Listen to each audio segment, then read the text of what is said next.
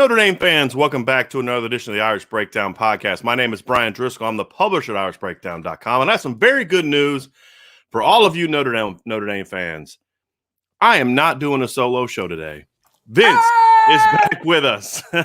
So Vince literally just got home from vacation 30 minutes ago? Yes, 30 minutes ago. Quickly ago. Unloaded the car and got set up. And because he is fired up to be part of the Friday free-for-all, Vince. It's Friday mailbag, baby. Best day of the week. It is. And we have questions in the queue almost for the last couple hours.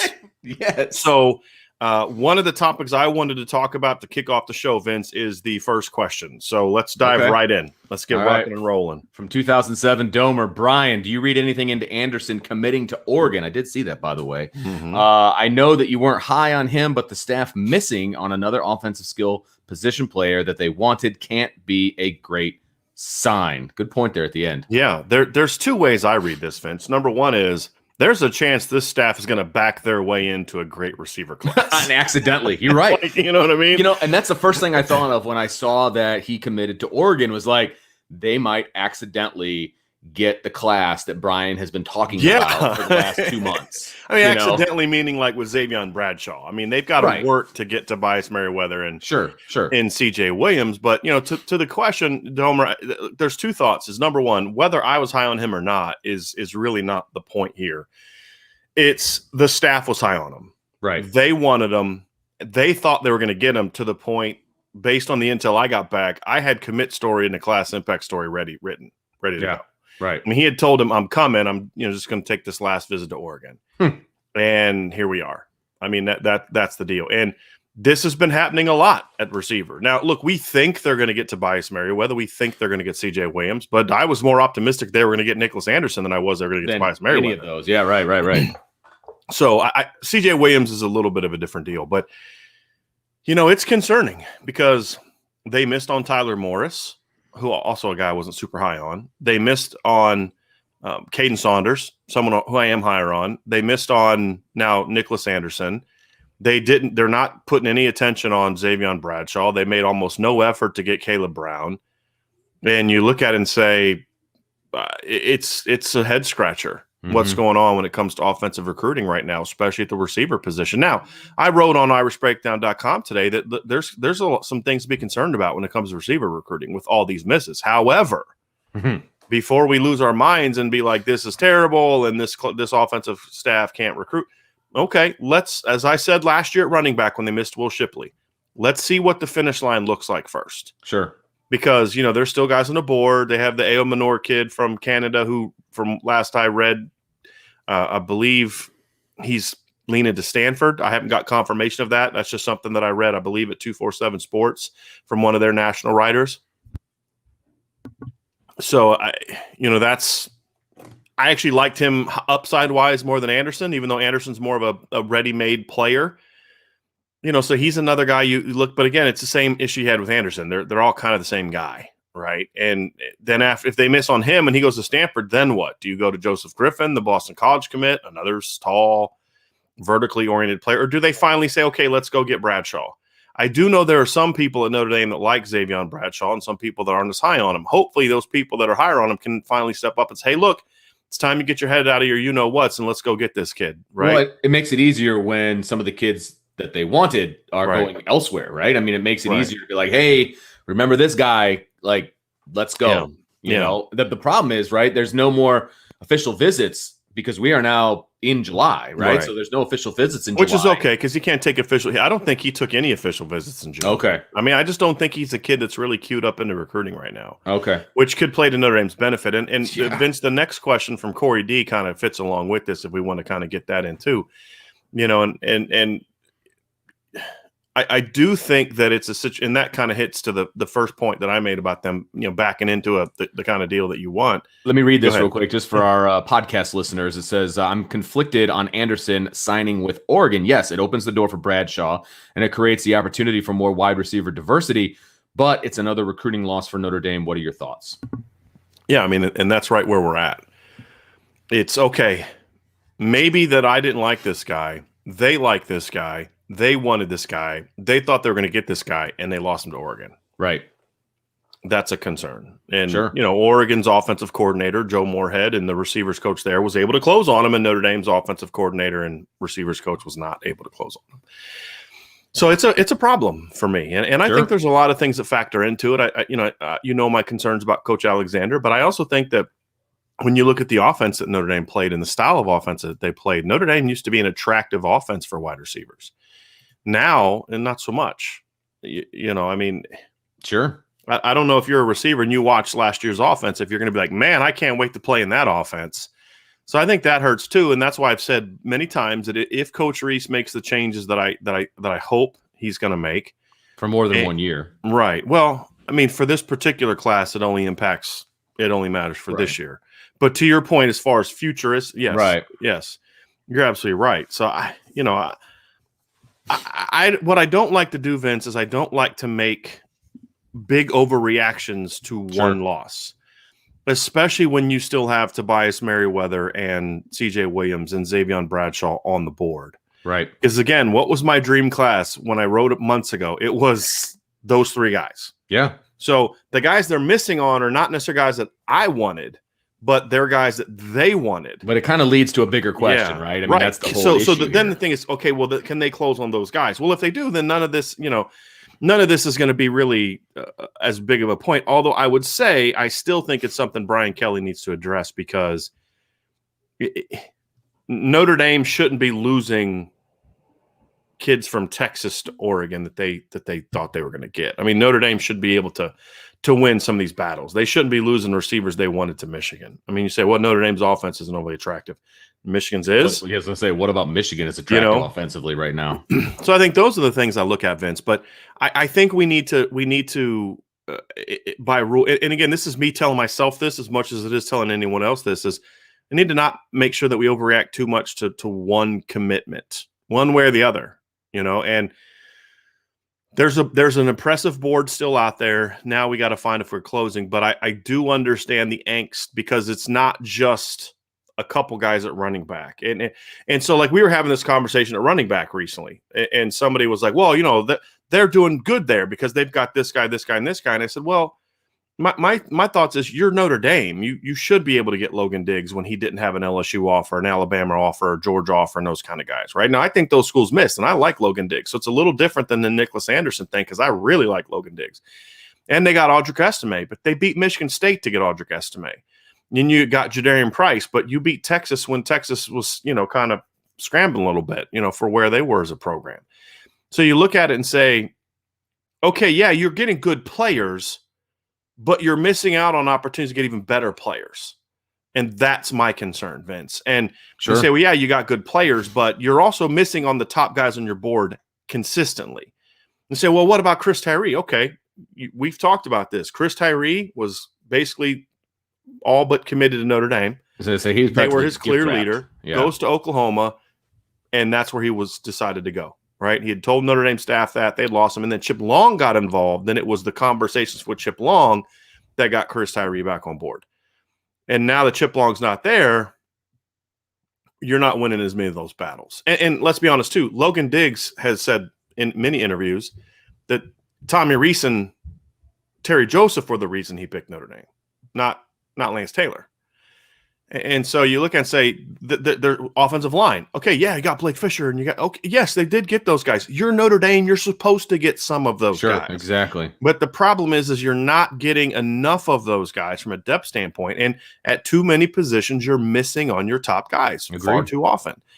And that's the problem. We saw it at quarterback, right? I mean, so that's the thing is I need to see this kind of turnaround, and it can. It can, but they're going to have to close a lot better than they've started. So do you think, and we want to get to the super chat in a second, but do you think that it's a lack of an offensive closer right now, or do you think Tommy Rees could develop into that guy? He's just not quite there yet. Well, I've had a couple buddies of mine reach out, and they're like, "Oh, this just shows a Tommy," and I'm like, "Look, no, this isn't a Tommy Rees problem. All right, Tommy Rees has been an offense coordinator for 1 year, right?" He has 1 year of 33 points a game, whatever the case may be, on his resume. He's and let's be honest, 29 years old. Like that was, I don't know. That wasn't Tommy Rees' coordinator the way he envisions himself as an right. And when Chip Long did what he did to get Chris Tyree, let's not forget that Chip Long had the 2017 season when they were, won all those games, and then they had the 2018 season. So he had a little bit more under his belt. Plus, he had the success they'd had at Memphis, and so you look at Tommy Rees and you say, why is this Tommy Rees's fault? Right? He's been here 1 year. They have a head coach. They have a receivers coach. They have a running backs coach. Why are we putting this all on Tommy Rees? And a 29-year-old offensive coordinator with 1 year of experience shouldn't be the guy that has to go close with all these players. Exactly. Right? I mean, what are you paying these other guys? Okay, fine. We'll put it all on Tommy Rees's shoulders and take 40% of each of the salaries of the offensive coaches on Notre Dame and give that to Tommy Rees since he's having to do so much of their job. Right now, being a coordinator, it does fall on you at the end of the day. You have to be able to get that job done, but you shouldn't ask Tommy Rees, with the circumstance I've just said, to do that. Now, a year from now, when he's got another year of offense under his belt, if things go the way that they want, then his name is going to carry a little bit more weight. But you look at his resume, for example, and you look at Joe Moorhead's resume. And now let's just, for the sake of argument, agree that you and I both think he's a much better coordinator than Joe Moorhead, for the sake of argument. For the sake of argument, fair enough. It doesn't matter what you and I think. It's going to be like, look at the resume. Joe Moorhead, what he did at Penn State, and he's been a head coach in the SEC and all these other kind of things. And Tommy Rees has been an offensive coordinator for a year. Right. And so those are the things that he's kind of fighting an uphill battle, which is going to happen until he gets a little bit more seasoning. But from everything he's the one putting in the work. Right. Absolutely. It's not Tommy Rees. That's, it can't, it's what we've been saying for years. It's not a coincidence that as soon as Mike Elston gets a defensive coordinator like Marcus Freeman, Notre Dame starts recruiting a defensive end at an elite level. You say, well, Marcus Freeman's the reason for that. Well, yeah, kind of, because again, as I've said for years, it can't be one guy. Right? There's some positions where it can be one guy. Offensive line, it's about the O-line coach, plain and simple. Right? But for most of these top players, it's got to be a team effort. We've talked about this. And that's why I've always said, hey, Brian Kelly has to be more involved. And so hopefully Coach Kelly looks at this and says, why are we missing on our top guys at running back? Why are we missing our top guys at receiver? Now, are we getting good players? Yes. But why are we missing on so many of the guys that we wanted? And it needs to be addressed, and hopefully it will be addressed. But this isn't like, oh, Tommy Rees has got to, he's a failure and he shouldn't have done this. And I mean, maybe that ends up being true in the end of the day, but I don't think that's the issue. And from talking to recruits and from talking to my guys that we're hiring to talk to recruits and talking to other people that know these recruits, part of the reason they're even in the game with a lot of these kids is Tommy Rees. And so that's kind of where I'm coming from that. And I know we had a super chat to get to. We do. Do you want to go down and grab it, or do you want me to? Because I'll lose what I got up top. Yeah. Patrick Barnes says, how much do you think Notre Dame's loaded running back room affects some college choices made by some running back prospects this year? I don't think it affects it that much, to be honest with you. I mean, as much as I like Logan Diggs and Audric Estime, for example, you look at the freshman running backs that Ohio State has right now, Travion Henderson and Evan Pryor, both rank way higher than the two guys that Notre Dame got. Right? Mm-hmm. The two guys that Notre Dame got were a 3-star and a 4-star top 200 guy. Now, I don't think Logan Diggs is a 3-star. Everybody knows that. I love the kid. But no one's going to look at Notre Dame and say, well, gee, Travion Henderson is a 5-star freshman. Evan Pryor's a top 100 player. But I'm more worried about that Notre Dame depth chart. It's not the case. Now, are there some kids where that could be a final deciding factor? So maybe Nicholas Singleton's in a situation, to Patrick's question. Let's just a hypothetical here. Let's say Nicholas Singleton is really torn. Like, I like some things about Notre Dame. I like some things about Penn State. Man, I'm just really torn. I'm 50-50. I'm not sure which way to go.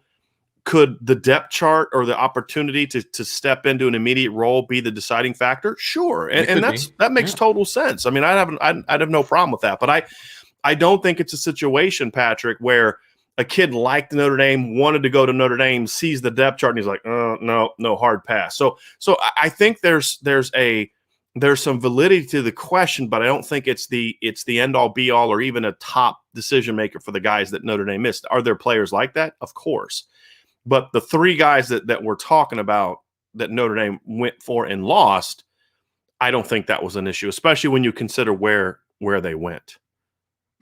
All right, Brian, we've got AJ's got basically comments, but we can discuss those comments. So I'm going to fire through about 4 of these. Yeah. While defensive recruiting has been great, it's frustrating that offensive recruiting is not on the same level, especially since college football has transformed into an offensive-driven game. I believe in 2021 that a team with a great offense and a solid defense is more likely to win a championship than a team with a great defense and a solid offense. It feels as though Notre Dame is still behind in that regard. Notre Dame is closing the gap on defense, but if the offensive recruiting and offense in general doesn't take that next step, I feel as though the program as a whole will be stuck in that B tier. And finally, my apologies if I got the show off to a negative start. I know this is Vince's favorite day. We'll bring it back to some positives. There's plenty of things to talk about. But Vince, did you want to take a shot at this one first? Well, no, I tell you what, I am right with where AJ is. I do believe that the game in 2021 is geared more toward an offensive game. And you and I have talked about it many, many times. You need a good defense. You do. And defense can get you to where you want to be, but you have to have an offense to win a championship. Because, look, I don't think anybody's going to deny that Notre Dame's defense has gotten them to the Final Four. It has. Mm-hmm. It's gotten them to undefeated regular seasons. It's done the things that it needs to do to get Notre Dame and it was good enough to win a championship in 2018.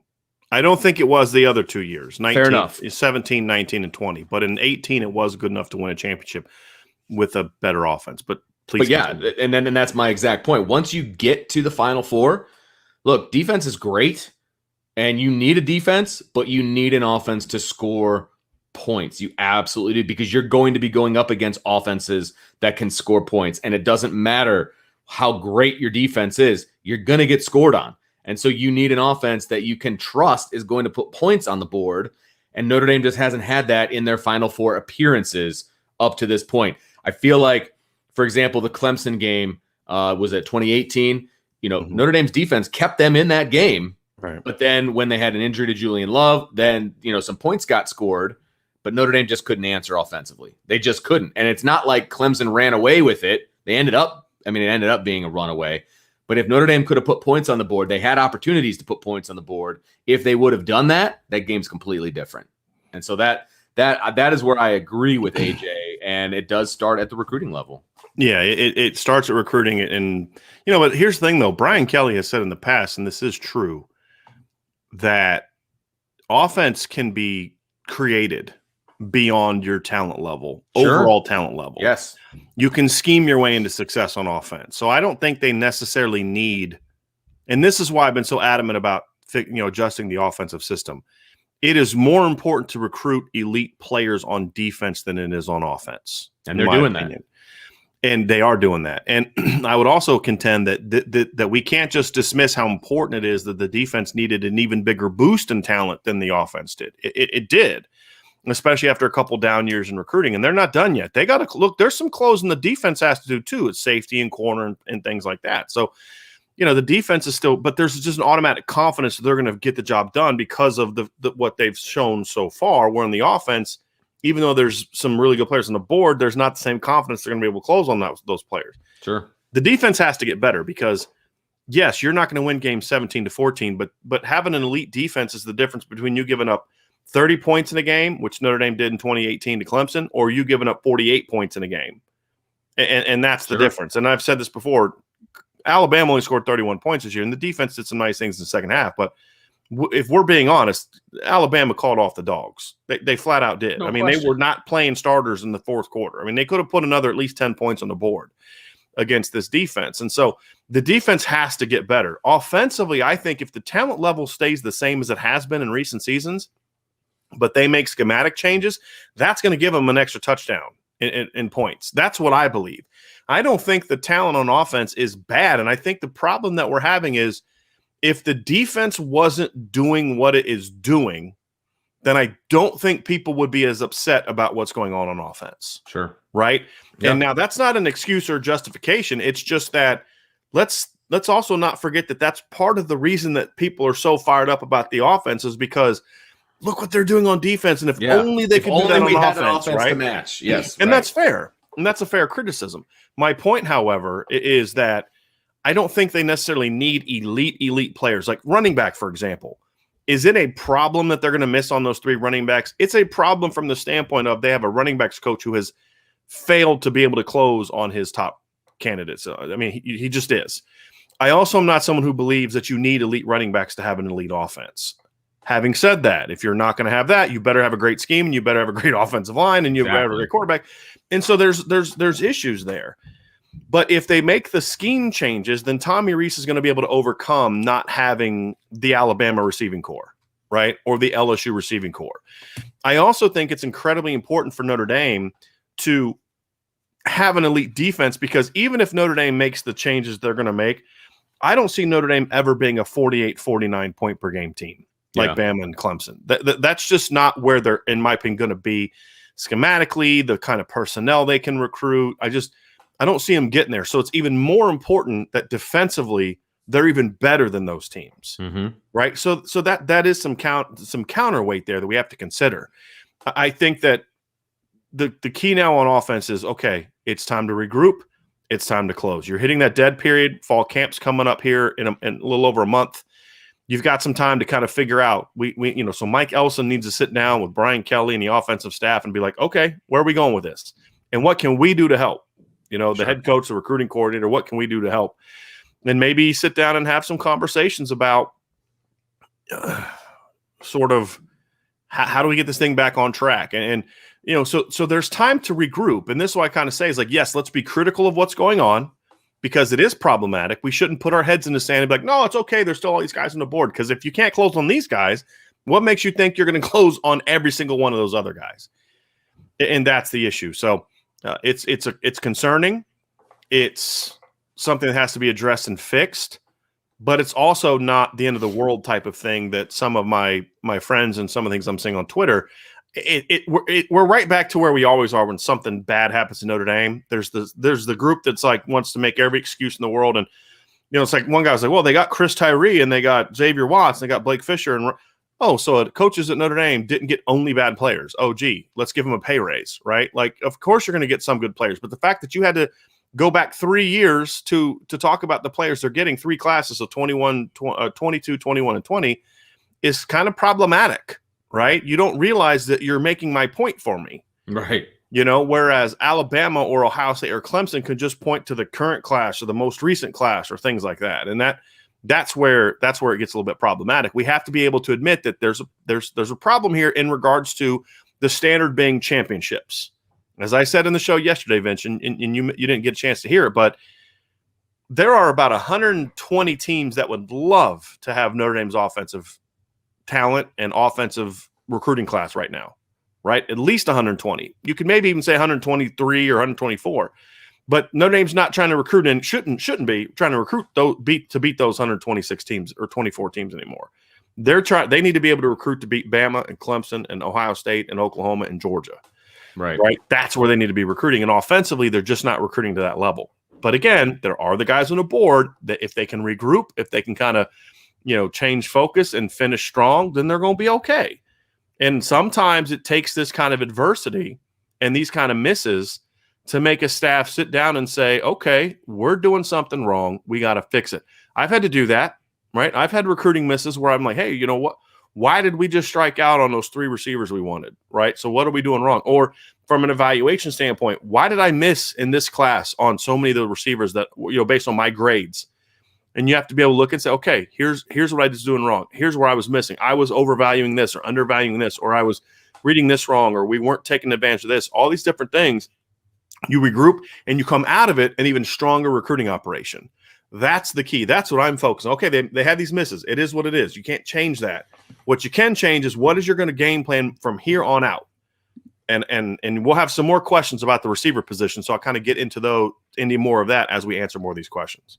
We had a super chat, Brian. You want to go down and grab that one? Sure. Thank you. John A1, welcome back, Vince. I'm gonna read this so you can answer, Vince. If Buckner or Pine pan out and get developed with Notre Dame's defense behind them, can one carry the offense to a championship level? I think both of them can. I really do. And especially if the offense develops the way we think it is, or the way we hope that it will continue in the future, either one of those guys can easily lead that train. There is no question in my mind. I'm high on Drew Pine as well. Look, Tyler Buckner has more of the ready-made skill, I guess, that you're looking for. But I have full faith that Pine could do whatever he needs to do to make the team a championship team. I have no doubt in my mind. Either one of those guys inserted into this offense the way we think it's going to go this year and hopefully beyond, can take this team to a championship. No question in my mind. I agree completely. I think both are capable of it. I think there's one difference, however, and it ties into what we're just talking about, and that is if Tyler Buchner is who we think he is, he elevates everyone around him. Facts. I think Trevor Lawrence did that. I think Justin Fields became that kind of guy as he got older. I think that's what the best quarterbacks do. They elevate the people around them. Lamar Jackson did that at Louisville. Tyler Buchner can be that. So you can have an elite offense without necessarily elite weapons around him. If you just have to have pretty good weapons. And if you look at the future of Notre Dame football and you've got Xavier Watts, Lorenzo Styles, Deion Colsey, Amorian Walker, and let's just say they get one of CJ Williams and Tobias Merriweather, and then they get some plan B guy, right? Even if that's all they do. But they're also going to have Chris Tyree for a year with that group at least. They're going to have Michael Mayer for at least a year with that group. Then you've got the last year's signees, Kane Barong, Mitchell Evans. You've got this group of tight ends, and Eli Raridan and Holden Stace. And all of a sudden you say, is it elite talent? No. Is it a lot of good talent? Yes. And then if you have an elite quarterback, yeah, you can win a championship with that. If Drew Pine is the quarterback, all I would say is it's going to, because he's not the individual playmaker that Tyler Buchner is, there's more of a need for a little bit of a higher level type of player. Now, Xavier Watts, Lorenzo Styles, Deion Colsey, Michael Mayer, Chris Tyree, Kyron Williams, as far as like looking forward, can they be those kind of guys? Yes, they can. The problem is if you don't recruit better, that margin for error becomes more thin. And if there's an injury to Deion Colsey, then all of a sudden your receiver depth chart looks a whole lot different. Or Lorenzo Styles, or if Audric Estime or Logan Digg, you've got such a small margin for error when you don't recruit consistently year after year after year. And that's what the people who want to say, well, they got this one guy or that one guy missed the boat. Well, they got Blake Fish and Rock. Well, what if Blake gets hurt? Right. What if somebody gets hurt? Like if you don't recruit, that's why tight end, it's like, yeah, if you lose Michael Mayer, that's devastating because he's your best offensive player, but they're still going to be pretty good there because of the way that they recruited. You can't necessarily say that about other positions on the football team. There's been years where just one injury to a guy like Tony Jones Jr. devastated the running back room. And so that's the thing is where Buchner you can win a championship with. To me, I think Drew Pine to me, I meant to say Drew Pine. Drew Pine to me is a better version of Aaron Murray from Georgia. That's what I think Drew Pine can be. And Aaron Murray was a guy that if you could give him a little bit better talent, he would have been even more successful. And I think Drew Pine can be better than that. Tyler Buchner, to me, if he reaches his full potential, is a guy that just kind of makes everyone else better because you have to so much key on him as a legitimate weapon. And so that is the one thing I'll say is that's how the current recruiting situations kind of impact which quarterback has the best chance to lead a team to a title.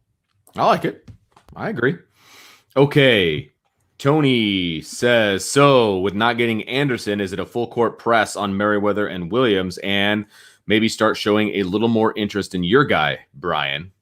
Well, the first two, that's already happening. I mean, they're already putting the full court press on those two guys. And here's the thing why I want to say, okay, I get that the Anderson loss is an issue, more so from what it represents as opposed to just him as a player. But the number one and number two receivers on their board are still out there.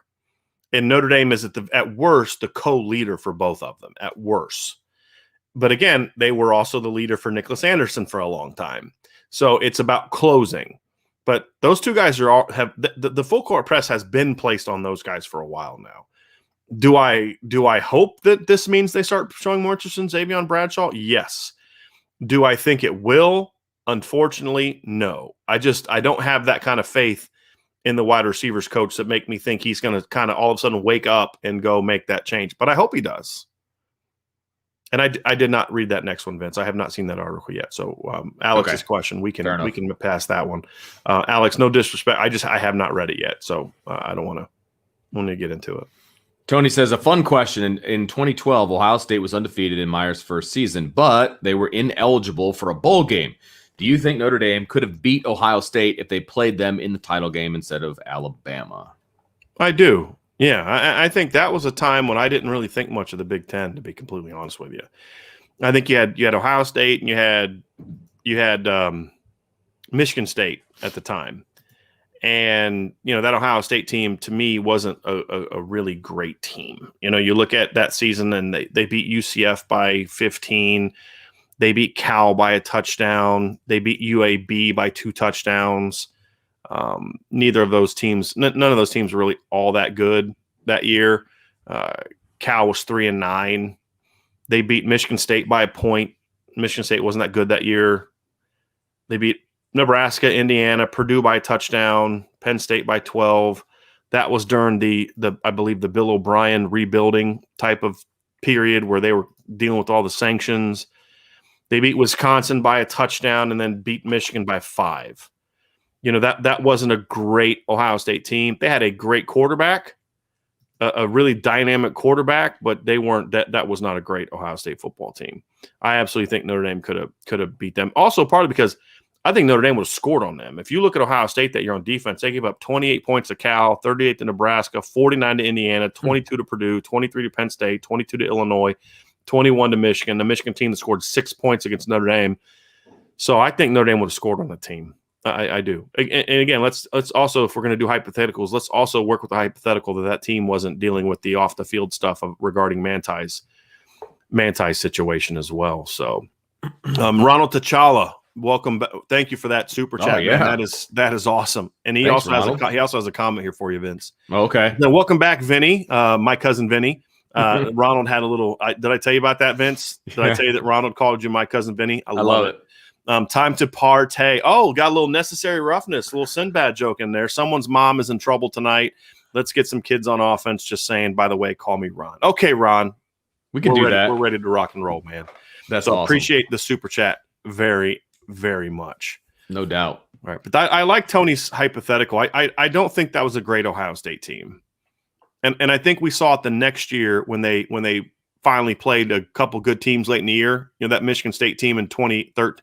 Remember, Michigan State in 2012 was supposed to be good. When Notre Dame beat them at the beginning of the year, they were ranked in the top 10. They ended up going 7-6 that year. That next year, you had that really good Michigan State team that Notre Dame beat, by the way, the only team that beat Michigan State that year.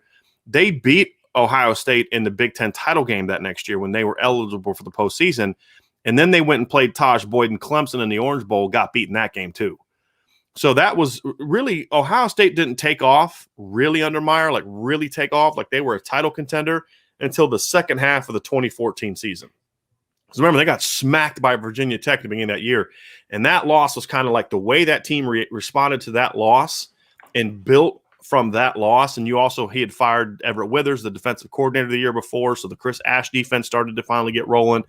That second half of that 2014 team season is when Ohio State really, in my opinion, took off as a program. Okay, back to the top. Domer, Texas 22. Drew Aller looked like a man in the Elite 11.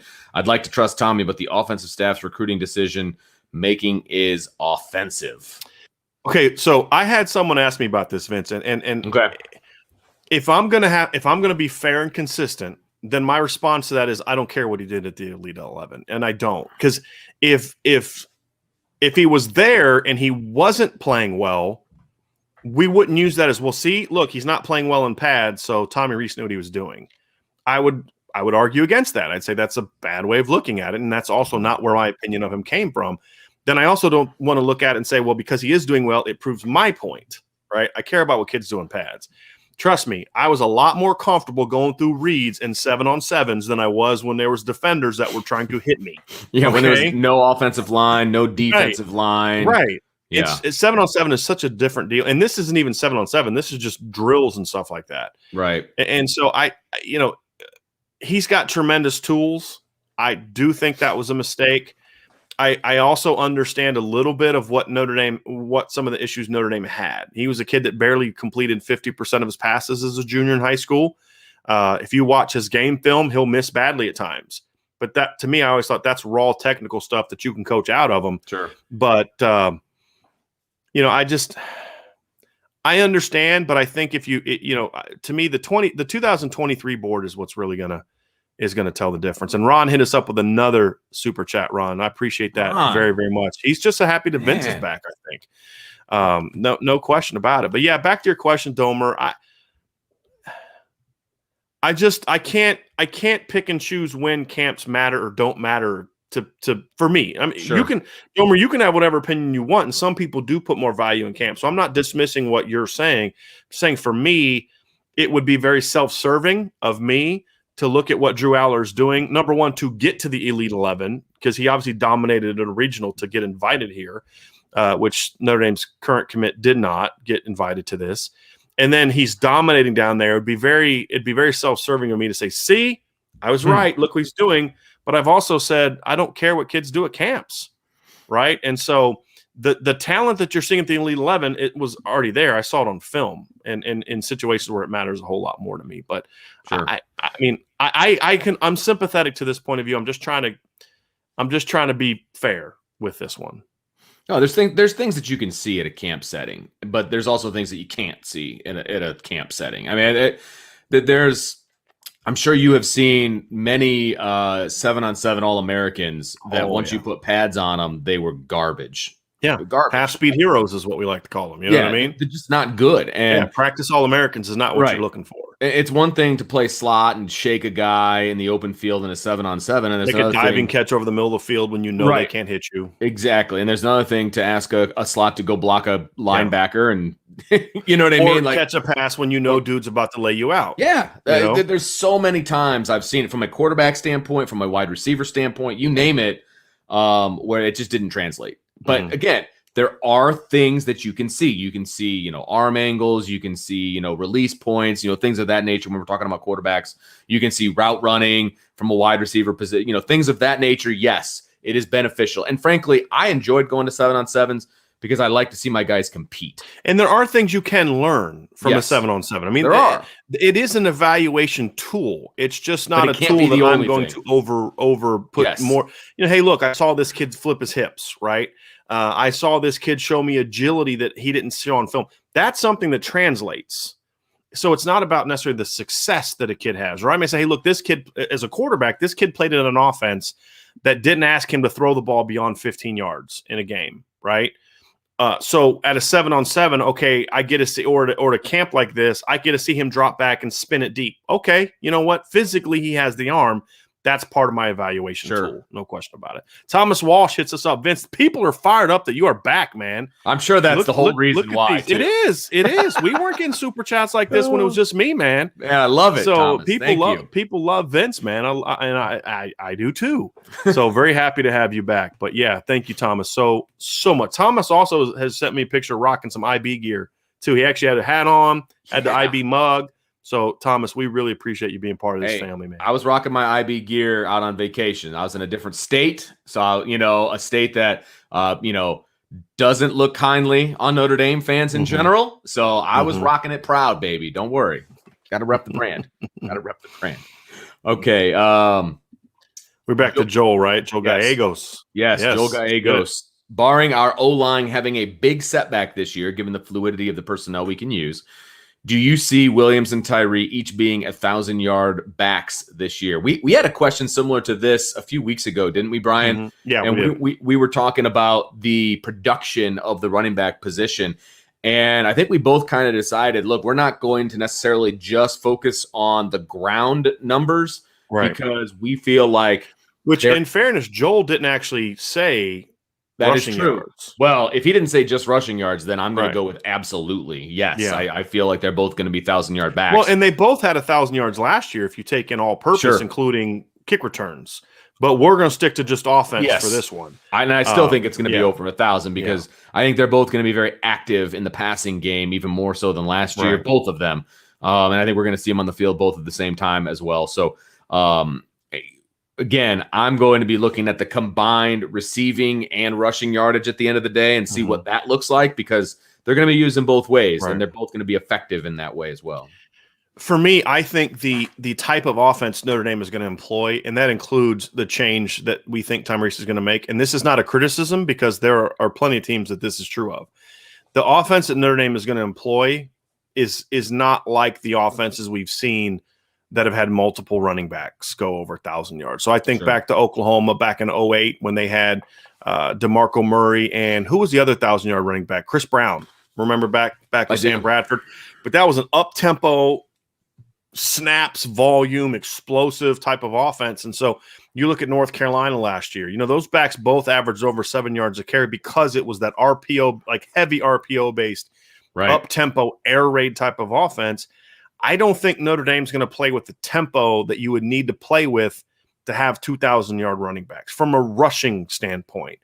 I do agree with Vince that I think that we will see both of them get to 1,000 yards, including postseason, in total offense, or at least they should, barring injury and proper usage. I think they will get to that point. But I just don't know if Notre Dame's going to be able to have that. Having said that, I still have argued in the past, Vince, that if Jonas Gray doesn't get hurt against Boston College in 2011, there's a chance that Notre Dame would have had 2,000-yard running backs in 2011. A chance. But it's going to be tough just because of the type of offense. But that doesn't mean that they won't both play great or be used correctly. They could both be used exactly how Tommy Rees should use them, and Notre Dame can have an elite offense, and they still both don't get to 1,000 yards rushing. Right? So I just want to make clear, that's not a criticism. It's just Alabama's offense isn't like that, where they're not going to have 2,000-yard running backs because there's more passing and just they don't run a million snaps and things like that. So it's not a criticism, just more of a reality of it. John A1 coming back again, double chat. It's been stated that Del Alexander has done well in other places. Notre Dame brings such a big playbook that's difficult for young receivers. If Notre Dame simplified things, would you expect him to do better? I want to speak on that, Vince, because one thing that I have said before is I think there are things Coach Alexander's not doing a good enough job with. Having said that, I do think that, as we've talked about before, this isn't an issue that's new to Dell. This isn't like where freshman receivers were playing the first 7 years at Notre Dame, and then when he shows up, they're not playing anymore. This has been a problem for years. That's a program problem, not a position coach problem. Correct. In the years that they have played young players, it has been more out of necessity than necessarily a desire to play young players. And so, that's been a problem for a while in that regards, to where you just see these young guys. And it's that you hear them talk about it when they're juniors and seniors about how complex the system was. And I just feel like if you just watch college football, that's just not what other teams are doing that are successful. This is college. People say, well, you're Notre Dame, you got smarter kids. Yeah, smarter kids who have to do more academic work than, based on the stereotype, that have to do more academic work. So at Notre Dame, it's even more reason to simplify things because of the demands that they have away from the football field. And now you throw in this NIL stuff where these kids are going to be doing advertising and all this other kind of stuff. If you haven't realized now that you need to take some of that offensive volume and complexity burden off of them and put maybe some of that on the quarterback. So again, you're running your route. You guys are blocking for the run. It's the quarterback that has to decide whether he's pulling and throwing it or handing it off, right? The guy that's in the meeting room with the offensive coordinator. So, there are things they have to do, John, to your question. They have to simplify the offense. That doesn't mean you have 4 routes, right? Doesn't mean that at all. There still has to be some level of complexity to this for a place like Notre Dame, but you need to really pare down the volume. And more so from just a volume standpoint, they need to pare down the requirements of receivers to know multiple different things based on one call. Right. That, to me, more than anything, needs to get pared down. Now, that's great stuff for the NFL, and the stuff Tommy Rees is doing is going to impress NFL teams. But if the goal is to win championships in college, look, I get that you have a philosophy. It's the philosophy that you got from your head coach, who you played for. It's a philosophy you saw when you were in the NFL, but it's not a philosophy that teams that are winning championships employ. It just isn't. I mean, if you look at Alabama, they run some really complex stuff, but it's not a high volume of it. And they do things more of alignments and personnel, and they'll put Devontae Smith all over the field. He'll be boundary, he'll be field, he'll be in the slot, and move him around, do all types of things like that, and then the RPO package is off of it. So it's not as complex as some other teams do. But then again, Alabama can get away with certain things that other teams can't because they're just so much more talented than everybody else from that standpoint. So I do think there are things that they need to adjust in that regards. We had another super chat. Man. David Knight, my man, love it. I can't tell you how appreciative we are from all of you for just the generosity you're all showing today. Just you're gonna make Vince cry. Look at him; his eyes are all welling up. David says, with respect to positional coaches, OC, and head coach, how does the game day play calling and player sequence stand? This is a great question. That's a really good question because it's different for everybody. It just and I don't mean to jump on you here, Brian. I will say it's different for everybody, and it starts with the comfortability of the head coach. Okay, so what is he involved in, right? So like I've coached for offensive minded coaches who always have the offense in their ear because coaches can switch between offense and defense.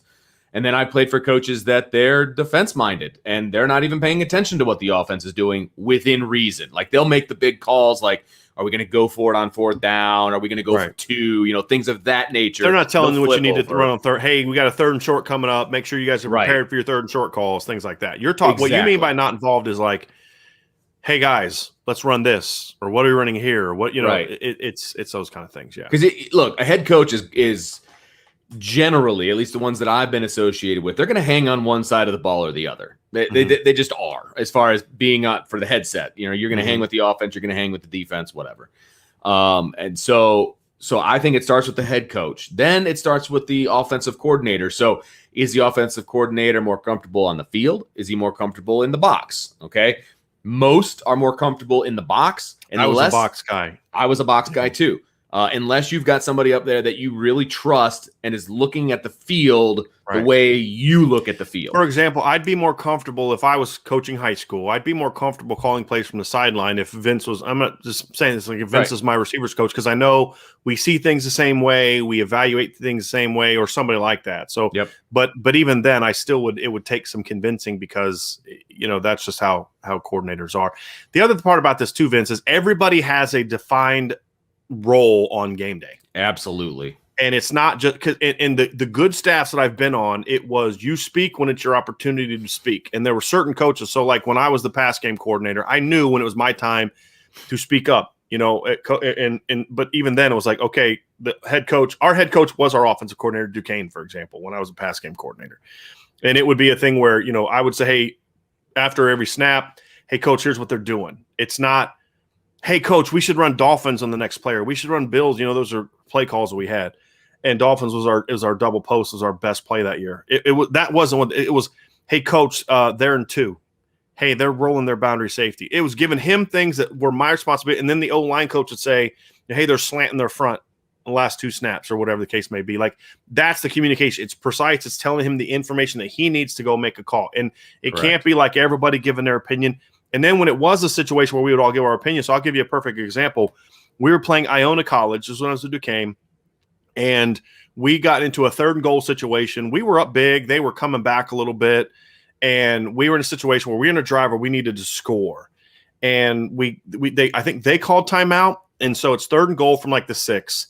And Coach Gattuso says, okay, what should we run? And he always started the running backs coach. He would then go to the quarterbacks coach. He would then go to the O-line coach, quarterback coach, running back coach, and he would always ask me.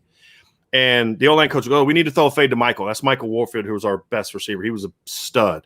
And Dave, our QB coach, says, yeah, we need to throw a fade to Michael. And then our running back coach is like, yeah, let's do it. And he goes, Driscoll, what do you think? And I said, I think we should run a draw. And he goes, why do you say that? I said, because everyone in the stadium thinks we're going to throw a fade to Michael. Including our staff. Right.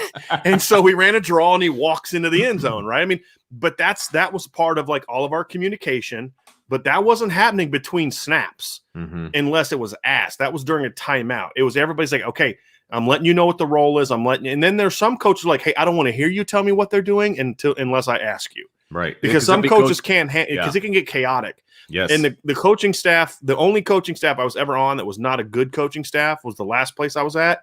And it was just everybody kind of talking, it was screaming, and it was utter chaos. And then the head coach would get all flustered, and then you couldn't talk to him. And it was a hot mess. But every other good staff I've been on, everybody knew what their responsibilities were. Everybody knew what they were looking for.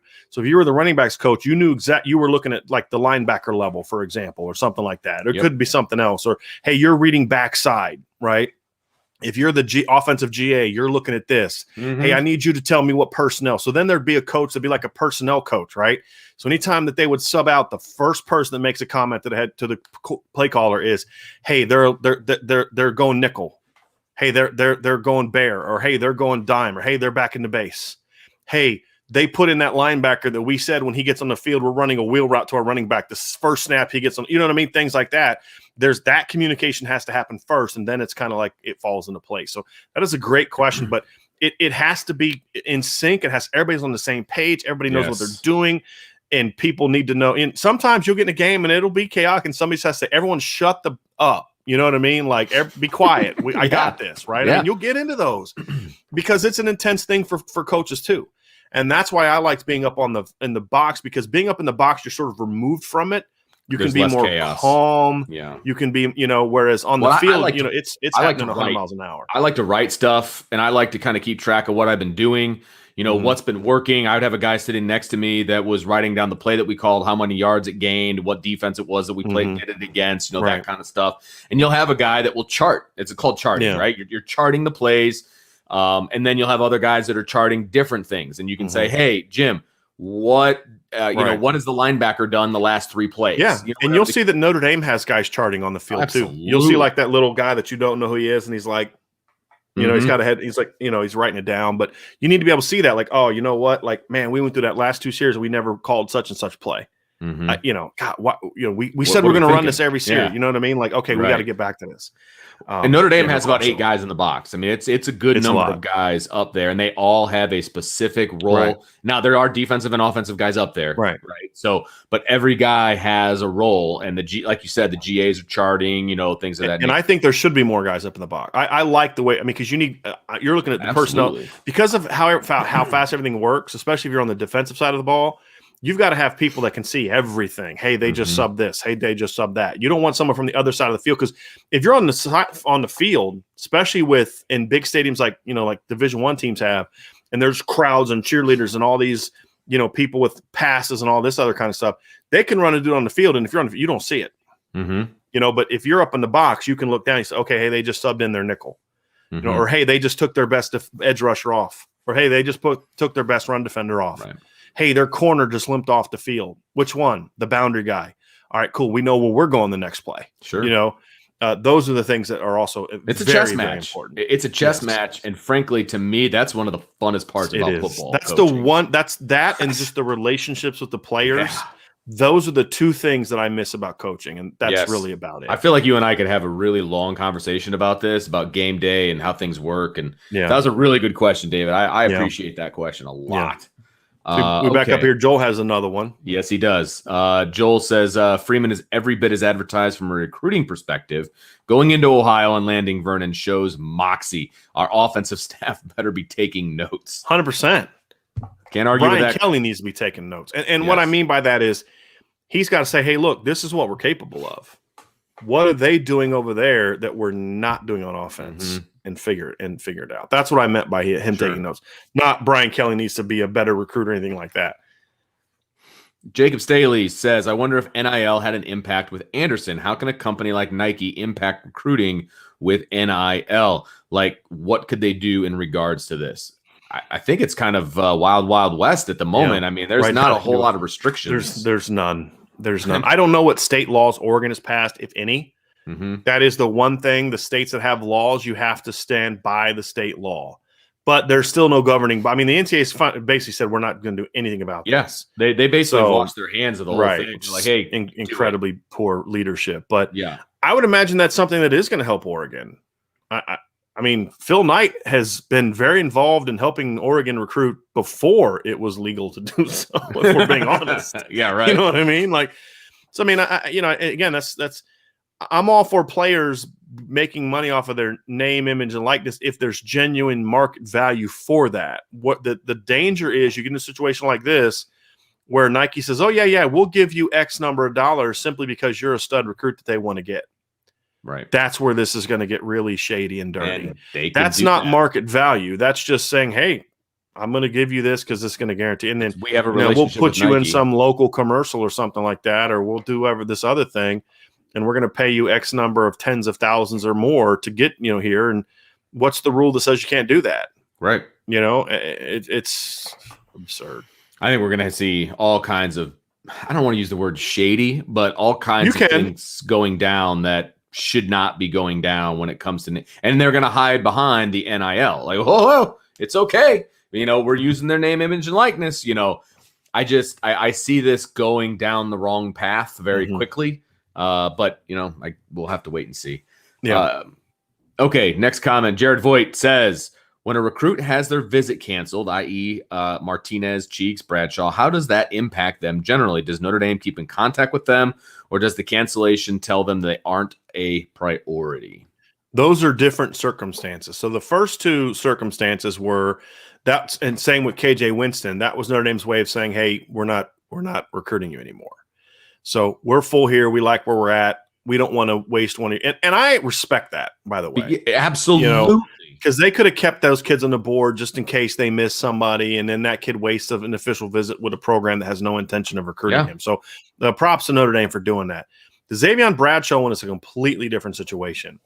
They didn't cancel his visit as much as it was just it was thrown together way too fast. There was not great communication between the two parties to making sure it all worked. And it was just like, hey, this is too rushed. We're not on the same page. Let's wait. Let's wait till we get to the fall. So that to me is more, from what my understanding is, that it was more that he was on vacation during part of it. And it was more of that kind of cluster. And again, I don't think he took a single official visit the entire summer. And I think that when you told me that really kind of changed my opinion about them moving his visit to the fall, because it doesn't sound like he's all in on recruiting right now. Right. And that's okay. I mean, every kid is different. You have to read the room, right? You have to know kind of where this kid is. And I don't know if Notre Dame is reading the room correctly with Bradshaw, all things considered. But in this respect, in this tiny respect, since he hasn't taken any other official visits, and they were open, they're like, hey, this isn't really a good time, know. It makes me more hopeful that they can get back on him and there's no hurt feelings. Whereas you couldn't double back to Martinez or Cheeks. Right. There was no going back to that. Once you made that decision, it was what it was. Sure. The Bradshaw situation was different. It's a good question. Not that they're not all good questions, but that also was another good one. Jordan Schreiber says Notre Dame puts up 40-plus points a game this year. The elite skill offensive players will come, but I worry about this drop-off from elite to good linemen with Quinn. Would 40-plus a game fix the O-line recruiting too? See, that's the thing is I don't think Quinn's necessarily had an issue recruiting elite offensive linemen. It's been a different problem each year.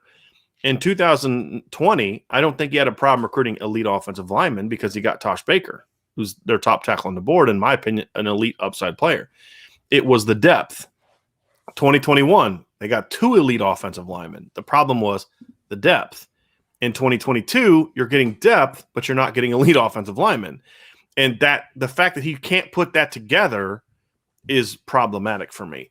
But it's also why if they can get good depth in this class, I'm going to feel better, even if they miss on the elite players. I'm going to feel better about – so if they get Billy Schrouth and they get Emil Wagner, for example, so they don't get Jake Taylor, they don't get Zach Rice, and most people don't consider Billy Schrouth to be elite. So I'm just using him as an example. Very good, but not elite.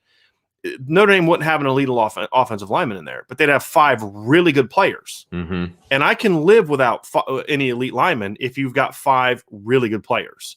That's where I think the offensive line is a little different. And I think Clemson is a perfect example. Do you know how many first-round draft picks Clemson's had on the offensive line in the last 5-10 years? I think the answer is 0. I was going to say, and if you look at their play, I mean, they had some guys drafted recently. John Simpson got drafted. Jackson Carmen. They haven't had any first or second round picks. And their 2018 offensive line, I don't think had anybody get drafted. They had one guy get drafted from that. Or no, excuse me, their 2016 offensive line. Their 2018 had a couple guys, but their 2016 offensive line, I don't think had anybody get drafted.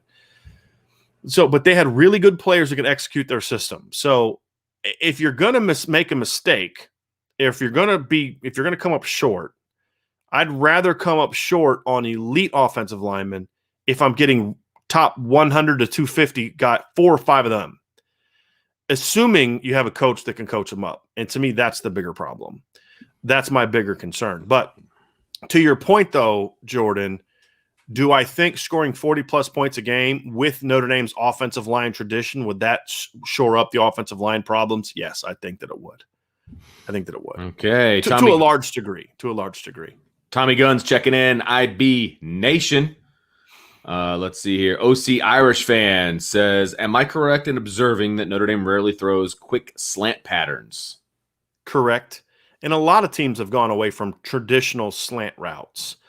For example, Steve Sarkisian makes very clear when he's talking in videos that they don't run slants, they run glance routes. A glance route essentially is just it allows them more flexibility to adjust their route than a slant does. A slant is going to be – go ahead, Vince. I didn't mean to interrupt. I was going to say, would you say that the reason less slant routes are run because the outside linebackers are getting more athletic? More athletic, and teams are doing way more teams are spreading the field a little bit more. I mean, Alabama still runs slant routes. I mean, look, okay, yeah, you may call it something different, but I just watched the kid take 3 steps, bang off of right. But what it is there, that route turned out because that's how the defense was playing. If the defense was playing differently, it would, you do something different. Well, that's how I taught slants. You know what I mean? You adjust based on the defense. But absolutely, Notre Dame rarely throws that. I think that I understand. I would not have thrown that a whole lot in recent years. They threw some in 2018. I remember one. Didn't Chris Fink have like a huge 3rd down conversion against either Virginia Tech or Navy that year? I think it was Virginia Tech. A huge 3rd or 4th down conversion in the Virginia Tech game, I believe, on a slant route. So they've run it. They just, like RPOs, they went away from stuff like that the last few years. After 2018, the year where they had their by far best passing offense. So, so yeah, they don't run a ton. I'm okay if they don't. I'm okay, however, that they didn't run a ton with Ian Book, because the problem with slants is it can actually be a difficult route to throw in college, or not to throw, a route to read in college, because you can read the man over, but if you don't have a real savvy quarterback, you're going to always miss that dude that's inside. And, I mean, first interception I threw in college was on a slant route where I hit a linebacker right in the chest. Because I'm reading the nickel defender, and I'm like, okay, he beat that guy. Slant. Oh, I didn't see that linebacker running out underneath, Sure. And so it's like it can be a challenging route to read, and it takes a lot of reps, to get comfortable with it. But Ian Book was not a guy that read well in the middle of the field. Agreed. He was not someone that had great comfort throwing in the middle of the field. And so I think that is part of the reason that they kind of went away from that a little bit.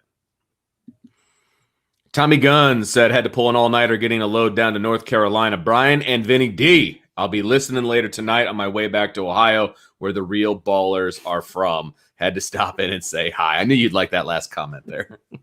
That's good. David says, look at all the happy Notre Dame fans. Let's see here. I wonder if Tommy Guns is Tommy Leonard. And he's got a new name. That's a good. Okay. Well, he's doing a long truck drive, right? And he thinks Ohio's where the real ballers are from, which is complete absurdity. Those and only Tommy Leonard's no. I'm kidding, but yeah, I do think that might be. Colin C says, "How are you feeling about Jaden Bellamy? I'm hoping you have 2 shows today." Colin, I'm not going to talk about Jaden Bellamy. Okay, I'm not going to give away his thing. We'll talk more about him in tonight's show.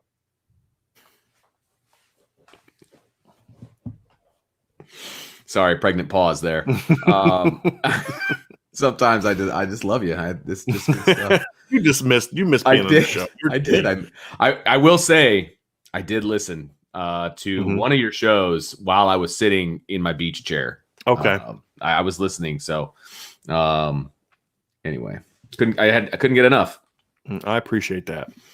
A follow-up to the slant question. Coach D, is there an easier pass to throw and read than a slant? Now, you just said that you threw your first collegiate interception on a slant. So slants aren't super easy to throw. There's lots of easier pass. I mean, to me, the easiest pass for me to throw was an out. I mean, from not me to throw, but like that I've seen is an inside out cut. A 5-step out, a 3-step out, a slide, those kind of routes, because you're reading out inside out reads are always the easiest in my opinion, because the danger guys are in your line of sight. Okay, so what I mean is, if I'm reading to this direct, this is my right, and I'm throwing a 5-yard out cut. So let's just say we're running a basic, flood concept. So the outside receivers, we're going to be able to do this in a really cool manner. I was going to say, are you going to whip it? Okay? Are you going to? I'm not. All I'm going to say is hopefully starting next week, we're going to be able to do this in a lot more cool fashion. Yes. But let's just say hypothetically, the outside guy's running a go route, the inside guy is running a little 5-yard speed out, and the inside, the number 3 guy is running. So it's a kind of an inverted flood cut, right? So instead of the number 2 guy running the deep out, it's the number 2 guy, or you can even do it the other way around. And so my reads are always going to be behind the out cut, right? So I know what's coming to the outside. I can see it. It's in my line of sight. Whereas if I'm reading outside in, there's more. I'm now working back into the defense. And so I may not see a guy that I'm working back to when I'm throwing inside. So I've always felt inside breaking routes are always the toughest because there's just guys that aren't in your line of sight that you may not see. So to me, hitches are an easy route to throw, or an easy ball to throw. That's a one-man read. Out breaking routes, 5 to 10 yard out cuts I've always found to be easy routes to read and throw. You know what's I have found to be a surprisingly difficult route to throw? Swing passes. Every quarterback I've seen. I mean, you know how many times we've seen college quarterbacks miss on a swing route? Just dirt one. I mean, it is a really – because it's a shorter throw and you don't feel like you can snap it off, and then the running back's running at a weird angle, and how do you lead them upfield? And that is a super sneaky, difficult route to throw. But I think those are the routes that I think are the easiest ones to one of the easiest ones I felt like to throw. Now, granted, I was never a quarterback, but I was a wide receivers coach, so I threw a lot of balls in my time at practice. And so one of the ones I thought was one of the easier ones to throw and read was a corner route. It was a corner route, and you're just kind of putting it out there, letting your guy run underneath it. It's kind of a one-man read, maybe a 2-man, depending on what the defense is. But you're just kind of putting it out there for them between the sideline over the top corner, guy. yeah. Yeah, but that's where it can be challenging is if you get those corner routes where you got to try to fit that thing over top of an underneath corner, and well, it's because you weren't a quarterback, baby. But yeah, I mean, those routes where you can kind of let a guy run underneath it, you don't have to be as precise and perfect, and that's what makes that. That's what I was getting at. Yeah, absolutely. Yep. I know. I'm just messing with you. I know. Jacob Staley, I'm perfectly fine with Anderson going to Oregon if it means we get Bradshaw. Maybe it's a blessing in disguise, even though the root issue still exists. Yeah. That's a great take. That's a great take. That's a great summation of what we were talking about at the top of the show. I literally have nothing to add to that. I mean, that's exactly how it should be perceived, in my opinion. Oh no, he didn't. I'm putting it up too because I know how much of a Cincinnati Reds fan. I'm a Reds fan, so I can appreciate that comment more than most because it is so incredibly true. Well, White Sox fans probably appreciate that too. Omar, but yeah, the king of the walk strikeout homer. I mean, you knew what was gonna. One of 3 things was going to happen when Adam Dunn was up to bat. It was going to be a home run, a strikeout, or a walk. Omar's comment was the offensive recruiting has more strikeouts than Adam Dunn. That's hilarious. Spot on, Omar. Thank you, sir. No love for the big donkey in this show today. If that's really his nickname, that's really his nickname, the big donkey. No love for him. Yes, that's a terrible nickname. That's terrible. Have you ever seen Adam Dunn? Okay, he doesn't look like a big donkey to you. Still not a good nickname. There's a lot of things I'm sure I look like, but I don't want to be called those things. All right. Heath Williams says if Notre Dame loses out on Singleton, does Notre Dame pivot to another running back recruit or just stick with Price as the only running back in the 22 class? They would stick with just Price in 2022 unless they're able to flip a guy like Singleton down the road or somebody breaks out and plays to the level of the running back. So they're not going to take a plan B guy for depth. What they would maybe do, Vince, is they would take a guy who was a plan B guy who maybe breaks out as a senior. So like I've mentioned Jabron Payne before, and I'm not saying Notre Dame is recruiting him. I'm just an example of that. Was a kid that they had offered. He had an injury last year. I think he played 1 game. He's a kid that I liked sophomore film of, but I want to kind of see him take that next step. If he's healthy, if he has grades and he just comes out and has a monster year this year in Ohio, then I'd say, okay, you know what? I'm taking him because he's now on the level of a Dallin Hayden and Nicholas Singleton. They're not going to take a second back just to take a second back. And this is the one thing we did say about the big 3 backs is they're recruiting those guys because they want them. So it is a miss from the standpoint of they went for them, they wanted them, and they lost. It's not a miss, in my opinion, from the standpoint of I don't think it impacts the depth chart because they did well last year, because they have Jadarian Price. So we have to be able to look at at this one and be more objective. It's a problem that Lance Taylor keeps missing on his top backs, but they still have pretty good backs, right? We have to be able to say both of those, in my opinion. Omar says, about your wide receiver article, does Notre Dame have to take the next tier wide receiver if they miss out on Williams and Merriweather? Do they have to? Yeah, I mean, I think you need at least 3 receivers in this class. I mean, you can't just bring in 2 receivers. I think the only way that I would say you could do that is if you knew of some grad transfers you could get this offseason. You can't go into next season and say, well, we just hope there's going to be some receiver transfers that we can get. I will say this, the danger. So, like, if we're just talking randomly and just saying whatever we want, we say, well, if they only get 2 receivers, let's just say they get Walker, and let's say they miss on those 2 guys, and they take Bradshaw or A.O. Minor. And I don't know if I'm saying the kid's name right. I hope I am. I apologize. It's pretty good. I mean, the way I see it spelled out, that's pretty good. So you say, well, look, they could bring back Kevin Austin, Braden Lindsey, Joe Wilkins, and Lawrence Keys, and they'll be fine in 2022. And that's true. Number one, we don't know if all 4 of those guys are going to want to come back. We don't know if all 4 of those guys are going to be able to come back because of the school, especially Kevin Austin, I'm concerned about. Would the school allow him to come back with the issues he's had? Hopefully they would. And then number 3, if those guys are in a position where they can come back, then does that mean that they played with the talent and the production that you need to that you'd want them back? So those are all problematic things. Perfect world, they all play great and they still want to come back, and then you got to hope no one transfers. You got to hope no one gets injured. I mean, it leaves you in a really tough spot because you had 4 receivers leave your roster, and 3 of them you weren't necessarily expecting. 3 of them were freshmen or redshirt freshmen that has left you in a tough spot. And that's what's kind of been confusing to me is that they haven't tried to replace Kendall Abdurrahman's skill set in this class. And that's where I'm hoping eventually they get to Xavier Bradshaw. I hope I answered that question correctly, Omar. A couple comments here by OC Irish fan. He says, I'm surrounded here in Orange County, California by USC. And he says it's University of Spoiled Chicken. Your show is the best medicine. I love that. Oh, spoiled children. Excuse me. I said chicken.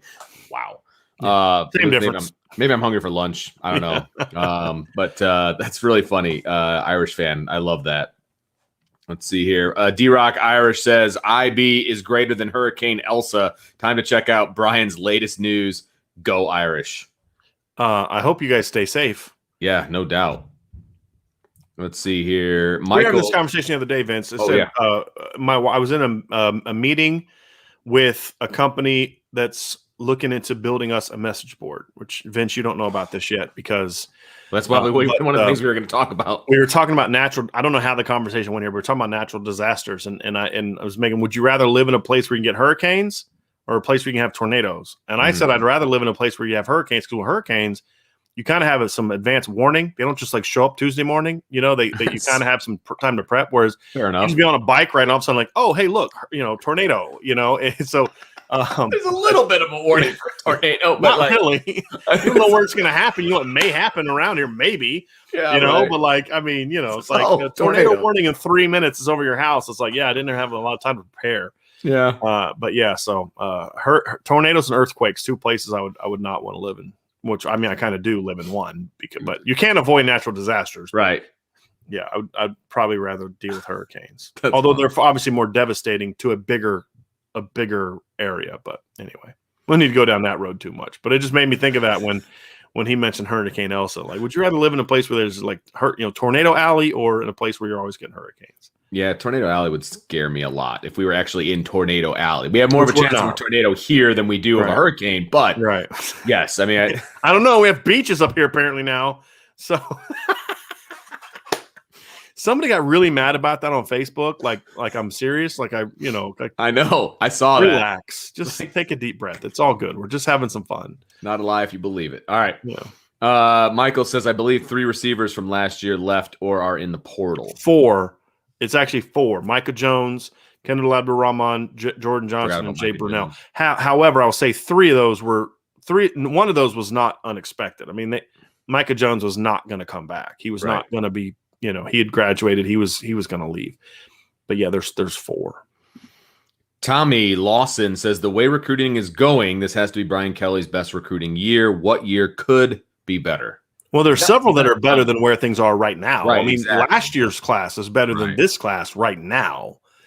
I mean, last year's class is as of right now, better at quarterback, better at running back, better at receiver, Wash at tight end. I'd probably give the edge to this year's offensive or tight end class. I'd give the edge to last year's offensive line class because you had 5 compared to 3.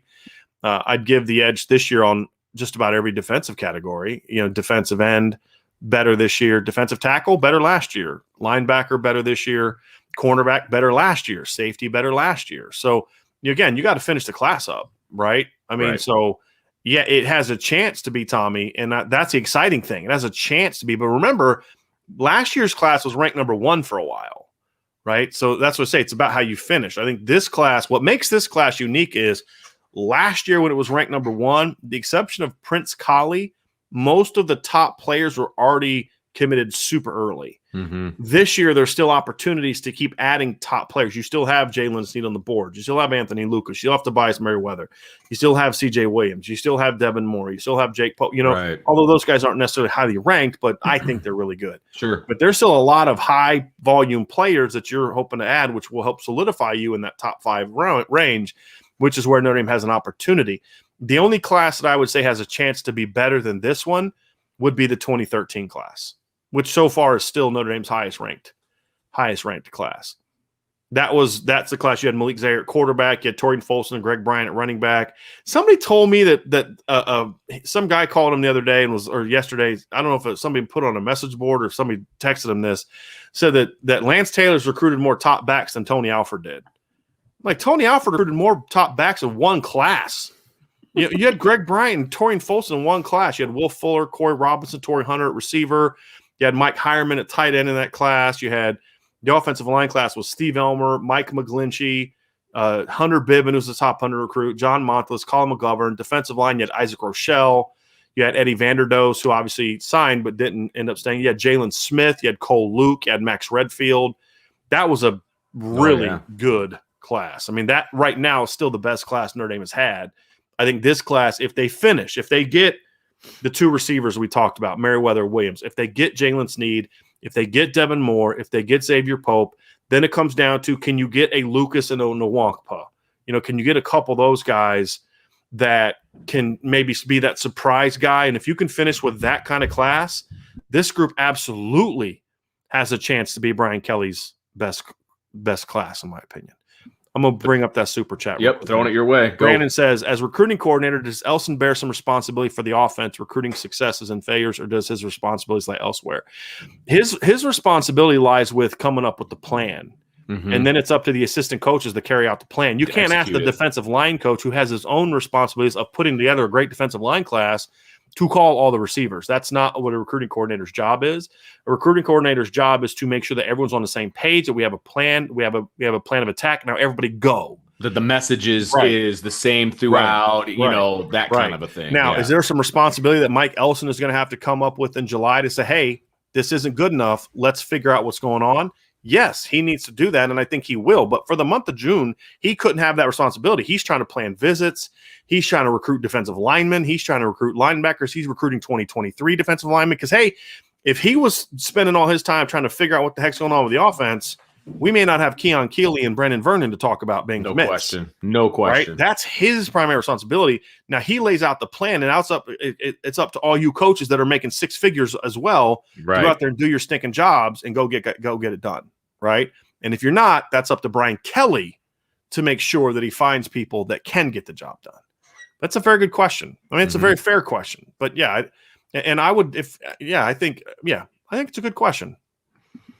RJG Irving, skill recruits have to be thinking 3 and out. If no tape or little production early makes 3 and out tougher to achieve.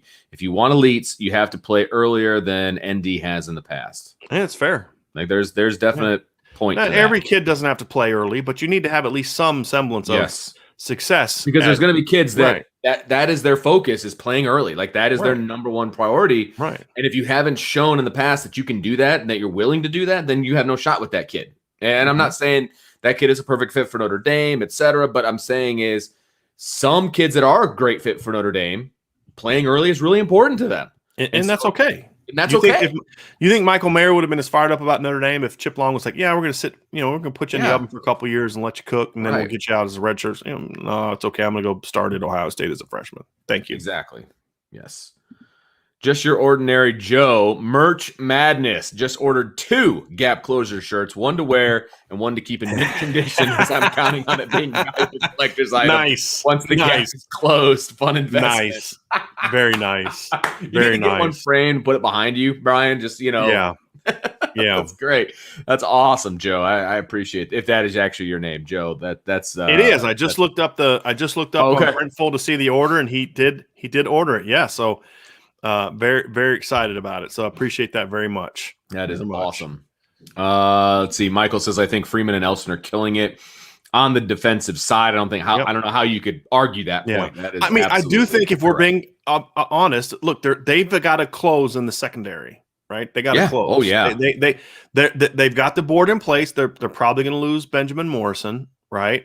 But Jake Pope, Xavier Nwangpa, Devin Moore, and Jaden Bellamy, you gotta go at least 3 for 4 with those guys. Mm-hmm. You got to go at least 3 for 4. A 4 for 4 would be ideal, but you have to go at least 3 for 4 with those guys. You can't lose like Nwangpa and Devin Moore, because then it's like, okay, great front 7, but you came up short in the secondary, which is, the year before you had a great secondary class and you came up short in the front 7, right? But that's the thing is great programs don't have those years where one year you did great here, but you came up short in other play. You have to have that consistency to really be a great program. And so, they've done a great job so far. But as of July 2nd, I love what the defense is doing, but we need to see them close. And now we are officially back to the start of the show as far as comments are concerned. Unbelievable. So, but before we get to those, we have another super chat. I'm loving it.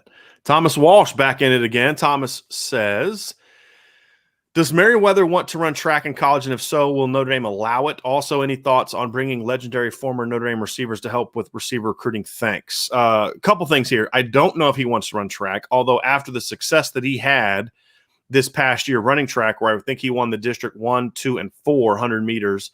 And I think his high school also won the 400 meter relay. I think they also won. I would imagine there's going to be some schools that are going to try to use that to get him in. If Oregon wants to get in on him, and I've heard that they are trying to get in on him, they can really use the track thing big time. I don't know if that's something that he's interested in. I will look into that, because I think you asked me that on yesterday's show, and I didn't get a chance to get to it, Thomas. So I apologize. So will Notre Dame allow it? Yeah. I mean, Troy Pride ran track at Notre Dame. I mean, we've had other guys run track in Notre Dame. They have no problem. Braden Lindsay ran track as front. Yeah. He's decided to not run track because he wanted to focus on getting healthy and get ready for football. Right. Yeah, but Braden Lindsay ran track as a freshman, I believe. Correct. I remember that was a big thing between him and Oregon, wasn't it? Troy. Yeah, it was. Well, that was part of the reason that Oregon was able to initially get him. Now that's what can hurt Notre Dame, because they don't have that track program success. That elite track program, sure. Right. Whereas Oregon does, LSU does, Florida has, I believe, has one of those as well. So if I was another program, I would absolutely try to use that against Notre Dame if Notre Dame was the leader for a kid. No question about it. That'd be something I'd try to use. So now, as far as the other part about bringing in legendary former receivers to help with Notre Dame recruiting, I mean, the only legendary receivers that these kids will know about are still playing in the NFL. Fuller and Golden Tate and Chase Claypool. They don't have any clue who Jeff Samardzija is, most likely. So, and that guy that used to pitch for the Cubs, and they don't know who Rocket is really, and they don't know who Tim Brown is. And again, those are fun things to do for a game, but that's not going to be a needle mover. I mean, Thomas, I get where the question is coming from, because it's just what can you do? Something's got to be done here, right?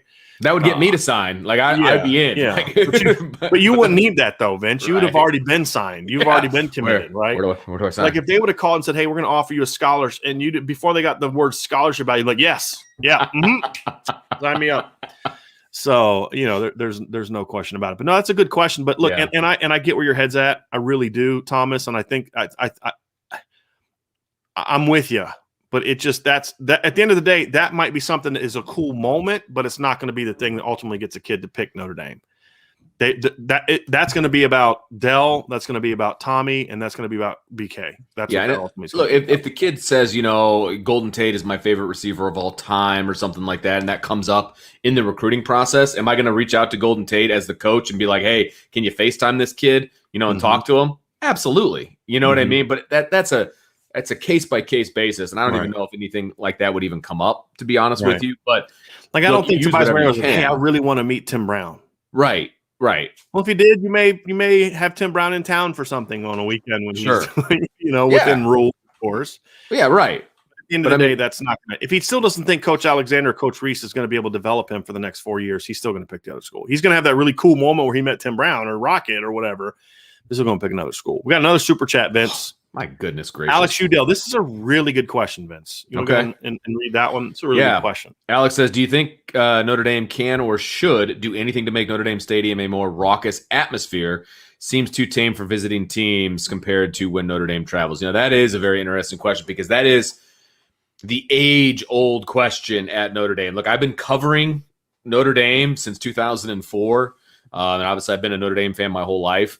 And whenever people talk about Notre Dame Stadium and they talk about their complaints, and I've seen them over in our comment section multiple times of guys complaining about Notre Dame Stadium. And there's a certain demographic of Notre Dame fan that's not going anywhere anytime soon. Okay. I'm not going there this time.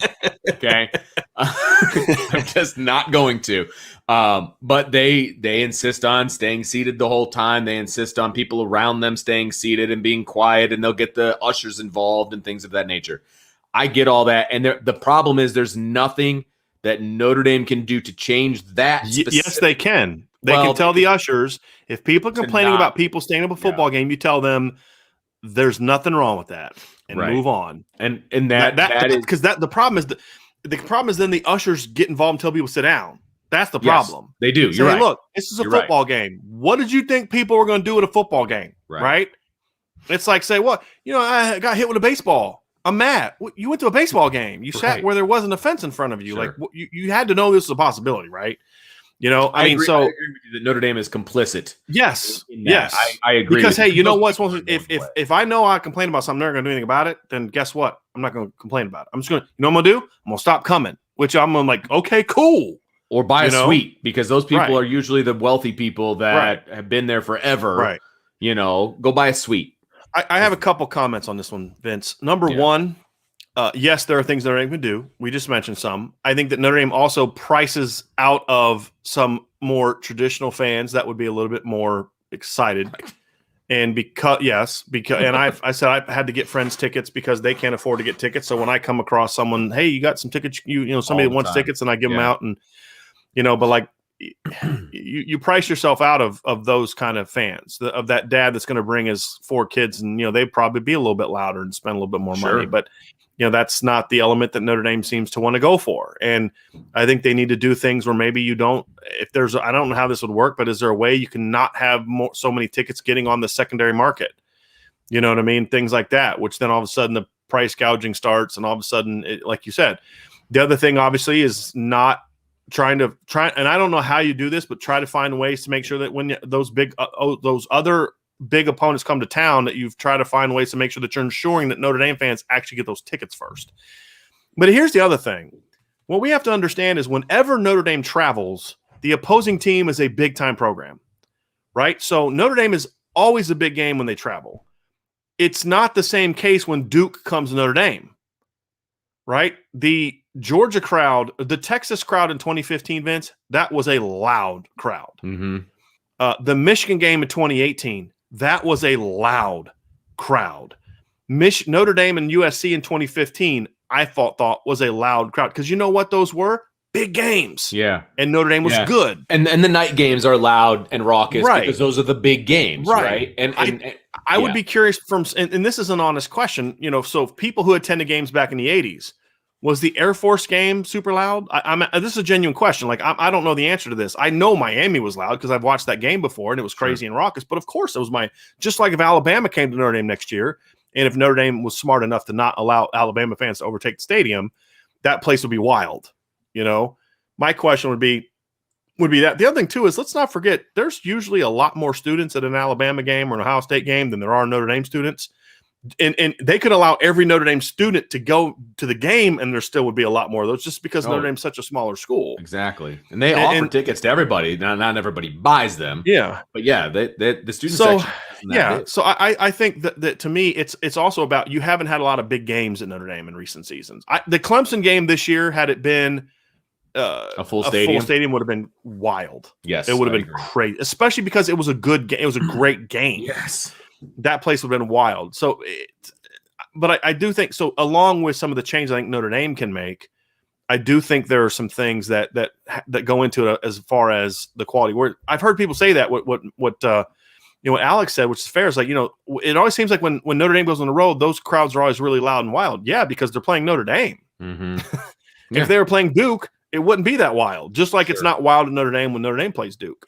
Well, and I will say that Notre Dame, bringing in the Jumbotron and a lot, having the ribbon boards and the way that they built up the 3 new buildings, the sound stays in. Yeah. I mean, a lot better. So Notre Dame, and they've upgraded the sound system, and they've done some things, I think, to make it a more raucous atmosphere. I remember in 2015 is when they first started building the new stuff. Right. And I remember being on the field at the end of that Texas game and being like, I don't think the stadium's ever been this loud. Yeah. Like, because, we're there at the end of games after they've won some big games before.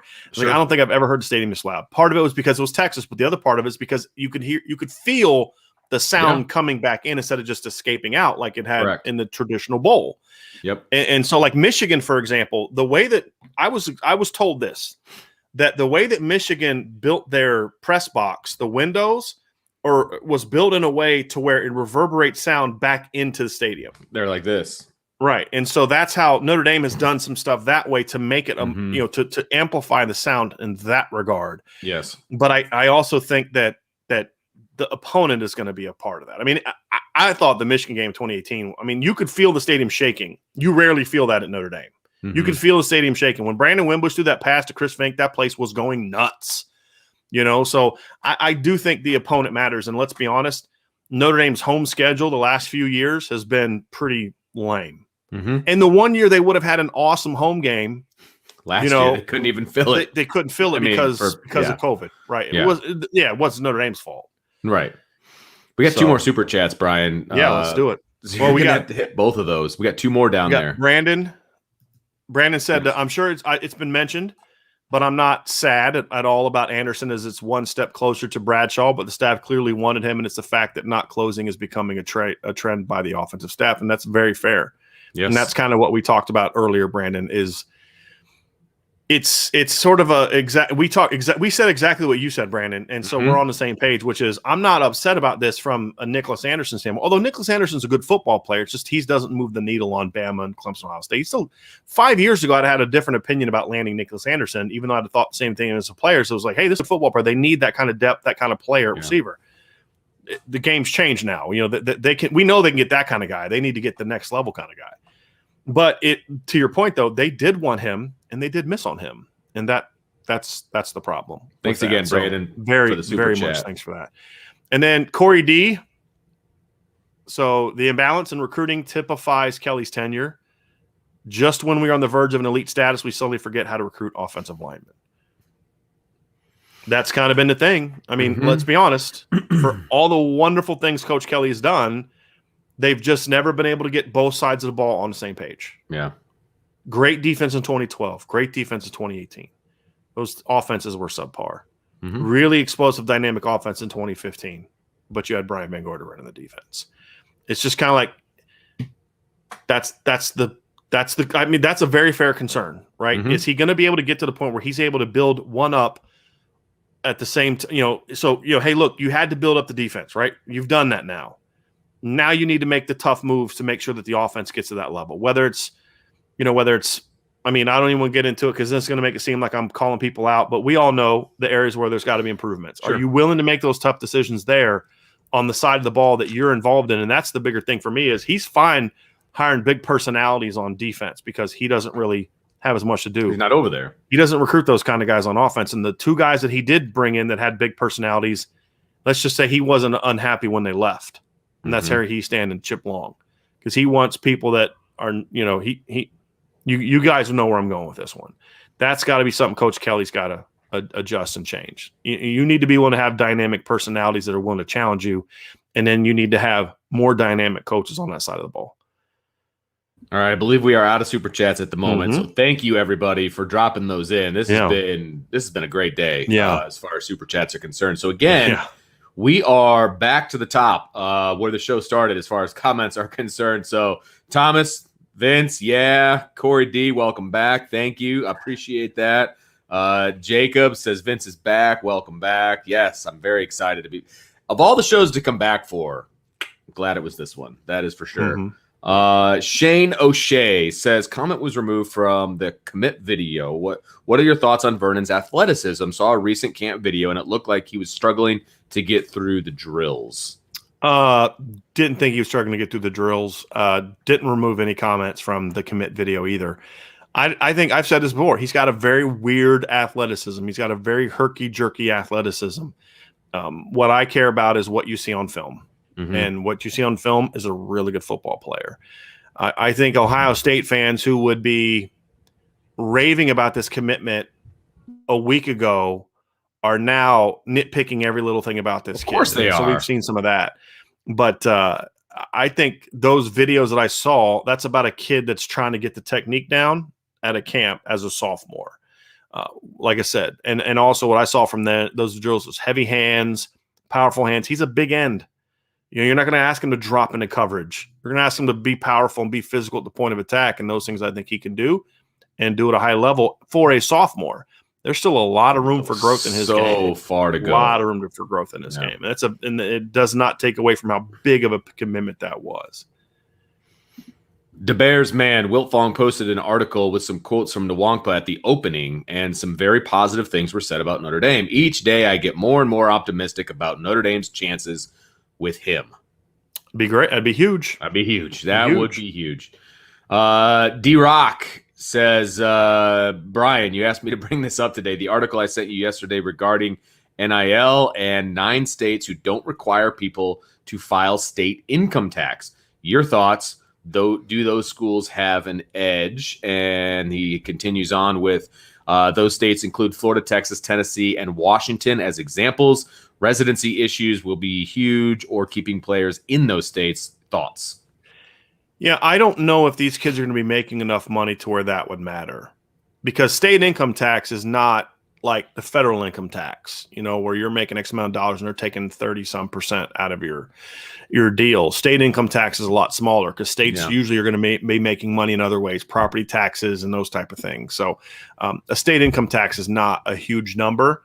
I don't think it's going to really have a needle moving type of impact in that regards. I mean, we see this in Major League Sports, and it rarely impacts it in Major League Sports. I mean, you still see guys sign with the Yankees. You still see guys sign with the Mets, knowing that they're going to be taxed out of their minds. You still see guys sign with the 49ers or the Giants, in the NFL. You still see coaches take those jobs because because at that point in time now you're making enough money to where you're okay, you don't feel it. I mean, right. I don't think it's going to be needle moving money in that regards. Now, if these kids start making a huge ton, then maybe that is. But even then, if you have, then you kind of get into these situations of, okay, if you go to Texas A&M, you're not going to be taxed state income tax, right? And let's say a kid's making $100,000, and I don't even know what these kids are going to make. I'm just throwing a number out there just for argument's sake. Say, okay, you can make $100,000 at Texas A&M, and you know what? It's not going to be taxed from an income tax standpoint. And the other nice thing is if you're at college at Texas A&M, the nice thing there, or Texas, the nice thing there would be, you're going to be living on campus, so you won't have some of the property taxes, which is the way that Texas makes up for not having an state income tax, right? They're going to have higher property taxes than Indiana's going to have, for example. So they're going to still get their money, right? They're just going to get it. It just depends on how they get it. Yeah, right. Well, with these college athletes, they're not paying those property taxes. So that's a double positive. But then Notre Dame can counter with, you may make $100,000 there, but you're going to make $150,000 here as the starting quarterback at Notre Dame. And so even though with taxes, you're still going to make more money here than you would have made there. So, and I pray to God that we don't get to this point where we have to, where Mike Elson or Tommy Rees has to be discussing the tax implications of playing at Notre Dame versus Florida State or something like that. Calculator and just show like, oh my gosh, I mean, it's going to make it not fun in a lot of ways. But I think it's a very good question, and I think there's a lot of those things, D-Rock and Vince, that we don't have answers to that right now, and because it's so new, it's so weird. I mean, it is so new.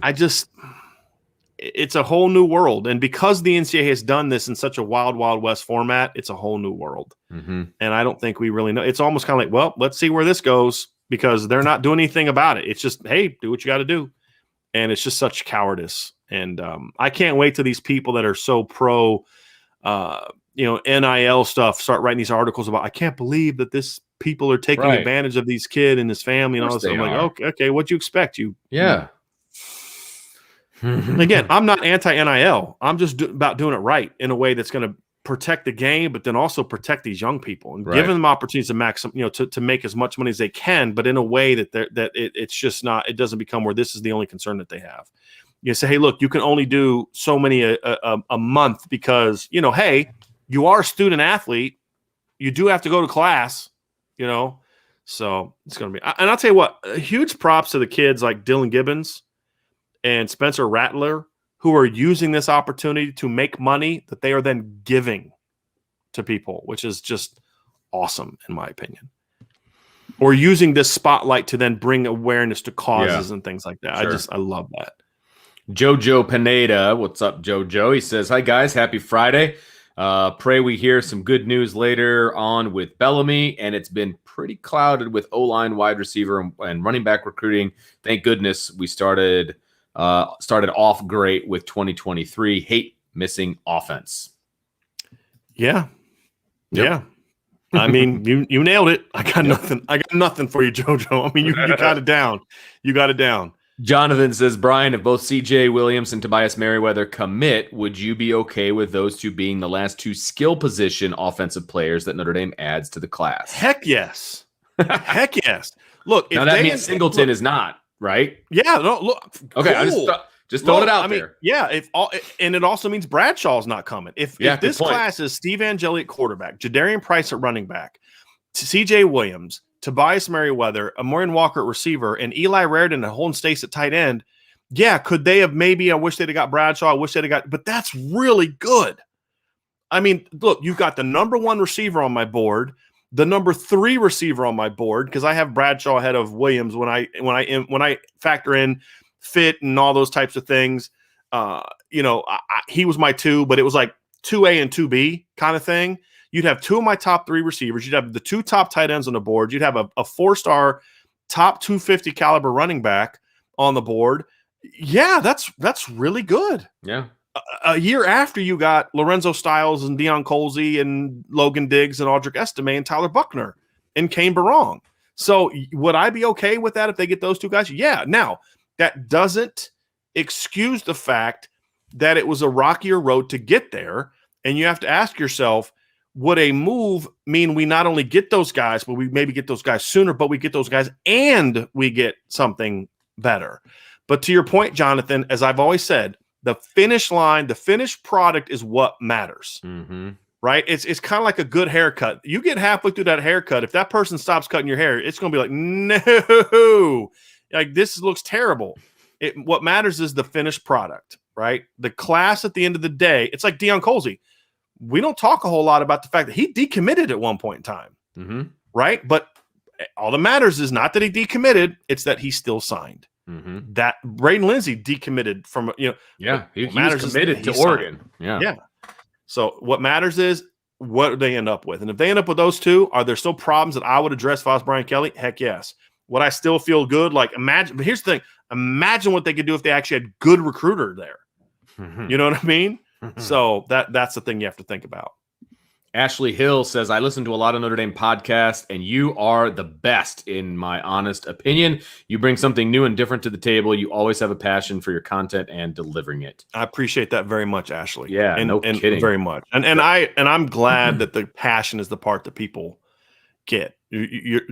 What I appreciate about the comment, I mean, look, we work our butts off. I mean, Vince, you know this, man. I'm sending you emails at like 3:30 in the morning as I'm signing off on the day. Like, so when you get up the next morning, you see those emails. You know what I mean? Because you've been in bed for 5 hours, and I'm just now leaving my office area. It's you that works your butt off. Right. Well, you do too. You have 5 kids to raise in another job, but you know, we work hard, and so it's nice being told that, hey, you enjoy the content. But the things that mean the most to me that we're getting, and then what you guys are talking about here is when you guys talk about how the passion that we bring to the table and the fact that you all believe we're giving you an honest opinion. You may disagree with it, you may not like it, you may give us a thumbs down, but if you always believe that we're giving you honest opinions, then that's great. Now, not everybody thinks that. Some people think that we do things I had some clown on Twitter last night. Well, you just do that for clicks. I'm like, oh, okay, that's just done. If I was worried about clicks, he said I was being negative to get clicks. And I'm like, if I cared about clicks, I'd be positive all the time. Yeah. That's how you get the biggest clicks, is to be a homer. Yes. You know, I'm going to give you my honest opinion. Vince is going to give you his honest opinion. And we may be wrong, but that's what I like. And when you take the time to spend reading our work and listening to our show, it truly does mean a lot. And I'm trying to be professional, right? But today has been incredibly humbling. Yes. And because of all the chats and stuff that people have given, it's just amazing. And the energy and the excitement that these people have. I mean, we've been over 200 in this chat for over an hour. And I mean, when we first got started, you know, we were 40, 50. Remember the first time we got to 100, it was all exciting, you know, and I'm hoping we get even more, but it's so appreciative, because really it's all about you all. We're an hour and 45 in because you all have great questions. Yep. You all are here. You all have passion about it too. What we're trying to do is have our passion equal your passion. Yep. And that's what we're trying to bring to the table. And we had no idea, we had no idea that we would get to where we are even at this point. We had a nice conversation about this yesterday. You know, Brian called me on vacation. We were chatting and we not work conversation. I'm not that guy. No, we were just having a chat just about, hey, you know, who would have guessed that we would be where we're at, even at this point, you know, especially in June, you know what I mean? Because June is not where you grow, right? When we launched in January, I said, well, hopefully by the time the season starts, we'll be monetized. And we got monetized in February because of you. You had to, guys. It's nothing we could do. It's you get 1,000 subscribers and 4,000 hours of watch time. And that's nothing we can do about that. But you all jumped on board, and it has been so much fun and so exciting. And I love the discussion because we have people that are kind of homerish in this channel. We have people who tend to be a little bit more negative in this channel. We have people that try to be in the middle. And for the most part, we all get along. We debate. We discuss. There's sometimes I'm like, man, I wish I didn't have to do this show because I really want to be involved in this conversation that's going on over here in the chat. I know, you know what I mean? There's been some good ones over there. I'm so glad you're back, because you should see me like 10-minute pauses of trying to get through these chats to get to the thing. I'm like, man, I always appreciated Vince, but I appreciate you so much more now than I even did before him. Like, you know, my job security last week was great job. This past week was great job security for Vince. Yes. Oh man, but thank you, Ashley. We really appreciate the comment as well. That's awesome. Shane O'Shea says, thoughts on wide receiver Andre Green. Seems to have a good offer list and has an official set in October. So, Shane, my first thoughts on Andre Green Jr. are he's very good. He's a very talented player. He's from Virginia. Well, at least he plays high school ball in Virginia. I don't know if because he plays in a similar league to what CJ Prosise and Greer Martini and Let's Ajavon played in, but only one of those guys is actually from Virginia. That was CJ Prosise. Greer Martinez from North Carolina, and so because a lot of those are boarding schools. Okay. So I don't know if he's necessarily from Virginia, but he plays in Virginia, so obviously I like that. But no, he's big. He's 6'3". He's got long arms. He's a physical pass catcher. And he's more in the C.J. Williams mold than he is the Tobias Merriweather mold. You know, he's a bigger, longer guy, physical, good ball skills. But he's got a visit scheduled for October, but I don't think right now Notre Dame is on the top of his priority list. Now, perhaps Notre Dame could turn up the heat in the fall if they need to. Sure. But even then, I think Notre Dame's behind the 8 ball with him. But if he's one of those guys, however, that he seems to be wanting to take his recruitment all the way into the winter. And, you know, if Notre Dame puts a good product on the field this year and they miss out on, you know, Merriweather or Williams, then, yeah, turn that heat up on him. Yeah. And hopefully you have a good enough product to, you know, put on the table to get him on campus. JoJo says, I don't want to overreact, but I'm very concerned. We shouldn't be losing to Oregon or Penn State, but we missed on wide receiver and O-line. What is it that we're not doing with offense? Defense, we're killing it. Closing, hey, look, right? It's closing. I don't like the fact, yes, you're right. I don't like the fact that Notre Dame lost Nicholas Singleton to Penn State, but Lou Holtz lost kids to Penn State. Charlie Weiss lost kids to Penn State. You're going to lose Pennsylvania kids to Penn State sometimes. I'm more concerned with losing like Caden Saunders and Drew Aller to Penn State, two Ohio kids, than I am losing Nicholas Singleton to Penn State, because I lived in Pennsylvania for 3 years. I know the pressure there is, especially the Eastern Pennsylvania kids, more so than in Pittsburgh, to stay in state. Now, does that mean Notre Dame could have done things better? Yeah, they could have done things better. But you're just, no matter how good of a staff you have, Notre Dame could bring Tony Alford back, go hire the best, bring Harry Heastand back, go hire the best receiver recruiter in the country, and they're going to occasionally lose a kid to Penn State. It's from the state. And the Oregon thing, you're going to lose some kids at Oregon now. Oregon's a different animal than it was when Lou Holtz was at Notre Dame. You know what I mean? You're just going to lose some of those kids. It's not the one. It's like offensive line. You're going to lose kids. Harry Heastand lost kids. He lost Ben Bredeson to Michigan. But the issue is that it's becoming a pattern at these positions. That's the bigger issue than the individual losses to this school or that school. Every coach is going to lose kids. Tony Alford has lost kids at Ohio State. He just doesn't lose kids in Notre Dame. That's the only difference, But he's lost kids. He's had a down year here and there. Every coach has those. Sure. It's but the anomaly needs to be the year you don't hit the home run. It can't be the year that you actually did well. That's more of the bigger concern. And as far as what they're not doing, I just don't. I think in some it's different every time. I think Jeff Quinn puts in the work. I think Jeff Quinn is a good dude. I don't think Jeff Quinn is a closer. I don't think he has that personality to really close. I don't think he has the reputation to be a guy that you say, hey, Jeff Quinn can talk to you all he wants about all the first-round draft picks at Notre Dame. He didn't coach any of them, right? And so no matter how much you sell it, you can't. Hey, that wasn't you, Right. And so and what was the last time he was an offensive line coach? It was back in 2009 at Cincinnati. Well, that's not moving needle either. Now he did coach a first-round draft pick back then, or no? Was Jason Kelsey a first-round draft pick? I don't know if he was or wasn't, but he was at least he's a Pro Bowler. He's a top NFL lineman, right? Right. But I mean, that's not moving the needle, right? Yeah. So I think those are things, but he just doesn't have the personality, the charisma to be a great closer. And then neither did Harry Heastand, but Harry had the reputation and he had the plan and all those kind of things. Coach Quinn doesn't have either one of those. Hopefully he does. Hopefully this year the offensive line plays great. Jared Patterson becomes a first-round pick. Kane Madden's an All-American like everybody thinks he will be. And all of a sudden he has a little bit more of a reputation there because, again, trust me, schools are using the fact that the kids that played last year were Harry Heastand kids against Notre Dame. Absolutely. They are. They can't do that in 2021. If Notre Dame comes out as a great offensive line this year, you can say, well, it was Harry Heastand. No, it's 100% Jeff Quinn. 100% Jeff Quinn. Good or bad. Good or bad, right? Yeah. And so that will help. If he has a good year, that's going to help him. But again, I still don't know if he has the personality to be a great closer. But that's okay. So then that knows, Brian says, hey, look, Jeff Quinn's a great online coach. He's going to get us in the door, but it's up to me and Tommy to close. And as long as you know that, you can live with that, right? If he's getting the job done as a coach. So if they have a great O-line this year, it tells me that Jeff Quinn coaches butt off. Okay, so you don't want to get rid of a guy that's a great O-line coach because I'd rather have a great coach as an offensive line guy than a great recruiter who ain't a great coach, right? As I've said, you can have a great O-line with 5 pretty good players that are coached at a high level. So then you say, well, if we want to get those elite guys, what do we got to do? Okay, we got to get the area recruiters involved more. So if a kid's from Pennsylvania, then you have another coach who's got a connection there. If a kid's from Texas, okay, you have a coach who's done well in Texas there, who maybe coached the safeties, but whatever, you're going to have him help there. The BK's got to be more involved at that position. Tommy's got to know but hey, we got to help Coach Quinn out, right? If he coaches at a high level. The receiver thing, the running back thing, to me, I'll sacrifice an elite coach for an elite recruiter at those positions. I just will. If I had a guy that was an elite recruiter and he was just an okay coach, I'd just go hire a really good young GA to help him out. I mean, because the recruiting talent at those positions kind of going out. Offensive line, you could have a lot of talented guys and be a bad O-line if you're not coached well. If you have really talented receivers, I'm going to nitpick your route running, but you're still going to make a lot of plays because you have talent. It's just different positions are different. Have different requirements and different standards and different, needs for success.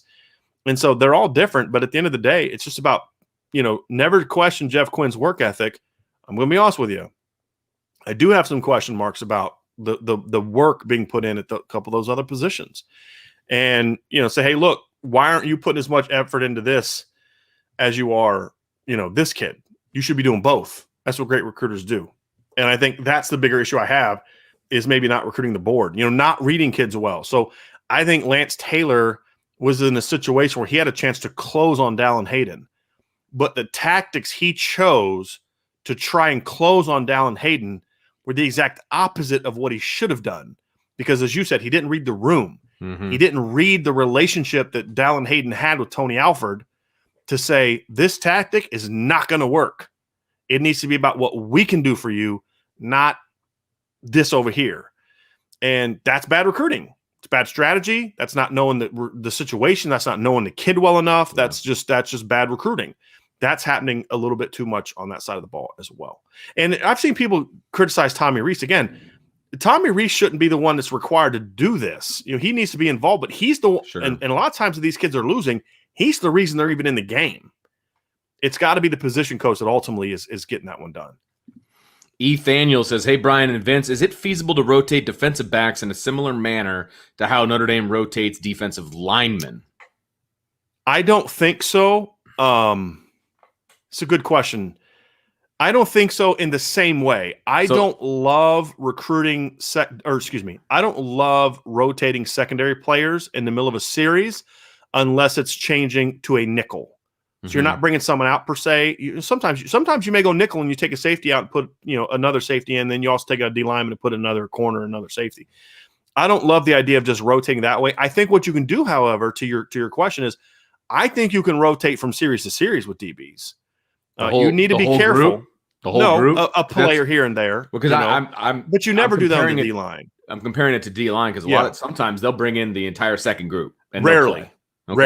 What you'll see happen is and we've talked about this, is what you'll see is you'll see, like in 2018, they did this a lot. John Bonner and Jerry Tillery started the game together. But if you then watch the rest of the game, they hardly ever had Heinisch and Tungavaloa in the game together. It was always, I think Heinisch was with Tillery and Tungavaloa Mosa was in with Bonner. So they would rotate that way, where there was always a veteran defensive interior guy. There have been times when they've done that, Vince, but it's not often, where they bring in a whole second line. Now, could you do that in the secondary? Yeah, you could, but I'm more referring to it as, to me, honestly, I almost look at it more of like what we've talked about with offensive line rotations, where it's a series-by-series thing. But even then, you have to be careful, especially with corners, because part of being a successful corner is really getting a read on your opponent. Mm-hmm. I know this is his giveaways, and when he does this, and if you're not getting the consistent reps against him, then you're not seeing that. You can maybe have some problems later in the game. But if you have a guy that has to play, then you figure out a way to get him in the game. But I think it's more of a series by series. Very good question. Yeah, it is. I'm going to let you try to pronounce this name. Delali is what I say. Delali. I mean, I could be wrong, but they've never corrected me. I'm impressed. Okay. Delali says, is getting Keeley and Vernon the same as it was getting Tuitt and Lynch, or is it better? The jury's got to still be out, though. These guys just finished their sophomore year. Yeah, I mean, they got Lynch was a junior when they got him. Stephon was a junior Stephon committed to Notre Dame, I believe, in September of his senior year. Okay. Aaron committed to Notre Dame that summer before his senior year. So, I mean, they're way ahead of the game.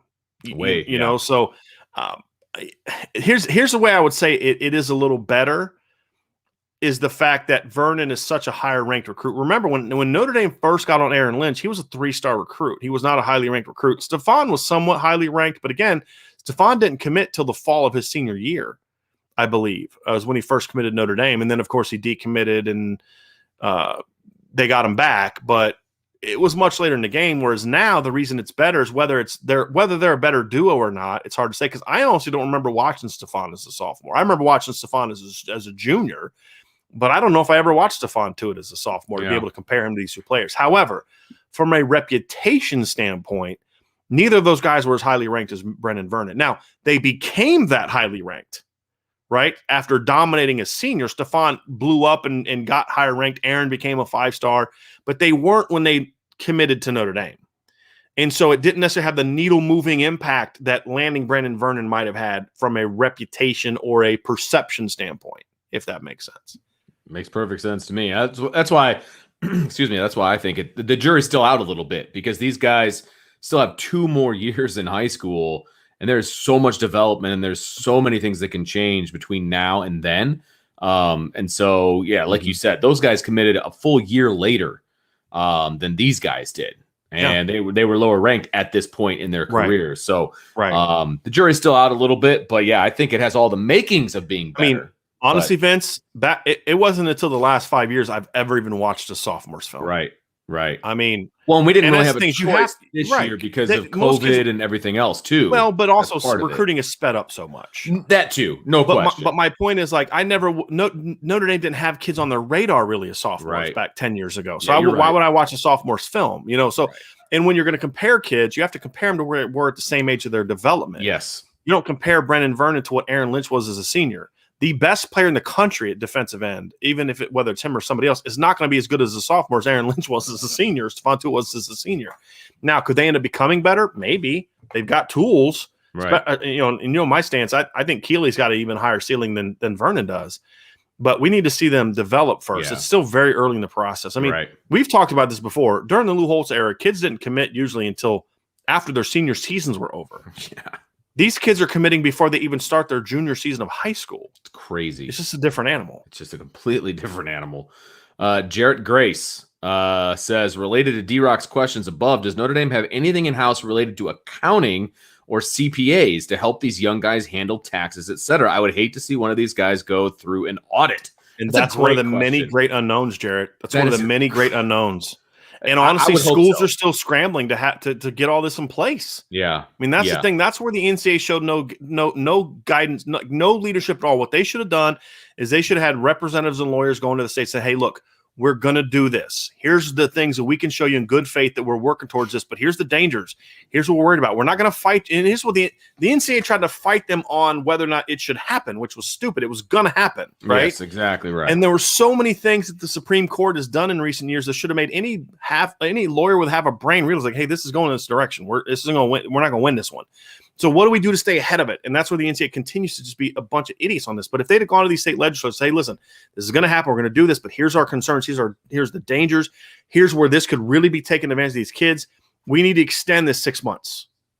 Give us until, January 1 of 2022 to really sit down and figure this out. How can each of these institutions, to your point, how do we handle this? Mm-hmm. How do we give these kids guidance? I had no idea. I would have not known that I needed to file a tax return when I was 18 years old. You know what I mean? Like, hey, look at the money I got, right? I mean, my first job, I was getting cash under the table. You know what I mean? Like, it's just like, let's go spend it, right? Yeah, absolutely. And so that's the concern is these kids are going to just get this money. It's like, okay, if you're getting it, like to Jarrett's question, if you have a CPA or if you have someone that's guiding, say, listen, you need to make sure that you understand, are you just getting this money? Are they taking taxes out? Are they taking FICA out? Are they taking this out? Are they taking that out?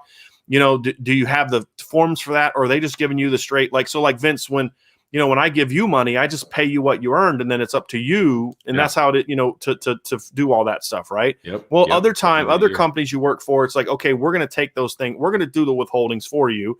And I don't know what's going on with these kids and how that's going. I don't know how advertising revenue is the same as a salary. And a lot of these kids are going to be like, wait a minute, what? I have to file a tax return? Right. Like, and it's just something they shouldn't be having to deal with. I almost feel like they should have, the at least access to a money manager, so like a financial advisor, right? As well as that the NCAA and the schools should be providing. Hey, look, if you want to do business with a student athlete at Notre Dame, you need to go through us. Now, the danger for that is a lot of these schools are going to try to micromanage things. Your job is not to determine what they are or are not going to do. That's between them and their families and their representatives. Mm-hmm. You are simply saying that you're going to facilitate to make sure that, hey, look, we're going to set up your accounts. We're going to make sure that their companies are doing this. We're going to make sure that you're doing this. Because a lot of these kids, to Jarrett's question, some of these kids are going to come from backgrounds where their families are going to be able to take care of. So they're going to know, they're going to have the financial resources. And they have those There's things a lot of in kids. Place. Yes, there's a lot of kids. And this would have been my situation is my family wouldn't have had the knowledge or the income to be able to hire those type of things. Correct. And so I would, who knows what would have happened. And so that's the situation is where, again, just another example of how the NCAA has shown no leadership. The media has shown no leadership in this. It's just a bunch of people trying to be liked. Mm-hmm. I want to be shown as supporting players. Well, that's not support. That's just being like the uncle. Right. I mean, you know what I mean? There's no leadership there. There's no encouragement there. There's no support there. You're just handing kids money without any concept of what that's going to do for them. And I mean, it's maddening. So maddening. Let's see. Jared Berger says, what do you think the issue is with Lance Taylor? And I'm assuming he's referring to the recruiting side of things. He's a very good coach. Yeah. I just think Coach Taylor has to grind a little bit more, and Coach Taylor has to do a better job of building relationships with players to know what exactly it's going to take to close the deal. Because you have to know I know when he goes home after this visit, I know what he's going to be facing, and I'm going to be ahead of it. I know that this kid has a great relationship with the position coach of the school we're trying to beat for him. The last thing I'm going to do is denigrate or talk bad about that guy. It's going to have the opposite effect of what I think it's going to have. You gotta be built. You gotta really have those relationships, and you gotta grind. And you also have to be able to read the room. You have to know like they genuinely thought they're gonna get Will Shipley, and the whole time I'm like, I'm not as sold on that as you are. And then they were wrong, and they put all their eggs in that basket. Well, if you're gonna put all the eggs in that basket, you better darn sure making sure you're doing everything possible to win that battle. And so I just look, he's doing a good job of recruiting. He's not doing a bad job of recruiting, but is he doing a good enough job? And that's the thing that people have to understand is it's okay. If a guy's doing a good job and that's the best he can do, then that's good. Or the school, it may be the best the school can do. Hey, because of just geography or whatever the case may be, this is just a position you're never going to have as many elite players as a school where, there's 5 stud running backs within a 100-mile radius of their campus every year. Right? That's just a genuine part of it. Mm-hmm. But if you're going to do that, then you have to say, okay, but we need to make sure we're maximizing our potential as a recruiting staff. Notre Dame is doing a good job. Can anyone tell me that they're maximizing their potential as a running back recruiting operation in the last couple of years? No, you can't tell me that. At least if you did, I wouldn't necessarily believe that you were being honest and objective. Or if you were, I'd strongly disagree with you. And to me, that's the issue. But I don't think he's far off. I mean, it's again, you got Jadarian Price, Audric Estime, and Logan Diggs in a 2-year span. There's a lot of teams that would like to struggle with that with running back group, right? Absolutely. I mean, that's what I'm saying. We have to be able to look at this in a way where we're not going to two extremes in opposite directions. We need to be able to say, look, it's not good enough. It's not as good as it should be, but it ain't terrible. You know what I mean? Could Notre Dame win a championship in 2-3 years with those 3 guys as your running backs? Heck yeah. Mm-hmm. But it'd be even easier if you also had Nicholas Singleton or Will Shipley right? That's where I'm coming from. Domer Since Birth. Great name, by the way. Gents, with the new transfer rule, do you feel any better or different than a guy that is committed 2 cycles out than you do about a sophomore buried deep in the depth chart? Develop versus potential. Happy 4th. I don't know that those two things are necessarily linked because you're talking about a guy that's 2 cycles out. So if you're comparing somebody that's 2 cycles out and a sophomore, they're not even going to be on the same team, right? You'd be more right? The way that you look as a high school senior, you're recruiting to replace a college junior. Yeah. So currently, a high school sophomore is not being considered about a college sophomore. Yeah, but that's a nitpick. I mean, let's look at a freshman or something. I mean, to his point, I think your development always has to be the primary thing. You always try to develop the kid that's already on your roster because you have 2 years left with that kid before that other kid's going to even be on part of the program. You have to focus, and that's my big fear about Notre Dame and in recruiting transfers is you can get lazy with it. Mm-hmm. You can say, well, we're just going to go get this kid from Marshall. We're going to go get this kid over here and from Northwestern every year. And we're just going to plug those guys in and they're already developed in this quarterback from Wisconsin. And we're going to just, the kid that we were developing, he's just going to go to the back end. Well, then now you get stuck into the cycle where you kind of have to repeat that process every year because you didn't develop the other kids. And now you better hope there's another guard in the transfer portal next year. You better hope there's a quarterback in the transfer portal next year. theoretically, if you don't handle it right. Now, sometimes that doesn't mean every situation is that way. I liked them bringing in Jack Cohn. I like them bringing in Jack Cohn a whole lot more than I like them bringing in Kane Madden, for example. I like the notion of bringing in Ben Skoranek. I didn't like the way that they use Ben Skoranek. So every situation is different, but the development of your current roster has to always be the key. And if you're relying on the transfer portal, either getting players or losing players, then I think that's not how you win championships. You've seen those teams get transfers, right? Ohio State got a transfer. Alabama's gotten transfers. But they never build the transfers are never at the positions where Clemson, Oklahoma's gotten great transfers, but how many playoff games has Oklahoma won? 0. And the transfers they have had, like Kyler Murray, was not a fifth-year senior. Kyler Murray was in the program for multiple years. That's a difference. So, transfers can be good, but at the end of the day, your transfers have to be surrounded by great development everywhere else. Yep.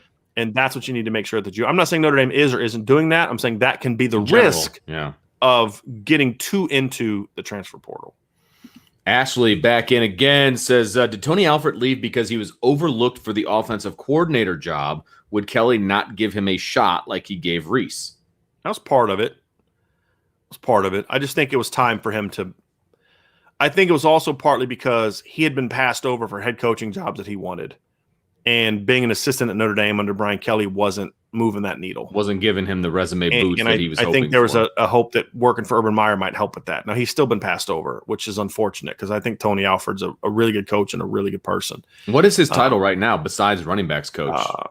Does he have like one of those extended Yeah, I'm sure. Associate head coach, whatever. Yeah, I'm sure. And while you're looking at that, David Knight says, Ashley Hill, that's a great question. I also think the money was not right in South Bend. No, that wouldn't have been a reason for Tony. Tony loved it in South Bend. Okay. Loved it in South Bend. It was other things, but he is the assistant head coach for offense as well. Gotcha. Let's see here. Frank Sierra says, how many commits will Notre Dame get this weekend? He's nailing you down here. He wants numbers, Brian. Frank, man. You know I'm not going to answer that question. Oh, let's see here. Orange Glove Guy says, our opposing schools negative recruiting Coach Quinn. Yeah. Schools are going to negative recruit whoever. They're negative recruiting against Harry Heastand. Whether or not it works absolutely. Or not. Yeah. I think it's working a little bit more now because he doesn't have that reputation. Right. Mike Padone says, Brian, was Anderson one of the 4 silent commits you talked about? Great job, guys. No, he was not one of the silent commitments that I talked about last month, like back in May. Okay. He was not one of those guys. He was a guy that was a silent commit. I took him as a silent commit after coming out of his visit. Yeah. Mm-hmm. Omar says, apparently Coach Quinn is negative recruiting himself. That's just a great crushing the dude, man. I'm sorry, but that's just funny. And DC agrees with us. He says, I literally laughed out loud. I just thought that was great. Oh, fantastic.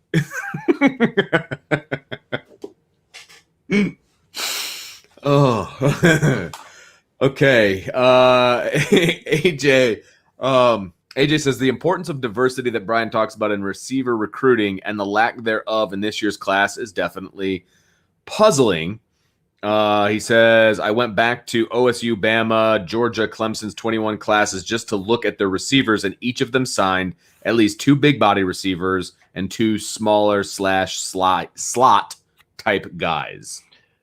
Yes, they do. They have more diversity. I would say, though, it's not about size. However, if you look at Bama's recruiting classes, they've signed bigger receivers. None of them played last year. None of them played in 2019. They were all 6'1" or shorter, and none of them were pushing over 200 pounds. Chase Claypool in 2019 was bigger than anyone Alabama had playing tight end or receiver last year. You know what I mean? It's not about body type, it's about skill set. And even if you look at the receivers that Alabama had this past year, John Mechie, who's 6 foot, about $195. Devontae Smith, who's listed at 6'1", 165, 170. Jalen Waddle's 5'10", 5'11". Jalen Waddle and Devontae Smith do different things. Jalen Waddle is an explosive vertical player that's a catch a cross, catch a slant, catch a bubble screen, and turn it into a home run. Devontae Smith can do some of those things, but he's more of a precision route runner, just an high IQ football player that you're going to win one-on-ones with. And then John Mechie's kind of like a running back playing receiver, big, strong, physical kid. Mm-hmm. I mean, did you see the play? He's a kid that Notre Dame was trying to recruit as a safety. And I actually liked him better as a DB than I did as a receiver coming out of high school. And then he had that play in the SEC title game where Mac Jones threw a pick and the guy was running and John Mechie laid him out and forced a fumble. Bama got the ball. I mean, laid him out. Devontae Smith's not doing that. He was the best receiver in college football last year. He's not doing that. So even though there weren't different body types per se, you had different skills. And that's what I said, like T. Higgins and Justin Ross were similar body types, but they had different skills. Terrace Marshall and Justin Jefferson had similar body types. They had completely different skills. And that's the thing. And again, it's like, well, this guy's a little faster than that guy. I'm not talking about this guy is a fast vertical player and this guy is a slower vertical player. They're both vertical players. That's the difference. And I actually felt Nicholas Anderson was one of the bigger guys that actually brought a little of a different skill set to the table because he's such a good route runner. It's problematic for sure. Okay, let's see here. Bert says, welcome back, Vince. Why do you think there's such a large disparity between the season outlooks from different outlets? I've seen from the Phil Steele undefeated in your article to 3 to 4 losses. I'm going to take a stab at this, Brian. I think there are a couple different reasons. One, I'm going to be Mr. Negative, and I'm going to say clickbait. I'm going to say that, when you've got a headline, Notre Dame loses 4 or something. Yeah, but these are about preseason magazines, though. Okay. That's his question. So it's a little different because I still think to sell magazines is part of it too. I still think that there is a bit to that. Now, the other part, which is probably more towards these magazine guys, is that I don't think that they're doing the research on the depth and the reloading ability of Notre Dame that they should be doing. Yeah. They see that, hey, 4 offensive linemen are now in the NFL. They see that the quarterback is gone. He's in the NFL now. The top receivers are now in the NFL, right? So they're seeing all these departures, but they're not knowledgeable enough in what is going to replace them to have any faith that Notre Dame is going to be able to be good and score points, right? And then same thing defensively. Look, Notre Dame lost big names defensively as well. They lost the Butkus Award winner, for goodness sakes. Mm-hmm. So they're looking at 2 drafted defensive ends. Right. They're looking at the pieces that are gone as opposed to the pieces that are going to take over. Yeah. And they're saying, well, there's no way they can be good if they've lost this much talent. I think it's perception. Yeah. And I think Phil Steele has a different perception of Notre Dame than Lindy's and Athlon. And I think Vince made a lot of good points. And the way I look at it is, if Notre Dame had sort of a 3 good year run and it was mostly the same players that were responsible for that run, I would be sympathetic to them saying, yeah, we think they're going to take a step back. That hasn't been the case at Notre Dame. You've seen them lose a lot of good players over the last 4 years. I mean, they lost Quentin Nelson, Mike McGlinchey, Equinemi St. Brown, Niles Morgan, Greer Martini. I mean, we can go through all the 2017 kids they lost. And technically lost Sean Crawford because Sean Crawford got hurt in fall camp that next year.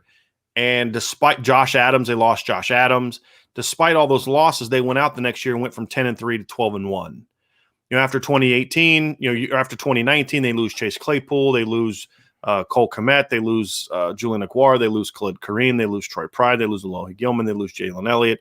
Had a lot of Osmar Bilal, who had 10 plus tackles for loss. You lose all those guys, and you went from 11-2 to or 10-2 in the regular season to 10-0 undefeated in the regular season.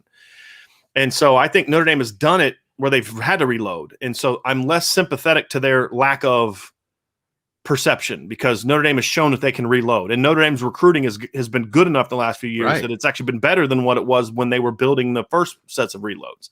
So I think it's a lack of perception. They're still treating Notre Dame like this is 2011, where Notre Dame was a program that just, every now and then have a good year, but then they always took a step back. That's not Brian Kelly's program is not there anymore. And honestly, there's still some Notre Dame fans who are expecting a significant drop off. Oh, there are not a lot, but there are some. No, but I think the other part is Phil Steele has been higher on Notre Dame in recent seasons than the other magazines. I mean, Phil Steele predicted Notre Dame to be the #1 big surprise in 2018. because he was looking at it. Hey, they're losing all these players, but they got, and he does real. I mean, he's talking to every program, every coach. He does.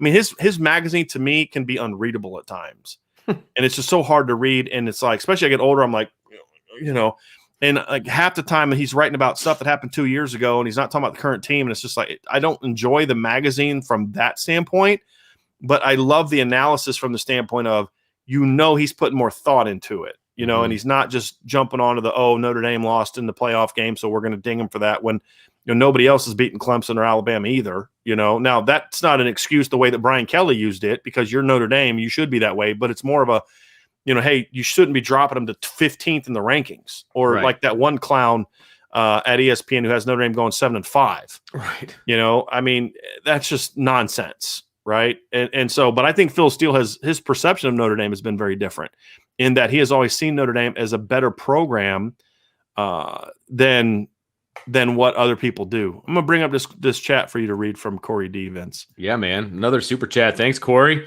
He says, any chance Kelly wittingly sabotages Freeman's chances of becoming Notre Dame's next coach by staying here until 24 or beyond? I could see this happening.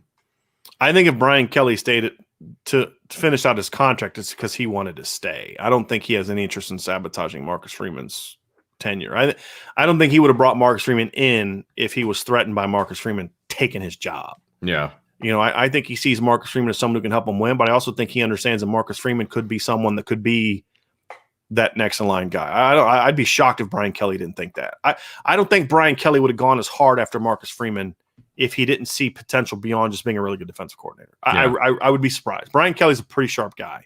And Brian Kelly doesn't want this thing to completely fall apart after he leaves. Now, I will say that there is a coaching mentality that, you think that you do everything right, and that you wouldn't mind seeing the program take a little bit of a step back when you go away, because that means that you were doing something right? Does that make sense? I think that's only true if you leave a place on bad terms. Okay.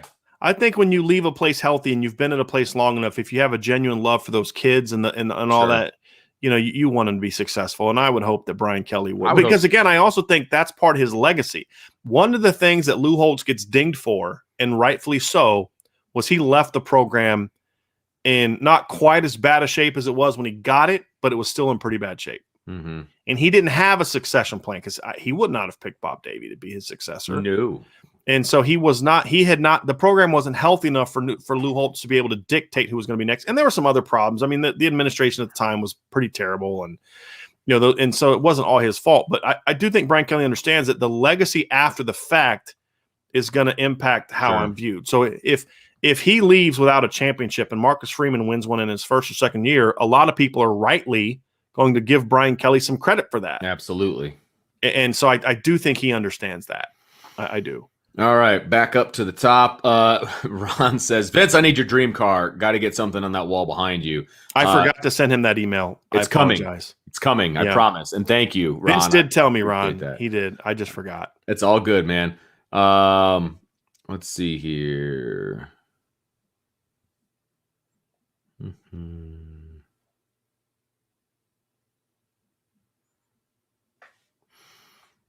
Jay says Blake Barnett won the Elite 11 event, and look what happened to him. Right. Garbage. Because you can't measure what's up here at an Elite 11 event. Right. And because we were talking about Elite 11 and some of the guys that were there earlier. So DC wants to know who starts at slot this season. Avery Davis. For sure. Absolutely. Yeah. Let's see here. Joseph says, thanks for the show, Vince and Brian. Hope we can rebound on offensive recruiting. Example, if we miss Singleton, we pick up with Payne. And that's a good point, but that's only if Payne breaks out. I don't think Notre Dame needs, and I said this when it looked like they were going to get Nicholas Singleton, so I can't change my mind now to fit a narrative. Nicholas Singleton was a want. The fact that they missed him is problematic because it shows that he can't close on that kind of player. Right. But I even said at the time, they don't need Nicholas Singleton. They wanted Nicholas Singleton. They have a very good back in the class. They don't need a second back. The only way that I would take Jabron Payne is if Jabron Payne comes out as a senior and proves to be healthy and better than he was before. But they don't need us. I would rather use that scholarship for an extra DB, for an extra offensive lineman, for or put it to 2023 than to take a guy that's not on that level of a Nicholas Singleton kind of player. Chris Forston, and I think the ND4L would be like ND for life. I'm going to go with, but it's Chris Forston, Fortson, excuse me. He says, "Who are you most looking forward to watching this year? I can't wait to see what Jack Kaiser can do. First time poster. Listen to the podcast. Thanks for all you both do. Best ND site." Welcome to the. You're now officially a part of the IB community because you've now been a part of the show. He got my defensive one, although I say Jack Kaiser was my first gut response, but then I'm like, but I also really want to see Jason Adamiola, and man, I can't wait to see his Isaiah Foskey, and man, I hope Cam Hart meets. So it's hard for but my first gut reaction is always Jack Kaiser. Yes, agreed. That's on defense, I've said this before. Defensively, my guy's Cam Hart, so of course I want to see what he can do. And I want to see Kyle Hamilton take it to the next level. Yeah. We never talk about him because we've seen what he can do. Right. But I mean, with him, even if he's just as good as he was last year, he's still an All-American. You know absolutely. What I mean? Offensively, for me, it's Lawrence Keys. Fair enough. And mine's Blake Fisher. I think I said him before, but I want to see Avery Davis take it to another level as well. So he would be my next one offensively too. Vince, where are you right now, by the way? 148. Okay. I got booted when I got kicked out of the room. I'm down at 214. So. Oh, okay. Yeah. Oh, got a ways to go. All right. You're on your own. Okay, no problem. DC says, "Do you think Tim Brown would be interested in coaching the wide receivers? I know he's never coached, but the name alone would be better for recruiting." And that I would imagine Tim Brown would have to take a pay cut to come back and coach college football. What's he doing now? I mean, he does speaking and all that type of stuff. I mean, gotcha. And I would say DC, would it be better for recruiting? Again, we talked about this earlier. Kids that are getting recruited now, most of them have no idea 40s, who Tim Brown are. Right? I'm in my 40s. Tim Brown left Notre Dame when I was 9. Yeah, right. And he left the NFL quite a while ago. I mean, look, there's a lot of good. I mean, Ohio State is a former Ohio State receiver coaching the receivers, but it's Brian Hartline. It's not like they brought back like Terry Glenn or, you know what I mean? Sure. Right. It's Brian Hartline. But he does a great job recruiting. He does a great job building relationships. He does a great job selling the program, and he works his butt off. That's why Brian Hartline is successful. Sure. Not because he was a former Ohio State player or played in the NFL or anything like that. It's because he puts in the work, and I mean, look what happened with Autry Denson. Autry Denson, former great Notre Dame player, all-time leading rusher, right? Terrible recruiter. Average coach. I mean, it's not that hard to coach running backs. That I get where everybody's coming from, but that's not. There's a lot of good coaches out there that can get the job done, including Coach Alexander, if he can make some corrections to get back on track. Okay, Thomas Walsh says, "If healthy, do you think Lenzy, if used properly, deep shots, reverses, etc., opens it up for all the other receivers?" Absolutely, no question about it.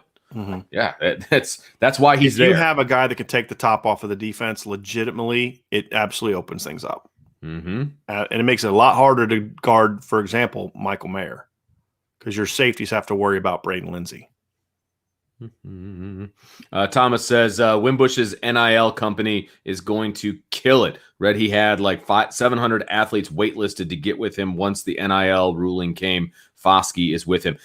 We talked to Brandon on our radio show last year before one of the Notre Dame games, and he kind of outlined what his company and his business were going to do. And this was obviously way before NIL was going to officially happen.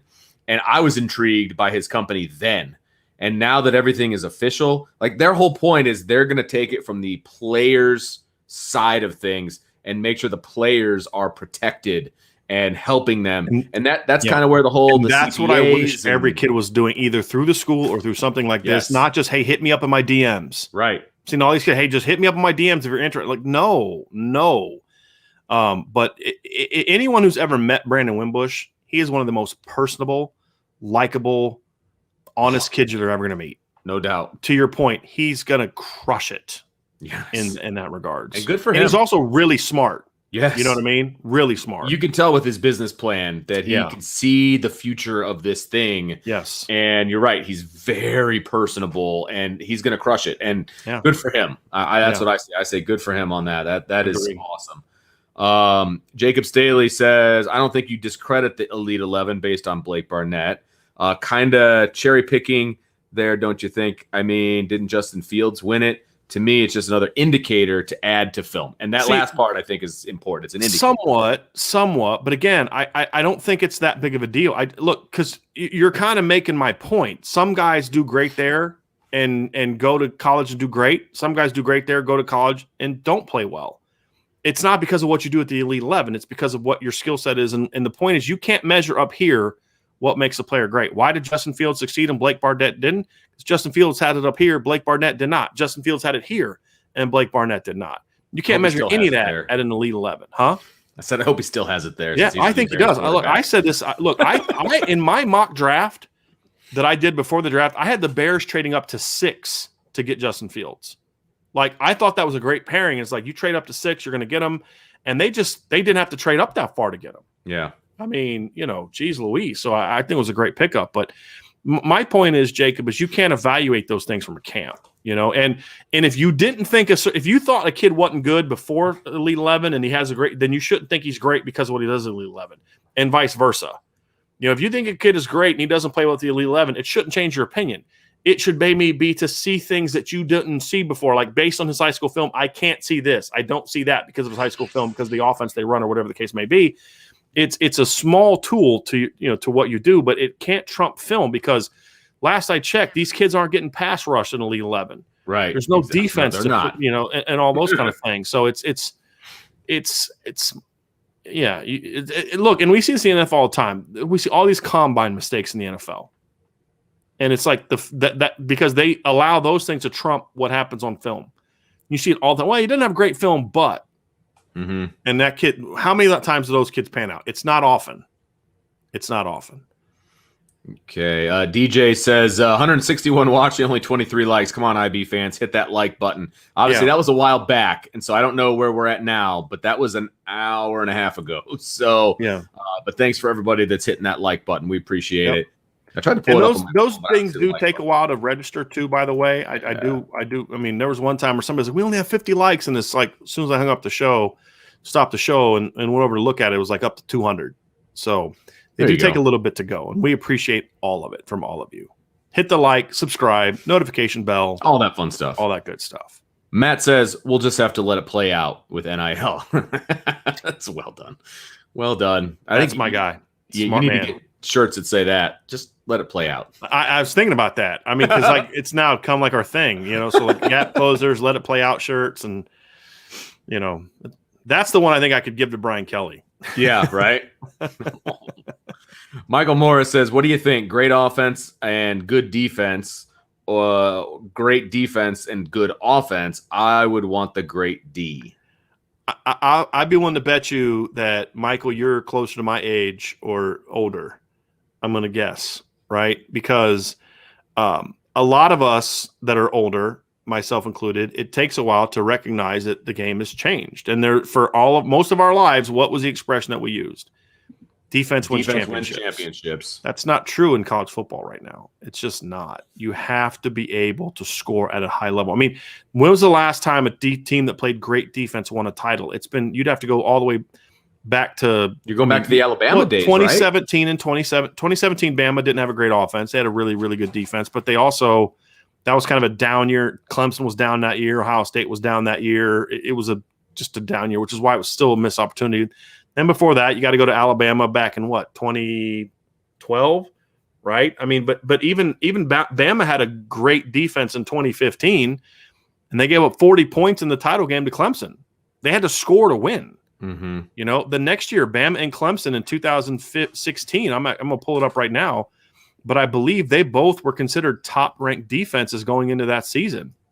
But you look at the college football playoff game, they were both scored over 30 points. The winner scored over 30. Yeah, so Alabama in 2016 had the number one ranked defense in the country. They gave up 13 points a game. Clemson gave up 18. 2015, Alabama had the number 3 scoring defense in the country. This is after the college football playoff. They would have been number 2, and Clemson was down at 24, right? Well, why did Alabama beat Clemson in 2015? Because they scored more, scored 45 points. In 2016, when Alabama had the number 1 defense in the country, they gave up 13 points per game.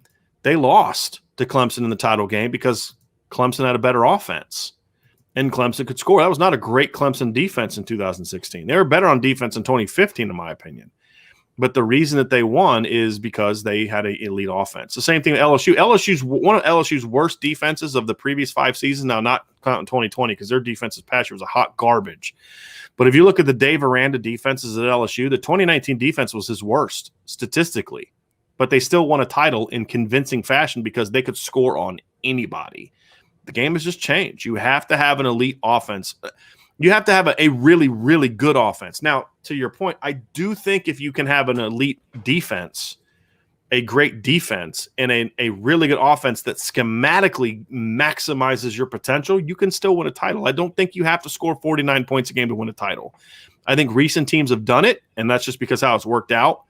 But I think Notre Dame can still win being a 38 to 42 point per game team as opposed to 48, 49, which the last couple title teams have been, because I think Notre Dame can be better on defense. And I think the other thing that Notre Dame has going for it defensively is when Notre Dame's great on defense is because they're great in the front 7. And that can kind of help neutralize some of the skill advantages that happen, which is kind of what I thought happened, back in the 80s and 90s when Notre Dame was beating Miami and Florida State, is because those teams had better athletes, 1 to 12 than Notre Dame, but Notre Dame had enough good athletes 1 to 5 where when they were able to dominate in the trenches, that was the difference in those games. That's just my opinion. Tommy Lawson has a comment here. He says, one reason I like college more than the NFL is the players play harder to get to the money. I hope NIL doesn't ruin that. Well, I think players also played hard because there was a greater love for the game. You were playing it because you loved it. Right. And now you're going to see more and more kids playing to get the money. And yeah, it's a slippery slope. But I also don't think you shouldn't not pay them the NIL because of that. That's not a justification for legally not doing it or even ethically not doing it. JoJo says, great show, guys. Thank you for making me feel optimistic despite the offensive recruiting. We still have a ways to go, but the miss between last year and this year is frustrating. Welcome back, Vince. Thanks, JoJo. It's good to be back. I just had that Welcome Back Cotter theme song in my head right now every time. Welcome back. Yeah. Yeah, I got you. Anthony Stauffer, happy Friday, fellas. Worried we miss on Williams and Tobias. If so, who do you see we go after? Have a great weekend and holiday. There's no good answer there. Yeah. Well, and earlier you said it's better just to hold on to that scholarship for other things. But if they miss on both of those guys, and I don't think they will, I don't think they're going to miss on both of them. I think they'll get one of them for sure. I think they got a shot with 2, but if they miss on both of them, there's no good answer to who they go after next. Matty K, 55. I love our strength program and Matt Bayless.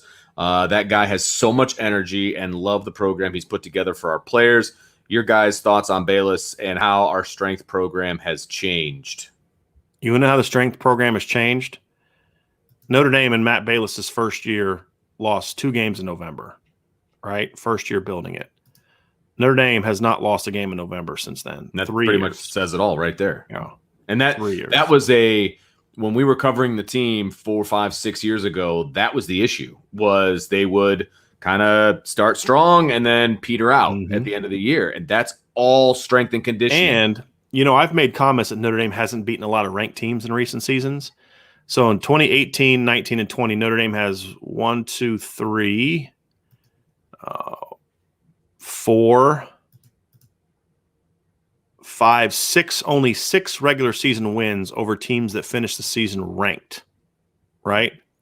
5 of those wins have come in November. And that was the month Notre Dame was struggling. I mean, Notre Dame would start well and fade under Kelly, right? And we saw that in his first year. I think that's the biggest indicator. But we're also seeing it at the Combine. And how many years in a row now have we seen? Well, obviously this year the Combine wasn't there, but it's like 3 years in a row. Like people are shocked by the numbers. I can't believe Drew Tranquil ran that fast. Where did Miles Boykin guy come from? There's no way we thought Chase Claypool would be that fast. And it's because a big part of that is Matt Bayless and the strength program, or a big part of that. You're muted, Vince.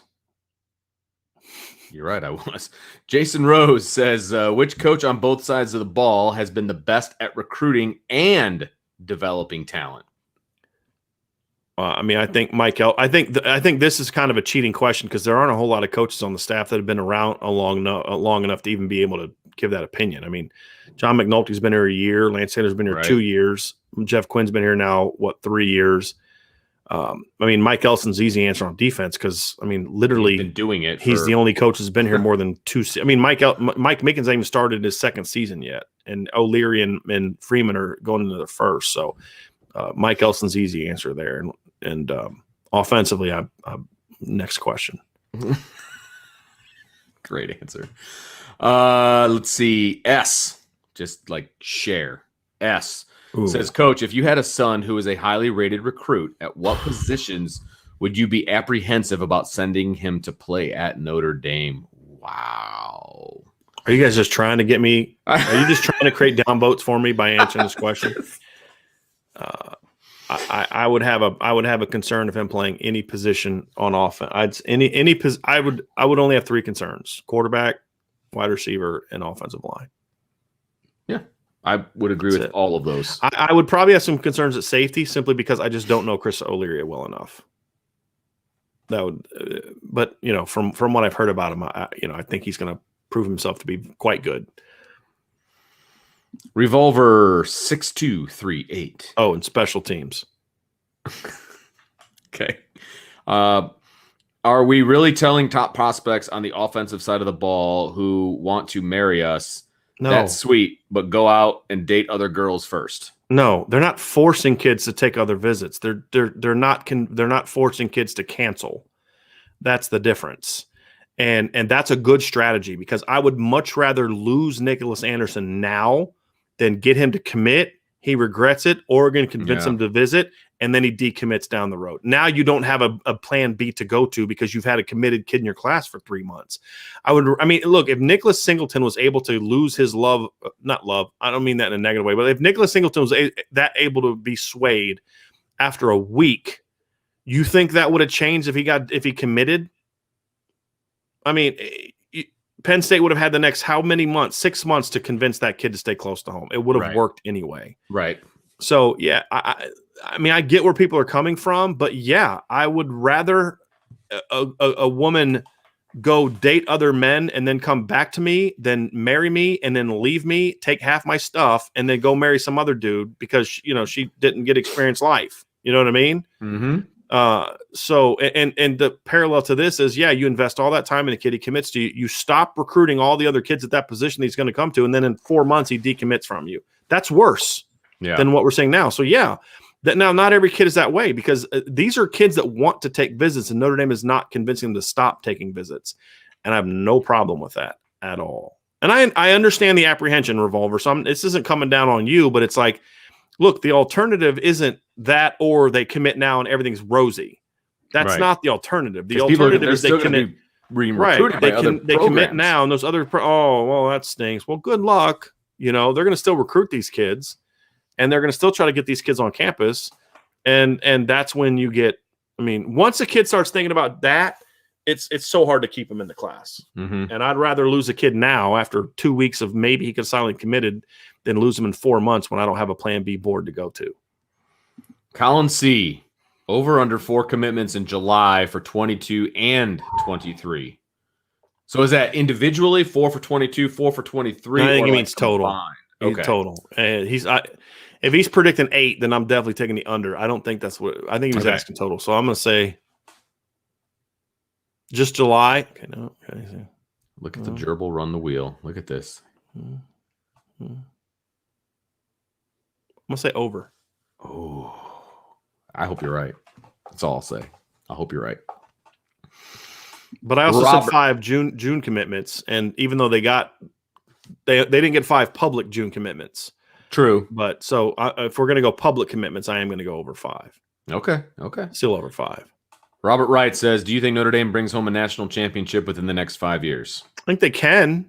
They can. They have the ability to. I don't know if they will. I think they can. It's just that's hard to predict. But as currently constructed, it's going to be harder. I think there's still a change or two that Coach Kelly needs to make that I think would. But I'll say this, Robert, they're as close as they've been since 1993 right now. And Brian Kelly deserves a ton of credit for that. Sure. Now it's about, is he going to make the moves to take him to that next step? Joseph Salvatore says, do you guys think we're underestimating Wisconsin? I assume he means this year. He said next year. I feel like some people are saying the game will be easy, but Wisconsin always plays physical and has shown it can beat more talented teams. I've never seen anyone say that the game's going to be easy. I think it's a good matchup for Notre Dame. I think Notre Dame will win. I don't get the whole Wisconsin's favored to win thing. That makes no sense to me. Yeah, I don't get that either. But I've never said it'll be easy. I mean, we actually had the opposite thing when we were discussing this the other day, that if Notre Dame, if the offensive line doesn't play to a good level, that could end up becoming your toughest matchup. But I just don't think Wisconsin scores enough. I don't think they're dynamic enough on offense to upset Notre Dame. I've never said it's going to be an easy game. Should Notre Dame win? Absolutely, they should win that game. It's Wisconsin. You're Notre Dame. You've been a playoff team the last 3 years. Correct. But will it be easy? Look, you could win by 17 points and it won't be easy for exactly the reason that Joseph just said, is they're physical and they're very well coached. And it's one of those games where even if you beat them convincingly, you're sore. You're going to spend a little bit extra time in the ice bath on Sunday morning when you play Wisconsin. There's no question about that. Let's see. Sean McArdle says, I'm trying to stay positive on skill position recruiting on offense. Reese and Kelly are forced to play a more exciting offense this year due to their personnel, which attracts talent in 2023. Thoughts? I think you're right on. Yes. I think a more productive, explosive, and like fun to watch off. Here's the thing about Notre Dame's offense: was it successful in 2020 based on they did what they needed to do to win? Yes. Was it fun to watch? God, no. You know, and I'm someone who likes running the ball. I mean, but I don't know of any recruit other than a 230-pound running back or an offensive lineman that watched it and was like, ooh, I want to play in that offense. You know, I love run blocking as a wide receiver. It's so much fun. You know, I mean, that stuff matters. But you start putting up 40 points a game, start spreading the ball out, you start putting, more screens, more RPOs, more using Kyron Williams as a receiver more and all. Yeah, all of a sudden it becomes a much more fun offense. So, yes, I think you're right. You're absolutely on to something, Sean. And Notre Dame is still, or Wisconsin is still favored to win that game by 1.5 points. Is the spread. Well, at least it's going down. Yeah, it's less stupid than it was two weeks ago. just figured I'd throw that out there. I just looked it up. Maybe they finally realized that it's not actually at Wisconsin. Yeah, exactly. Although I saw Wisconsin's wearing all white, which I thought was interesting. So they're wearing away uniforms for their quote unquote home game, which just makes no sense to me. Anyway, John Swim says, I love the analysis, guys. Just started listening recently, and I've been surprised by your comments on Pat Coogan giving his strong offer list. Can you say more about what makes him a Plan C guy? He was a Plan C guy because of when they went to him. I mean, they missed a lot of guys and then went to him. I mean, when they had him in camp and he didn't do – they had him in camp, I think, before the 2019 season, and were not impressed with what he did and didn't offer him. They didn't offer him until they missed out on – I mean, they had already missed out on Plan A guys, and then they missed out on some Plan B guys, and then they went to Patrick Coogan. So he was clearly a Plan C guy. Right. The offer list, to me, he's had an Ohio State offer, for example. He could not have committed to Ohio State if he wanted to commit. That's the thing that we do have to be careful when we just look at offer lists. Is just because the kid has an offer from this school or that school doesn't mean he can commit to this school or that school, right? And so, look, he's a tough kid, and some schools recruit for depth. Right. That's the other thing is you sometimes you need that program kid that is going to be there for 4 years and not transfer. And there's nothing wrong with that. But he's also a guy that is just there's nothing on film. I mean, again, at the end of the day, you want to know why I think of something about a kid because that's what the film tells me.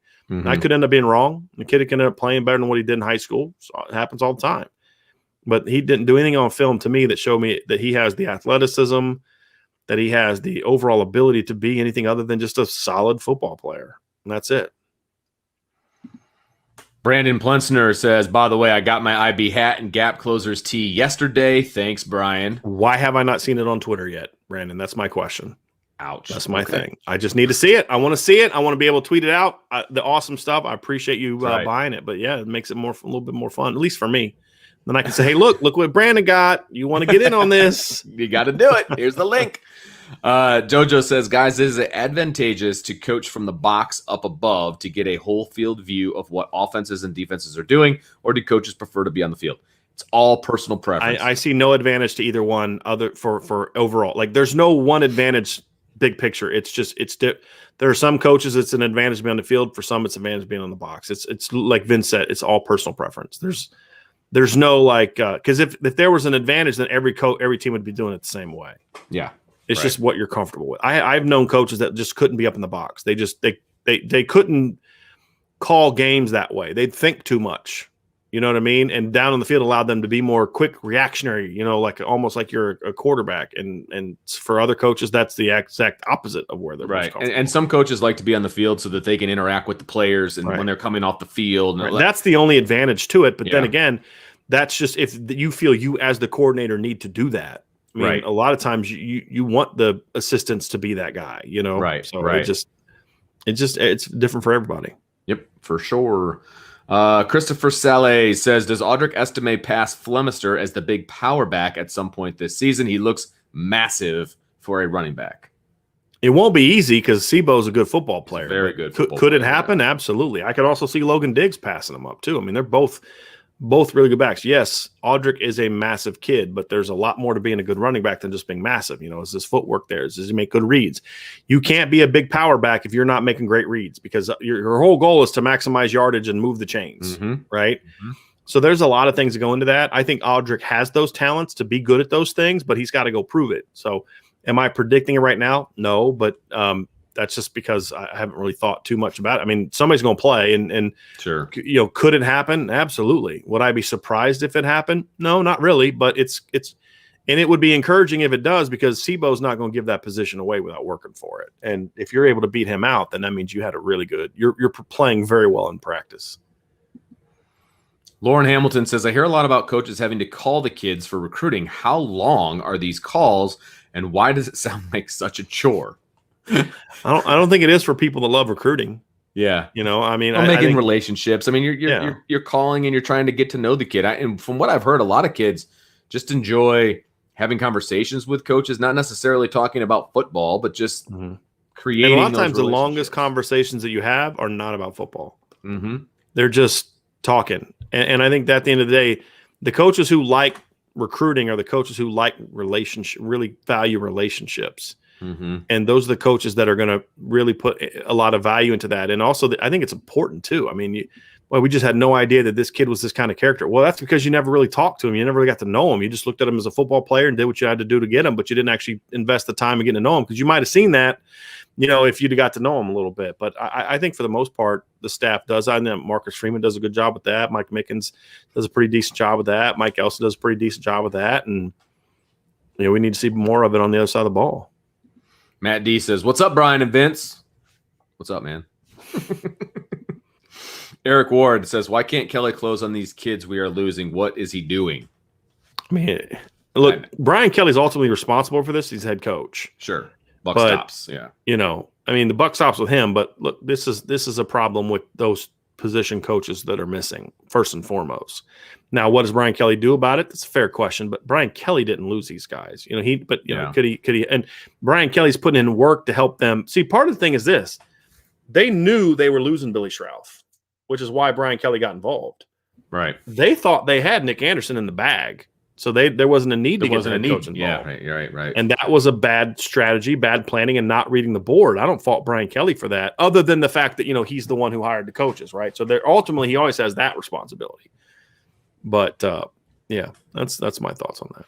Anthony says, if everyone in college football was an option, name your number 1 and number 2 picks for Notre Dame offensive coordinator. I'm not a Reese hater, but it's Friday, so let's just have some fun. Yeah, I'm okay. So let's do it this way. I don't know the college landscape as well as you do from a coaching standpoint. I don't like doing this because then it looks like I'm banging on Reese. Let's put it this way. Notre Dame goes out this year, has a really good year, and Tommy Reese gets the offensive coordinator job for the New England Patriots.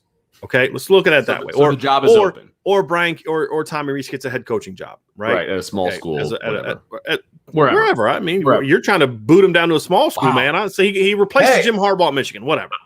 I'm just trying to get him to be a first-time head coach, and he's like 28. Yeah. Who would I go after? The problem is the guys that I would go after would be hard to go after. And this is what people have to understand. It's like, I'd kind of be interested in going after Tony Elliott at Clemson. He's not leaving Notre Dame leaving Clemson to come be the offensive coordinator at Notre Dame, right?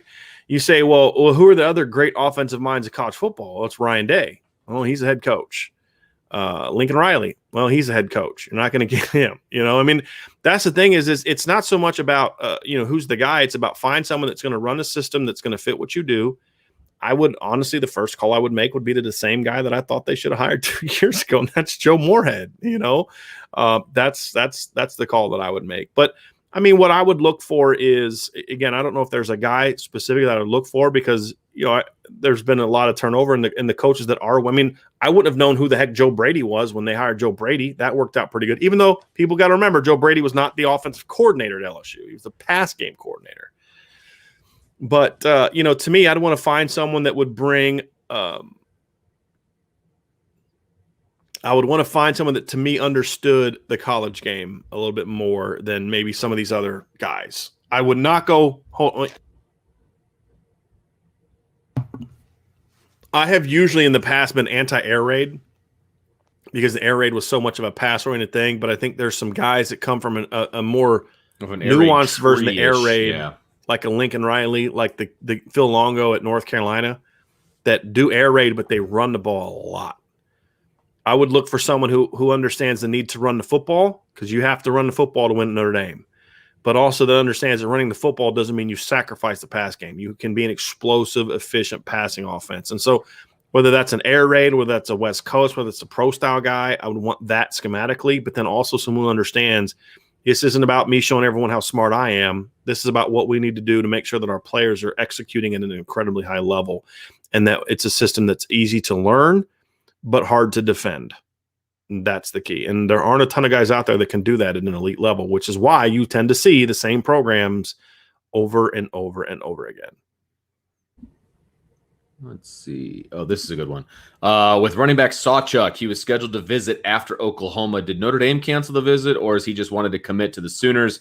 And we all misinterpreted that recruit, and he really didn't want to come to Notre Dame in the first place. Well, I think he liked Notre Dame a lot. I think Oklahoma just did a really good job of getting him. And I honestly can't answer. I haven't talked to Gavin since that happened, but I think Oklahoma was considered the leader for a while. Mm-hmm. So I just think they were able to close on him. And one of the things that I had said when they kicked that one running back, the freshman running back who had a really good season, off the team, and we talked at the time, and said that's going to make Oklahoma a lot harder to beat for Gavin Sawchuk. I was surprised he didn't at least visit campus. But I think part of that was Oklahoma putting the pressure on him to commit. Yeah. And I thought Notre Dame, too, kind of misread the situation a little bit because they thought they were going to get Nicholas Singleton. Jason Rose says, is Mike Elston underrated in national circles? And I think this is a really good question because we all rave about Mike Elston, his recruiting, his development of defensive linemen, all of that. We talk about it all the time. And I think this is a really good question because he should have been scooped up by now as a defensive coordinator, as even a head coach, all these different things. So people are wondering, what is his reputation like in national circles? I think, and I'll let you answer it. And then if you don't say something that I'm thinking, I'll bring it up. Well, I think it's changed the last 4 years because of just the job that Notre Dame has done. And he's finally had a defensive coordinator that could allow him to flourish as a developmental guy. And he's finally had a strength program here's the thing. Any position coach is only as good as the strength coach. If you're a great coach, but you don't have a strength program, then your players are never going to reach their full potential. And so I think that's been a big part of it too. And, I think he's very underrated as that. I think part of the reason Mike Elston has not left as a defensive coordinator or even a head coach is because he is not going to just take a D coordinator job just to take a D coordinator job. He's happy at Notre Dame. He likes it at Notre Dame. He's very loyal to Brian Kelly. I think another reason why Notre Dame hasn't had a ton of coaches leave for those type of big-time jobs is because I think Brian Kelly does a terrible job promoting his coaches. How often do we hear from coordinators during the season? We hear from them in preseason, and then we never hear from them again. Well, and that's one of the things that I said about Marcus Freeman is I'd love to hear more from him to get him ready. Yeah. But you're right. We don't hear Brian Kelly, any of those guys, and I don't think he does a good job of pushing guys for jobs because he wants to keep them here. I feel like he pushes to get guys jobs when he wants them to, when he wants them out his staff anymore. Yes, absolutely. So yeah, I mean, you look at Clark Lee, and the job he took was at his alma mater, who's the worst team in the SEC, right? I mean, most of the jobs guys leave for, like Miami of Ohio, and it's not always true. I mean, Chuck Martin, he didn't push out, but right. Chuck Martin got the Miami of Ohio job. but he's done a great Chuck job. Martin also was a former head coach who had 2 national championships under his belt. Yeah. He's got a pretty decent resume. So I don't think Brian Kelly does a good job of promoting. So, I mean, part of it is like, hey, I don't know how good this assistant coach is going to be handling the media. Well, why didn't you know that? Because we've never seen him talk to the media other than one preseason thing. Mm-hmm. And so that's something that if Brian Kelly really wants to develop the program, then he needs to understand it's not always your face we need to see. You know what I mean? Allow your assistant coaches to do that too. And I mean, part of it is because I want them worried about coaching. Let me take the arrows and the slings and arrows that the media is going to give at us. But, so I don't need to see Marcus Freeman every Thursday, but, we should be able to hear it from him, throughout the year for sure. It was very Shakespearean there. The slings and arrows. Very, very impressive, Brian. Let's see. JoJo says he goes, I got it, coach. But Vince's chuckle gave it away about a certain DB. Hey, I know nothing when it comes to who's going to be committing and who's not going to be committing. I was laughing at my guy's face over there. Mm-hmm. He made me laugh. I missed Brian's face this week. Let's see. I mean, yeah. Anyway, go on. Next question. That's all I'm gonna say. Yeah. Next question. Let's see. Okay. Is there a lot of conversation going on? Yeah, just about a lot of personal accounts of being at the stadium and being told to sit down and, that fun stuff. He goes, hey, coach, love the show. I no longer go anywhere else for Irish news. Is Lugg one of our 5 best linemen? What happened to Baker shifting over to battle at right tackle? I think he is kind of battle at right tackle for the backup job. But, I mean, Josh Lugg was always going to be a starter. The question is where was he going to start? Josh Lugg has always been a guy that you would say, hey, he's going to start for Notre Dame. It just was going to be tackle or guard.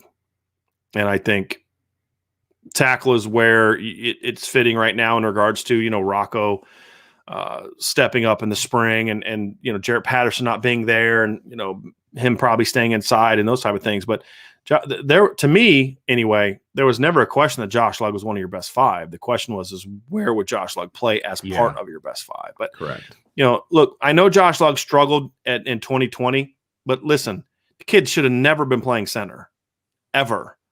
If you want to know what Josh Lugg can do, go back and watch the final 5 games of the 2019 season after Robert Hainsey got hurt. That's what Josh Lugg is capable of, which also was the best stretch of the season offensively. I mean, scoring points and stuff. That was their best stretch of the season. They didn't play very good teams, but they played Duke. If you want Duke game is going to watch, because remember, Duke wasn't a very good defense, but they had Chris Rump at defensive end. They had Victor Dimukeje, that was probably one of the better defensive end tandems they played that year, and Josh handled himself pretty well that game. Matty K, 55, he says, what are your guys' thoughts on what happened to the 2014 Notre Dame team? Was the FSU loss that impactful, or was that Notre Dame team not as good as we thought after the 6-0 start? Well, a couple things happened. Number one is that team was as good as the start because, I mean, they went toe-to-toe with Florida State. I think they had a mental collapse against Arizona State. And I think a lot of that had to do with the quarterback. I think Everett, after the loss to Arizona State, just kind of lost his confidence. And a quarterback loses his confidence, he's done. I think the other thing is by the end of the year, they were just so decimated by injuries that, I mean, they couldn't stop anybody. You had a bad defensive coordinator. Remember, Sheldon Day got hurt. I think Jerron Jones got hurt at one point in time late in the year. Drew Tranquil was gone. I mean, you had a ton of injuries at that point in time in the year, and that combined with just Brian Van Gorder being a terrible coach. And then the other thing, too, is remember, that was Brian Van Gorder's first year, and it wasn't until really that second half of that Florida State game that he really got exposed. But you started to see it the week before against North Carolina, like he really got exposed when Jimbo just coached him, I mean, under the table in the second half of that game. But against North Carolina, you started to really see the warts. That was the game before, North Carolina scored 43. I mean, there was times when Notre Dame wasn't even lined up and they were snapping the ball and getting it out. Remember that, Vince? And, people finally had some film on Brian Van Gorder. That's really what it was about. They started getting some film on him. And then after that, he couldn't stop anybody. That guy couldn't coach his way out of a wet paper bag. And I'm sorry to say that, but that's just a fact. They gave up 43 flipping points to a Northwestern team that year averaged on the season 23 points. This is the number. This is what Northwestern did before the Notre Dame game. 24, 15, 24, 29, 20, 17, 17, 7, and 9. They hadn't scored more than 20 points in 5 games. And they went and scored 43 on Notre Dame in that game because, Van Gorder was pretty terrible. And that Brian Kelly made a horrible call that game to go for 2 instead of kicking the extra point, which allowed Northwestern. If they'd have kicked the extra point and gone up 12 instead of 11, Northwestern would have had to try to score a touchdown instead of a touchdown, a 2-point conversion, and a field goal. So I think that was part of it as well. So I just think, in like the USC game, you go look at the team that played against USC, and then go look at who played in the Florida State game, and it's a completely different roster at a lot of places on defense. I mean, they had like Jacob Matuska playing a bunch that game. They were so banged up by the end of the season. Yeah. So we got a super chat bench. Let me pull that one up. Yep, please. Anthony L says, love the data-driven analysis, guys. Keeley said he and Vernon are teaming up to build a top 2023 class. Will this impact offensive recruiting too? Yeah, I mean, Absolutely. One of the guys he talked about was Cardinal Tate. And, and so I did find out that actually was Keon Keeley in our chat the other day. Huh. So I did reach out to him. Oh, Vince, you weren't here for that. I wasn't Keon here. Keeley jumped in our chat. No kidding. Chats. Yeah, and was talking to people. So that was pretty awesome. I didn't want to put it up because I wasn't sure if that was actually him. Yeah, but I reached out to him yesterday. And he was like, hey, appreciate it. I love being able to help out Notre Dame and love Notre Dame and all that kind of stuff. So I thought that was pretty awesome. Yeah. That's awesome. But, I mean, it's definitely going to help, in my opinion, offensive recruiting because I think you're going to develop relationships with those guys. And Keon's down in Florida. Carnell Tate's now down in Florida. Keon's from Tampa Berkeley Prep. Carnell Tate goes to IMG Academy in Bradenton, which is right by Tampa. So they're going to be playing high school ball really close to each other. So that's, because Carnell's originally from Chicago, but IMG Academy is really close to where he's going to be in Tampa. So yeah, I think those things can absolutely impact it. No question about it. Mike Gardner says, in my humble opinion, Notre Dame needs to sign a top quarterback prospect to level up wide receiver recruiting. Not saying Notre Dame doesn't have good quarterbacks right now. I agree, but I think Tyler Buckner is that guy. I think Tyler Buckner is a top prospect. Now look, you can't just do one top prospect and get another one in 6 years. Right? I mean, you need to get one every 2 or 3 years at least. And so, yes, 2023 recruiting is very important, but I do think that Tyler Buckner could be that guy. And that's what we talked about at the beginning of the show, where if Tyler Buckner turns out to be as good as I think he can be, and he's got to do it, right? He's got to prove it. But if he does, then he is the kind of guy that elevates everyone around him. It's a lot easier for a big-time quarterback to elevate receivers than it is for great receivers to elevate a big-time quarterback because in the regular season, not so much, but when you play in the big games, if a quarterback isn't up to snuff, he's going to get exposed eventually, in my opinion. Where a receiving corps can struggle and the quarterback can put them on their shoulders. If you want to know an example, go watch the Ohio State-Clemson game in 2019. The receivers for Clemson were dropping balls, weren't getting open. Jeff Okudah was just beating those guys up. They were down 16-0, and Trevor Lawrence was like, okay, let me put my Superman cape on. I got this thing. You know what I mean? So dude goes out and runs for 100 yards, makes some big-time throws. He put that team on his shoulders. A receiver can't do that if the quarterback's not able, because a receiver you can't, unless you want to start snapping it to him. You know what I mean? Like, you want to, that's about all you can do. Matt D says Dylan Gibbons' post on Twitter trying to help a kid was awesome. He's an ND man. No question. And he is, because he has a Notre Dame degree. And he was here at Notre Dame for 4 years, right? So it was really awesome. Mike says, am I justified to be worried about missing out on Merriweather and Williams?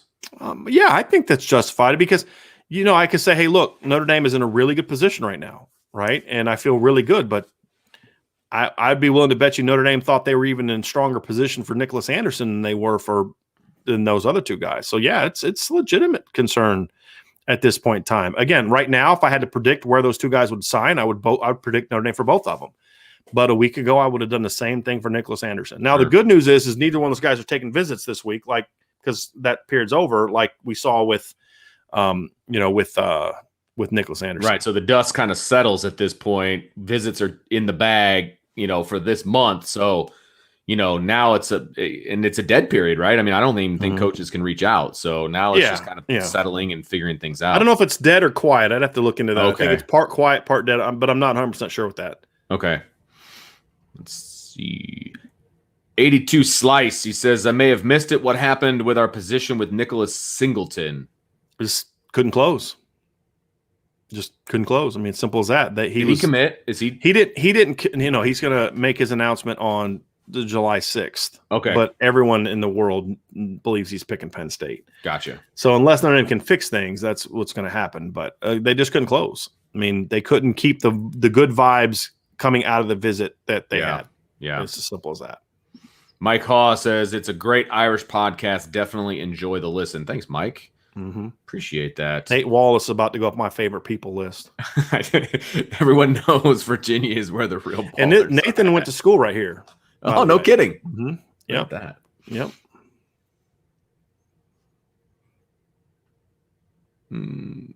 Okay. RJG Irving. I mess his name up every time, and I apologize. You got it that time. Okay. I like the powder dry strategy for a few recruiting spots. There will be fall surprises, and other schools will make mistakes with commits. ND isn't the only place where recruiting mistakes are made. I mean, that's true, right? But it just, again, everyone's going to miss guys. The problem is that this has become a pattern at certain positions that we can't just dismiss by saying, they made a mistake. Okay, well, they're making them too often, right? Every school's going to miss guys. Everyone's going to make mistakes. But when it becomes a pattern is when you start to get concerned. And that's the issue. It's become a pattern. It's not just 1 year. It's been a couple of years now. And it's also a thing where the success that they were having, it was driven by a couple guys that are no longer here. That has to be considered as well. Anthony says, why don't we schedule more games versus Texas schools to help get Texas recruits? I'm gonna attempt this one, Brian. I feel like scheduling games in certain areas isn't as important as it used to be, with the way games are on TV and access and things of that nature. Now, is it still important to get into those areas? Sure, but I just don't know that it's as important as it used to be. What do you think? I disagree with that. Okay. I think it's not just one game isn't going to move the needle. What's impacted Notre Dame, for example, I think playing in the ACC has helped Notre Dame with Mid-Atlantic recruits all the way down to Georgia. Okay. But it's a situation where it's not so much that, hey, I got to see Notre Dame play when they played in front of me and, whatever. It's more of I know that every year, I'm from North Carolina, I'm from Virginia. I know every year I'm going to go play at least 1 or 2 road games a year in front of my people. Okay, that makes sense. So it's the consistency of playing in the Mid-Atlantic that has helped Notre Dame. Whereas just playing one game every 3 or 4 years in Texas, or even doing a home and home with Texas, isn't going to necessarily move the needle. I also don't think, like USC doesn't play a lot of games in Texas. They get kids from Texas. Alabama, when was the last time Alabama went and played a game in Texas? They do what Notre Dame does. They occasionally play a game in Dallas, like Notre Dame has occasionally played a game in Dallas. Sure. But it's more about, hey, kids from Texas are willing to go places and ball.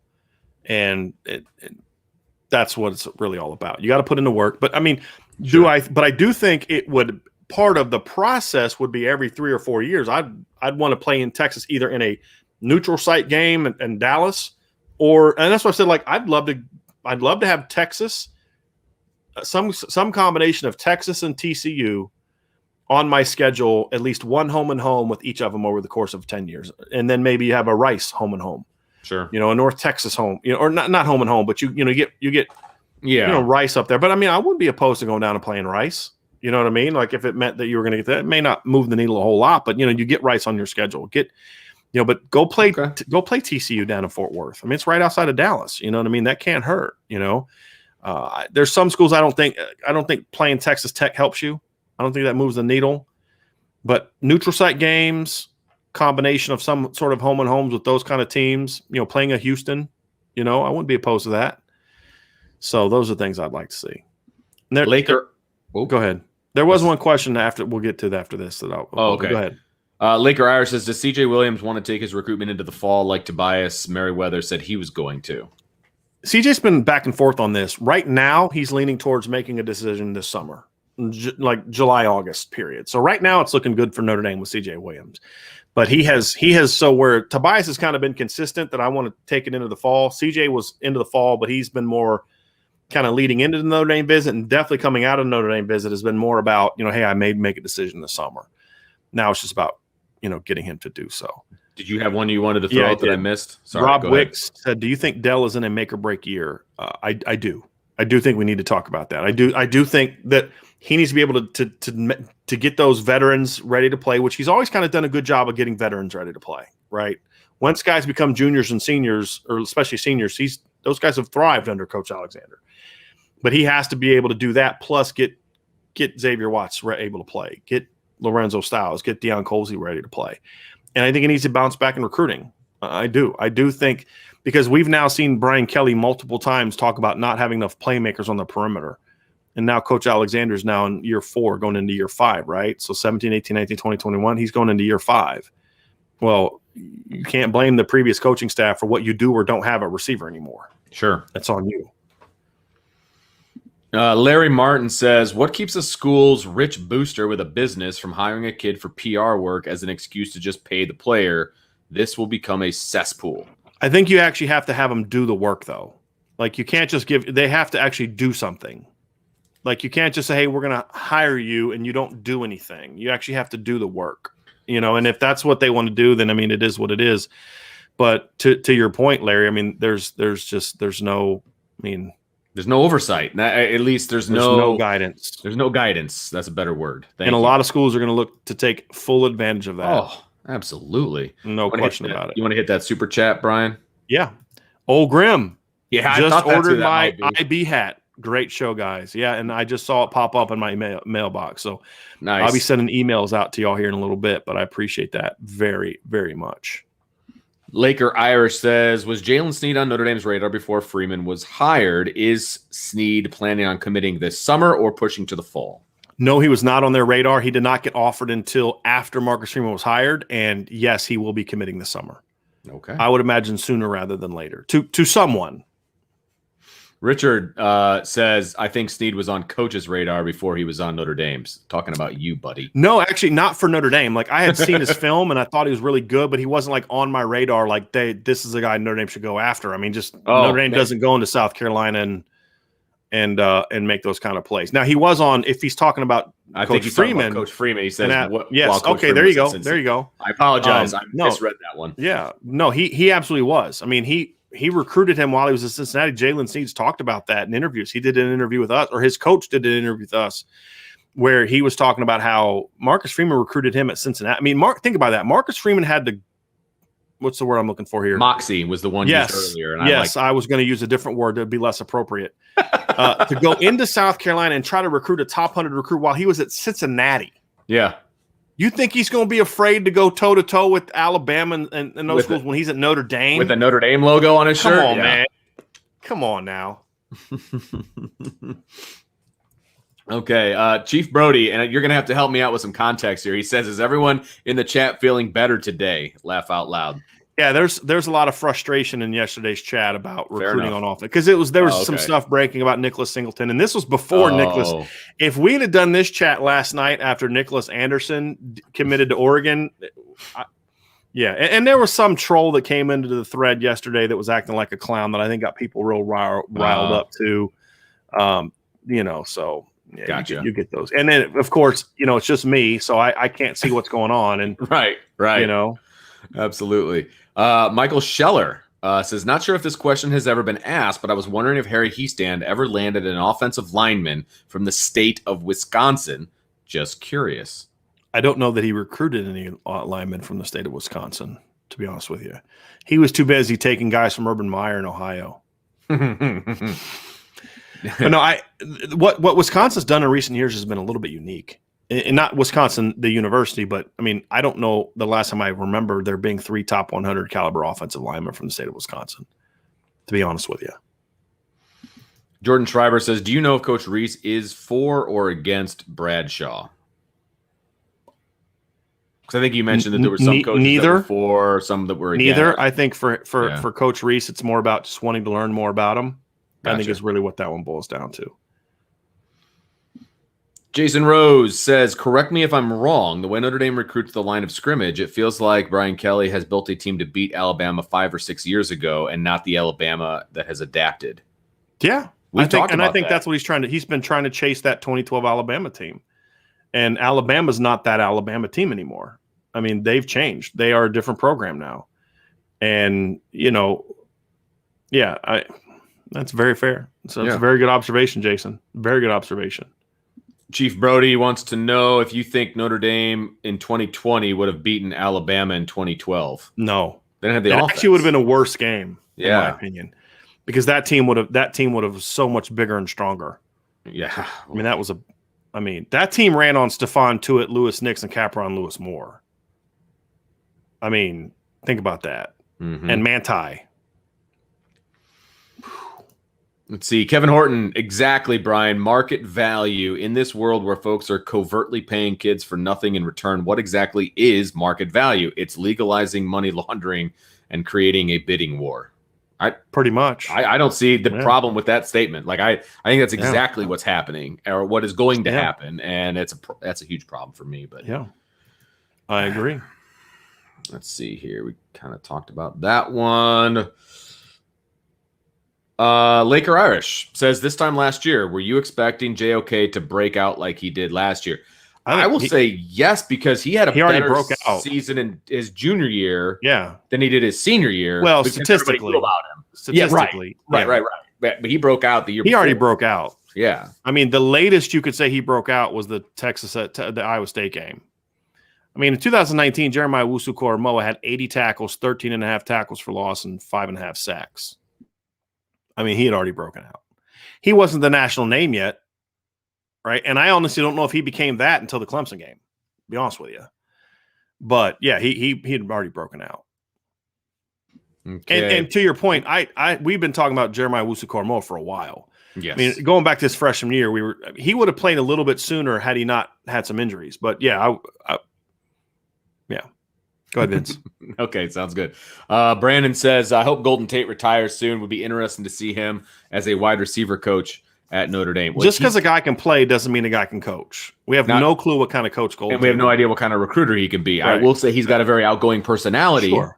But you're right. We but really recruiting is about grinding. It's a grind. Yes. And would a guy that's made that much money have the – and that was kind of one of the things with Todd Light. It's like Todd Light had been a 10-plus NFL pro, 10-year vet, won a Super Bowl, had made tons of money in business. Sure. Does he really want to spend 15 hours a day calling teenagers? No, not really. You know, and so look, not every, just because you can play doesn't mean you can recruit, and doesn't mean you can coach, right? Autry Denson was Notre Dame's all-time leading rusher. He was probably the second worst recruiter that Notre Dame has had under Brian Kelly's tenure. Mm-hmm. Still the leading rusher at Notre Dame. Yeah.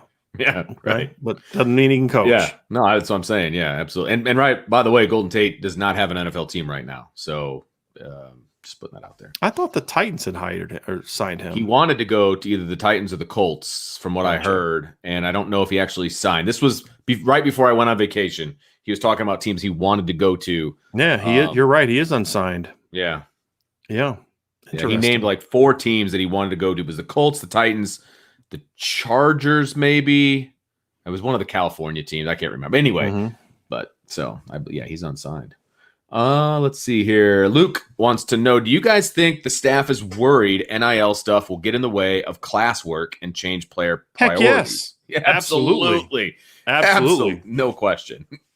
Absolutely. Because look, what we've heard in the past from players is that it's immensely difficult to balance school and football, right? And now you're going to add a third thing to that plate, especially, and it's going to be uneven for guys because not everybody is going to get contracts and things of that nature. So you are literally adding a third ball to the juggling act that former players have told us is so hard to balance.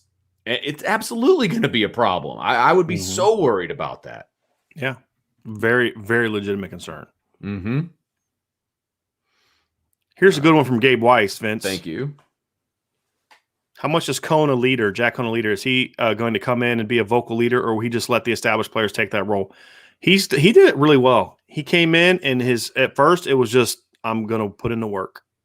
And he did some stuff behind the scenes, talking to young guys. Hey, let's go work out. Let's go throw. But he did not show up in people's face, getting on people. Hey, let's get to work. It's like, let me come in and let me lead my example. And the longer he's been there, the more and more and more he's been involved in, being a vocal leader. I don't see Jack Cohn being like a, like Ian Book wasn't a very vocal leader. Ian Book was a leader by, I'm going to show up every day. I'm going to put in the work. If I got to talk to you, I'm going to talk to you. But, Ian Book wasn't getting in guys' faces and yelling at guys or really. I mean, we don't. How many videos do we see of Ian Book being in the locker room getting guys rah-rahed like Alohi Gilman was that kind of guy, right? Mm-hmm. I think Jack Cohn will be more like that. Lead by example, and when something needs to be said, I'll say it. But it's about getting the job done and making sure that everybody knows that there's an expectation of what the work that needs to be put in, and I'm going to set the standard for that, and you better live up to that standard. Michael Morris says, Brian, I work for the IRS. We need to talk. Then Michael says, are you keeping track of the chat money? I think he's referring joke for me. I think he's referring to the the players and all that kind of stuff. Yeah, absolutely. I thought it was a great response, Larry. That was really funny. I track. Vince knows this. I track everything. Yes, no question. Gabe wants to know, with Notre Dame's current defense, what point per game would the offense need to have to be a championship winning team? Or I would say championship caliber. Yeah. It's not so much points per game during the regular season. It's the points per game for the regular season is indicative of what kind of ability you have to go out and score in those bigger games. But here's the reality. Okay, here you want some numbers, and I'm pretty sure this is accurate. It's one way or the other. But teams that have won the 4 playoff games have averaged, I believe, like 39.5 points per game. Teams that have won the national title games have averaged like 40 points a game. It's either it's you could flip them, right? It's like, it's one or the other. I forget which one to play, but those teams are scoring 40 points a game. Right. You look at Notre Dame. Notre Dame played pretty good defense against Clemson in 2018. They gave up 30 points. Played pretty good defense against Clemson or against Alabama and gave up 31 points and would have gave up more. Played pretty solid football that game. I mean, they pretty much scared Alabama out of throwing the ball past 20 yards in the first quarter. Right. So you have to be able to get to 30 plus points per game in the playoffs, the playoff games. You have to, if you want to win. It's just rare. I mean, I think the only time they had that one game over Clemson where they won 24-6 in 2017. And that same year is when they beat Georgia by scoring 20-something. But as I said, that was a down year. It was a Kelly Bryant-led Clemson offense. It was 2 SEC teams in the title game. That year was the anomaly. The title winner for every other year, I think Ohio State scored, 42 in 2014. Alabama scored 45 in 2015. Clemson scored 35 in 2016. Then you had the 27 anomaly. 2018, Clemson scored 44 points in the win. 2019, LSU scored 42 points in the win. And this past year, Alabama had 54 against Ohio State in the title game? Right? So you got to be able to score. Yeah. Now, does that mean that Notre Dame would have to score 54 to beat those teams? No, because Notre Dame had a better offense than Ohio State did last year, or better defense than Ohio State did last year. But you're not going to beat them 23-20. And especially because here's the other thing you got to think about. These games are always played in nice climates. It's not like it's going to be played outdoors in South Bend, Indiana, where it's 25 degrees and it becomes a slogger of a game. It's going to be played Miami or Texas or California indoors. Or Georgia or something like that, right? Yeah. And so, it's you got to be able to score. But you could be a 40 point per game team in the regular season, but if you only score 17 in the postseason, you're still going to lose. Mm-hmm. Gabe wants to know, is it possible that Notre Dame planned on getting a lot of big possession receivers this year because they love their chances with elite after-catch receivers next year? Yeah, we've talked about that recently in a couple shows. Okay. Yeah, it could be. We need to see him do it first. I've talked about, maybe they just don't think highly of Xavier Bradshaw, and there's not a lot of other slot guys available. And they're looking at like Jalen Brown and Nathaniel Joseph and guys like that next year, and they think they got a shot. And they may look at their current roster. We got a couple of those guys, but we need to get some size in this class in 2022. So we've talked about that. That's certainly a possibility. I just need to see them actually get those guys, though. That's the problem, right? And you've got a guy in Xavier Bradshaw who's a really good football player who fits that mold, who you could get. And getting him this year doesn't mean you can't take Jalen Brown and Nathaniel Joseph next year. That's where I'm coming from. And again, I'm not against big guys, but you don't need 4 of them, in my opinion. Anthony says, the IB Sweat Hogs, welcome back. Yeah, nice. Yeah, I like that. Brandon says his shirt's in the washer. He's got you, though. Okay. So it's coming. Had to wash. I mean, I get that. You got to wash it before you put it on. I'm with you on that. Let it play out. All right. Yeah. Greg, NIL question. Are schools allowed to pay students to sell their jerseys or other memorabilia or any other way they can directly pay the players? So he's saying that, like, Notre Dame I don't believe so, but I don't know that for a fact. Again, that's – so much of this is just, I don't know. The NCAA literally said our rule is that there's no rule. Right. So, I mean, I have no idea. Yeah. Next, Brandon says, Tobias Merriweather said he had a 2-hour call with Harbaugh and the Michigan staff. I am kind of nervous about Michigan and Merriweather because his dad is a huge Michigan fan. I'm not. If he picks Michigan, it's not going to be because his dad's a Michigan fan. It's going to be because he thinks that's the best place for him. I would think that a 2-hour long call with Jim Harbaugh would actually make you less likely to go to Michigan. But I could be wrong on that. I couldn't even hold it in on that one. Singer put out a few minutes ago that Rice said one of the highlights of his visit was Quinn, and that he felt Quinn could develop him the best. Okay. Just throwing that out there. All right. If he picks Notre Dame, that's great. Yeah, exactly. If he picks Notre Dame, that's awesome. I'm glad that actually went down. Mike Huff. So crank up the recruiting on Arch Manning. I've read he likes Notre Dame. Look, y'all. I mean, I guess anything's possible. I didn't think we're going to get Brennan Vernon, but Arch Manning's not coming to Notre Dame. Okay, if he takes an official visit to Notre Dame, or if he comes back again, other than just part of a Midwestern swing, then maybe we can have more conversation with it. Look, it's a big name. Dante Moore's a better player. Dante Moore's from 2 hours away. Dante Moore is a much better option and a better player. You know, Arch Manning brings the name, but I don't want to keep asking. I hope he commits like somewhere tomorrow, because I just don't want to spend the next year talking about Arch Manning. And Mike, that's not on you. It's just I've got just in general 100 questions on Arch Manning. Why do players like Tate transfer to schools like IMG when they already have a national recruiting profile and offers from the most prolific schools? The coaching down there, the competition, the chance at a championship. Competition. It's competition. I mean, and you don't go to IMG unless you want to. Yeah, not only are you, you're traveling around and you're playing good competition on Saturdays, but you're never going to get challenged more on a Friday night than you will in practice at IMG. Yeah, it's about wanting to compete and wanting to be. I mean, the coaching and development is a big part of it, but it's really about the competition, in my opinion. Maynard Sunny Knapp says, what about the red zone ND not getting 6? How would lose full house backfield? Would Brian do it? I mean, it would work against some teams. You know, I mean, it's not so much about the full house or the alignment. It still comes down to execution. It still comes down to, are you able to use formations to get a leverage or a numbers advantage to a side? And can you block and get a push into the reason Notre Dame's full house backfield worked is not because the full house backfield. It's because the offensive line drove the other team in the end zone. Mm-hmm. I mean, that's what a bullet time. How many times we see Jeff Burris run into the end zone untouched out of that? It wasn't because of the full house. It was because of the fact that the offensive line was dominant. I mean, and I get that, Maynard, and it's a very good question. But to me, it's just about, look, you've got to execute, and you've got to have an offensive line that gets a push. Hey, remember you asked how old Michael Morris was? Okay. So yeah. So I mean, and so I get it. Yeah. I mean, I'm with you. So like, we grew up where our entire lives was about defense wins championships. And the fact is my statement now is defense will get you to the dance, but it's the offense that's going to win you a championship at this point in time. Nate Wallace says, I deleted my Twitter account a few months back. No regrets. So I'm relying on y'all for my Notre Dame info. I wish I could do that. Keep coming back, man. I kind of do too. Yeah. All I put on there is IB stuff and Riley baseball stuff. Like, that's it. Like, it's all work related because you have to anymore. Yep.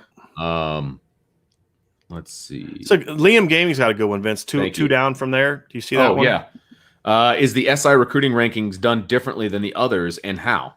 So I'm gonna assume you're going with So the position rankings, it's subjective like any other. You know, we pick who we think are the best players and that kind of stuff. The team rankings is based on and is also subjective, whereas the Rivals and 247 it's points based. For SI and All-American, it's okay. We evaluate, and it's primarily John Garcia, but he gets input from other people. But John Garcia and his staff is what I mean.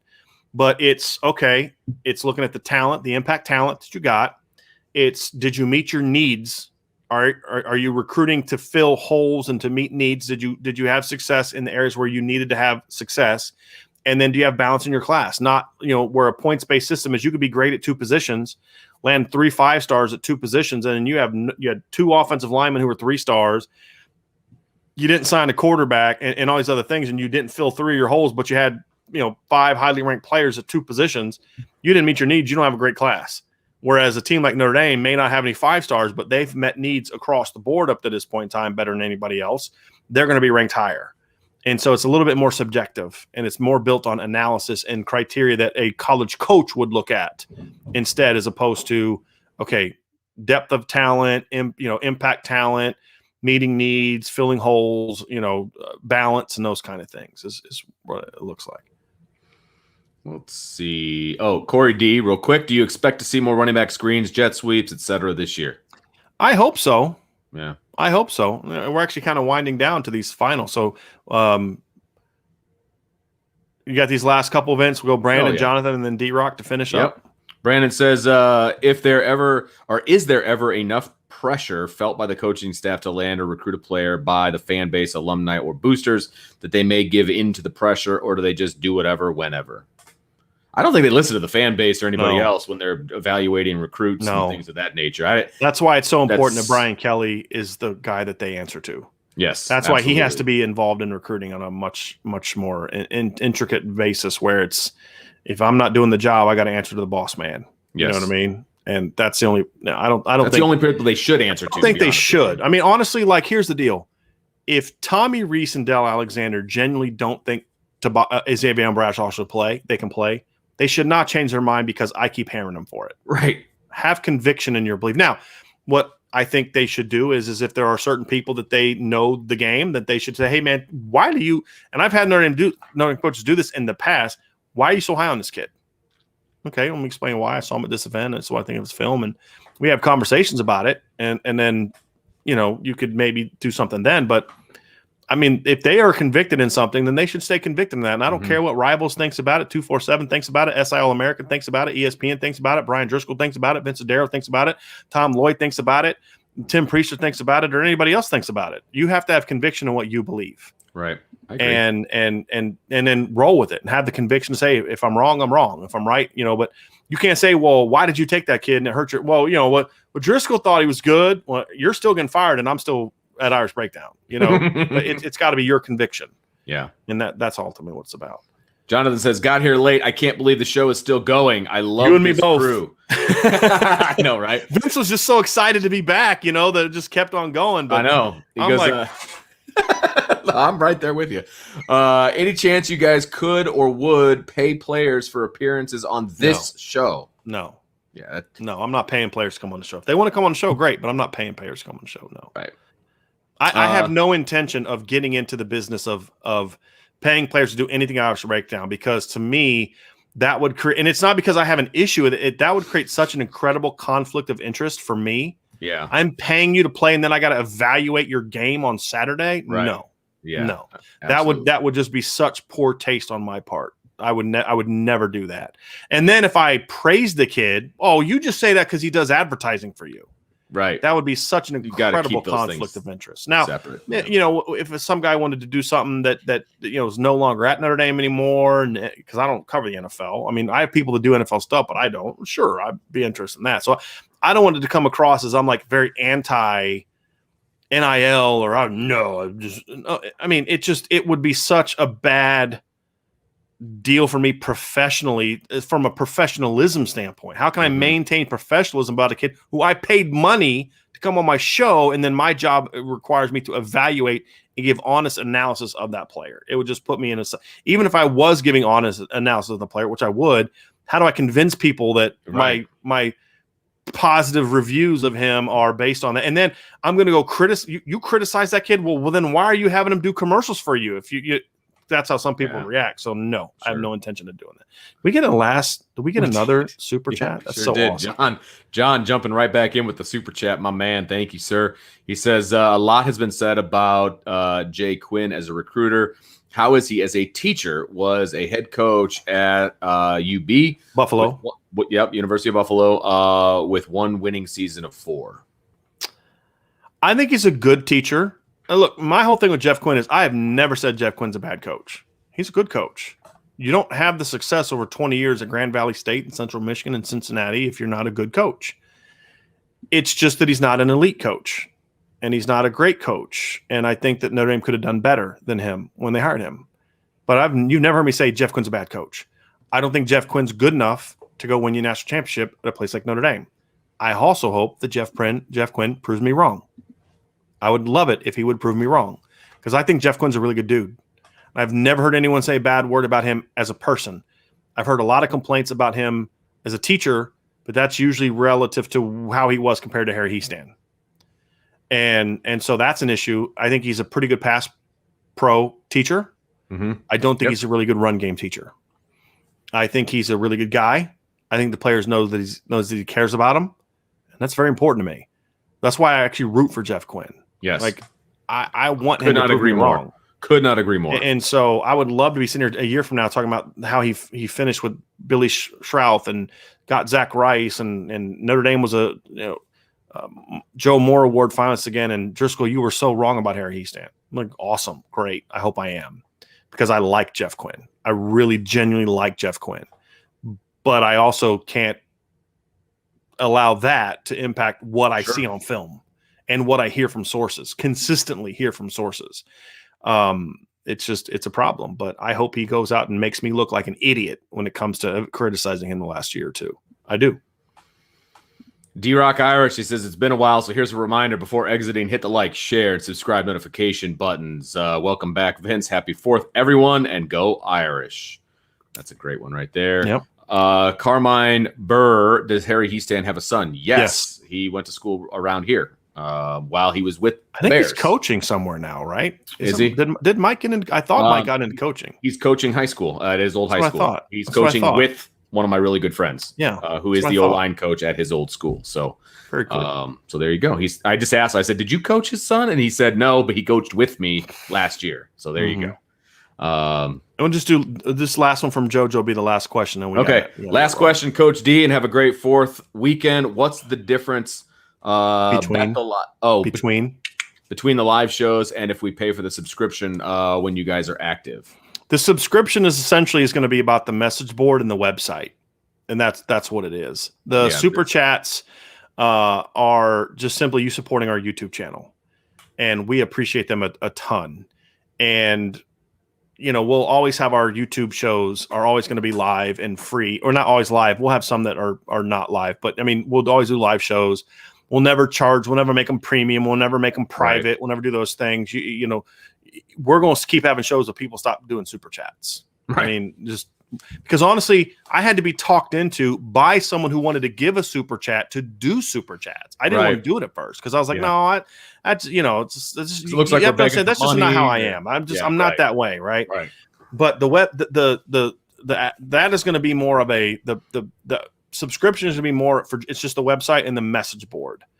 And it's not going to go live until we get the message board. Now, there's going to be multiple ways you can do it, kind of through SI, where you'd also get the SI magazine. You could also do it to where you're just going to just do the message board and just be with Irish Breakdown. So you do not have to be a subscriber to be impacted by anything on YouTube. Now, we've thought about maybe doing some things where we do an unlisted show where we break some stuff down and put it on the message board simply because there's certain things that we can't monetize on YouTube. We may do something like that. It's not really on my radar just this second. But that would be more for that. But that's when that goes live and we start pushing for memberships at irishbreakdown.com. I want to make sure that you all are reassured we are still going to do the YouTube channels. We are not going to start having people pay for that. If you want to support us, we greatly appreciate it. If you want to continue to, if you say, I'm not going to do super chats, but I'm going to become a subscriber to irishbreakdown.com, cool. If you decide you don't want to be a subscriber to irishbreakdown.com and you don't want to give us super chats and you just want to listen to the shows, cool. Because that is a way that you can still support us. So we'll have all types of different ways. Some people like shows, some people don't. Some people like written word, some people don't. And so what we're trying to do is make sure that we can provide great content on all types of different platforms for all types of different people. And if you're someone who's going to support us on every one of those platforms, God love you. We appreciate that. But, that's what we're going to be. But the one thing he did say that I want to make sure we definitely emphasize is have a happy 4th of July. We live in the greatest country in the world. And if that bothers you, I'm sorry, but you are wrong and I am right. And this is such a phenomenal weekend. And I'm a big history guy, Vince. And, I was actually watching Midway last night, the new version of Midway. And that movie, when it came out in 76, but I watched it when I was a kid, was one of the things that sparked my love of history and especially American history and the ups and the downs of American history. And it was one of 2 movies that I watched as a kid that really sparked my love of history and just the type of people that fought that fight, but then going back and just the founding period, and then just all the fascinating things that came from that, and just a bunch of flawed men who I believe through divine intervention, I truly believe this, came up with a principles that, even though they weren't living out all of those principles themselves, created a principle began with the Declaration of Independence that has led to the greatest freedom this world has ever known. And I absolutely very proud to be an American. There's no question about it. And I always feel that way on July 4th. The only bad thing about July 4th, Vince, is my dog Rita gets petrified by fireworks. Yeah. And so since no one just does them on the 4th, it's like they already started last night and they're going to go for the next week and a half. My poor dog's going to be shaking every day. We have to put like the storm, those storm shirts, those thunder shirts on and all that. But yeah, it's worth it. Yeah, it wakes my kids up all the time. It's really annoying. But and one final thing, Harry Hiestan's son is an offensive lineman at Air Force, so he is actually playing. Does he have two sons? He took time off. He's the only one that I know. He took some time off to he had a leave of absence, so it didn't count against his eligibility. He's headed back to Air Force. So okay, interesting. Throwing that out there. I don't know why the question was asked in the first place, but I've probably given you way too much information. Well, he has one son that played at are you sure he only has one? Yeah, he played at no. He had one son that played at Miami at Illinois State back in the 2008, 2009, 2010. This would be the son that I'm aware of played offensive line at a local high school way more recently than that. So it'd be a younger son. So then he has multiple sons. Okay. Because his son Mike played a long time ago. And I think Mike, the one son I'm thinking of, Mike actually, I think, is with the Denver Broncos right now. So that's why I was kind of surprised when you were saying that he was coaching locally, because he has a son that I thought Mike was still with the Denver Broncos. I could be wrong on that, but he could be back in town, I guess. I don't know. I'm going to look it up here real quick. But anyway, that's not really relevant to the current show. Vince, leave. Vince, are you muted? Oh, I'm here. I'm sorry. I was trying to find the Air Force website, and I'm looking for it, and I'm having no luck whatsoever. Yeah, his son Mike is an assistant defensive line coach with the Broncos. So yeah, so he must have another son that's around locally. Yeah, like I said, giving you the information that I had from my buddy, and I